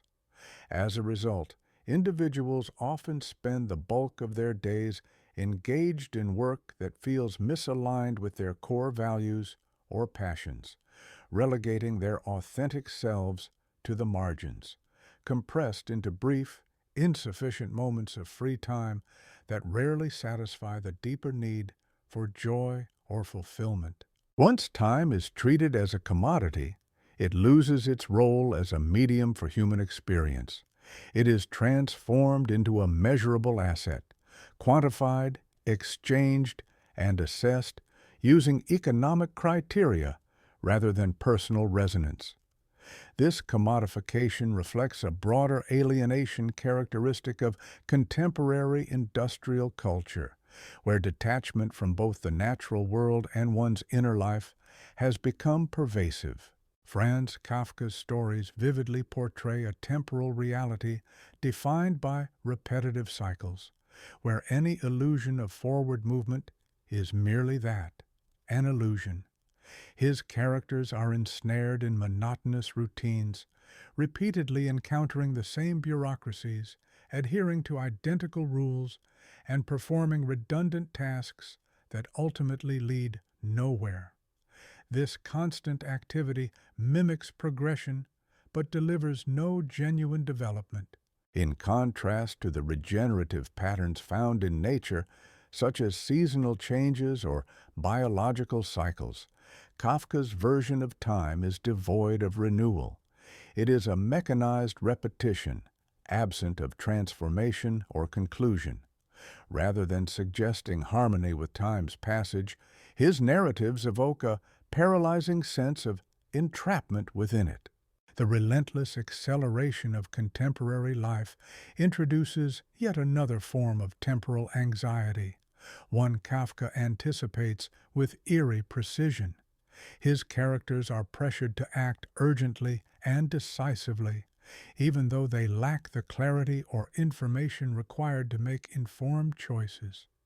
The world around them races forward, outstripping their ability to comprehend or respond, leaving them caught in a perpetual state of cognitive and emotional disarray. This disparity between the increasing velocity of external change and the slower, more deliberate pace of human understanding, produces a persistent state of tension. Individuals are left bewildered, struggling to navigate a reality that evolves faster than they can process it. And yet, Kafka's work also gestures toward alternative ways of relating to time, possibilities that might offer relief from the burdens of modern temporal life. Surrendering to the inherent uncertainty of the future could free us from the exhausting effort to control outcomes that remain fundamentally unknowable. Shifting our attention from the duration of an experience to the depth of its impact may help reclaim time as something felt rather than measured. Ultimately, anchoring ourselves more fully in the present, unburdened by past regrets and unshaken by future fears, may allow for a richer, more grounded experience of temporality, one that aligns with human authenticity rather than industrial abstraction. Part 25. Death and Mortality. In Kafka's narratives, death does not appear as a dramatic climax that offers closure, but rather as a constant presence that undermines the lasting value of human effort. His characters live under the unrelenting shadow of their mortality, conscious that everything they pursue is ultimately transient and without enduring consequence. Yet they persist, acting as though their decisions hold weight, locked within a contradiction they cannot escape. This contradiction creates a deep existential struggle. The innate human drive to seek meaning collides with the certainty of death, which threatens to nullify any such meaning. Death is not simply the endpoint of life in Kafka's vision. It is an omnipresent force that frames our actions in a tragic or even absurd context, exposing just how tenuous and desperate our search for purpose can be.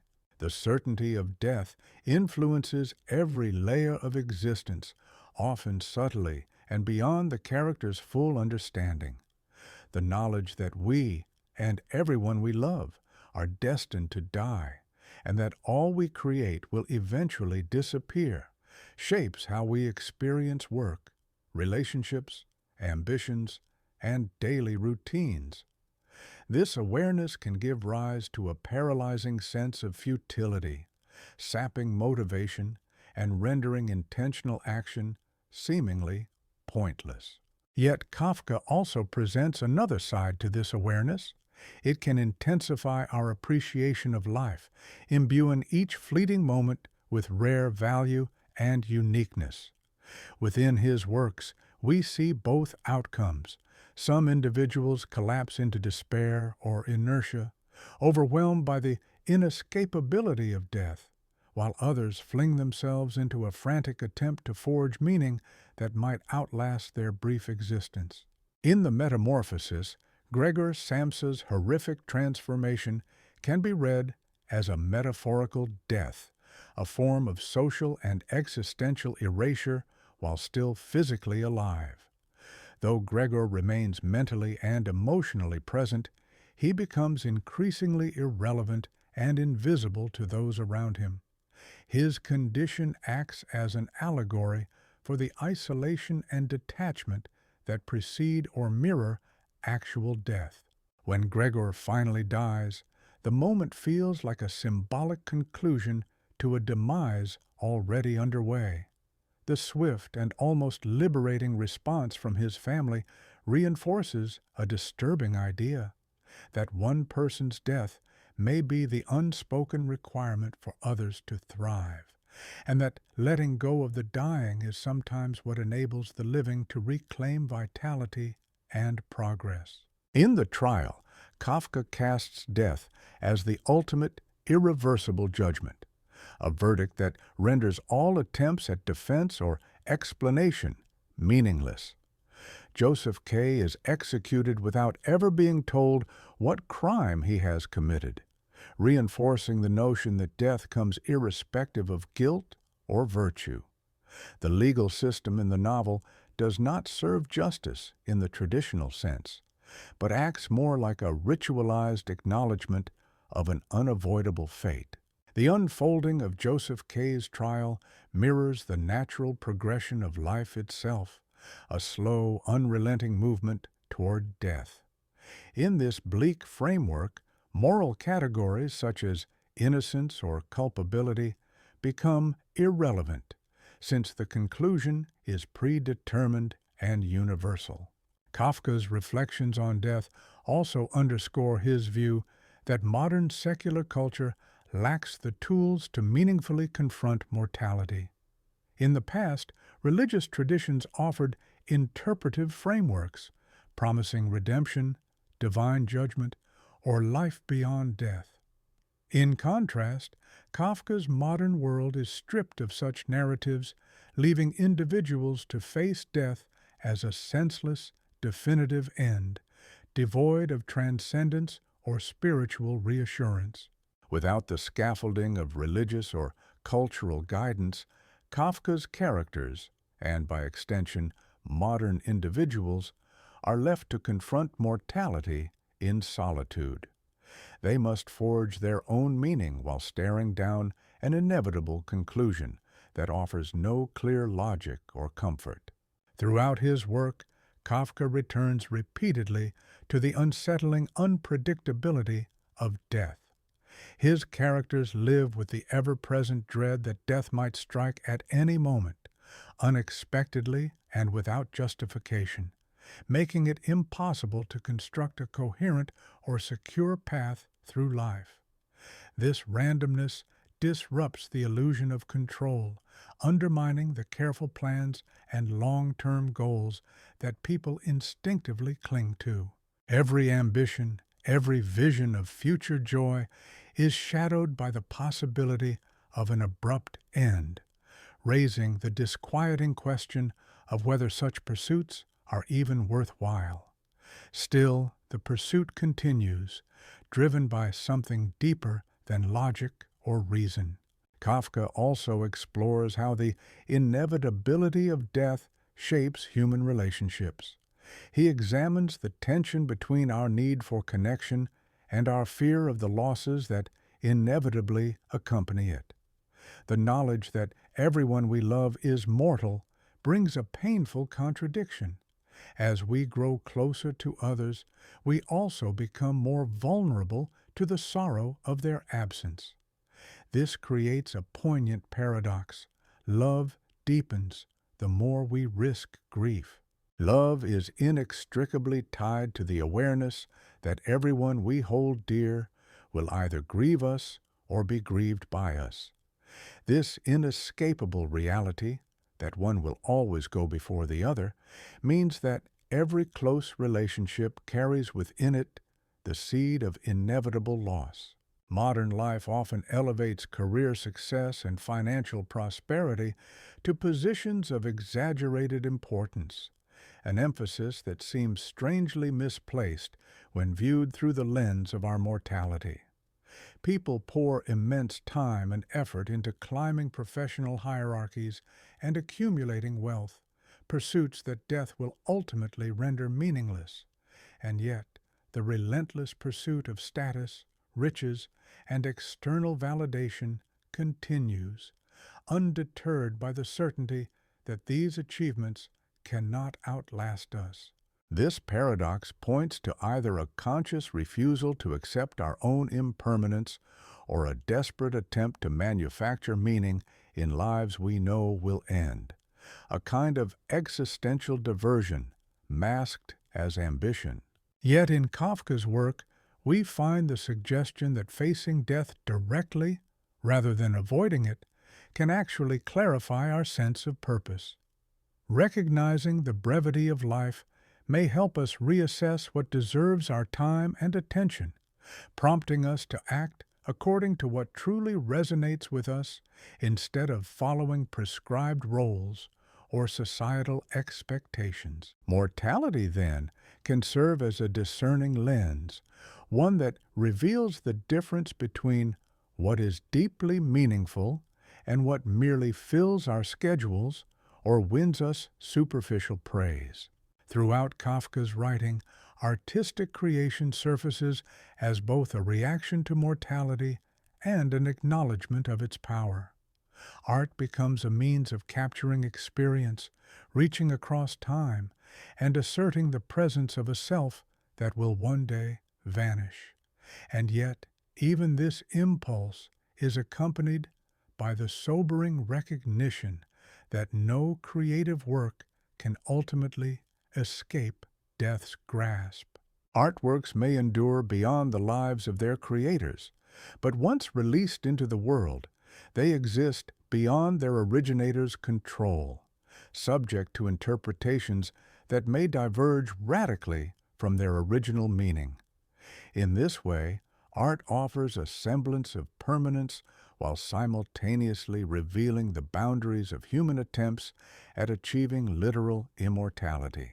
Kafka's meditation on death ultimately invites us to consider how we might live with intention and depth in the face of life's transience. This reflection calls for a particular kind of insight, what might be called mortal wisdom, the ability to lead a meaningful life within the confines of its inevitable end. Such wisdom does not consist in denial or avoidance, nor does it succumb to hopelessness. Instead, it involves crafting a life of significance that does not depend on permanence. The goal is not to transcend mortality, but to embrace it, to live fully and consciously within its limits, allowing the awareness of death to instill a sense of urgency and authenticity in how we live.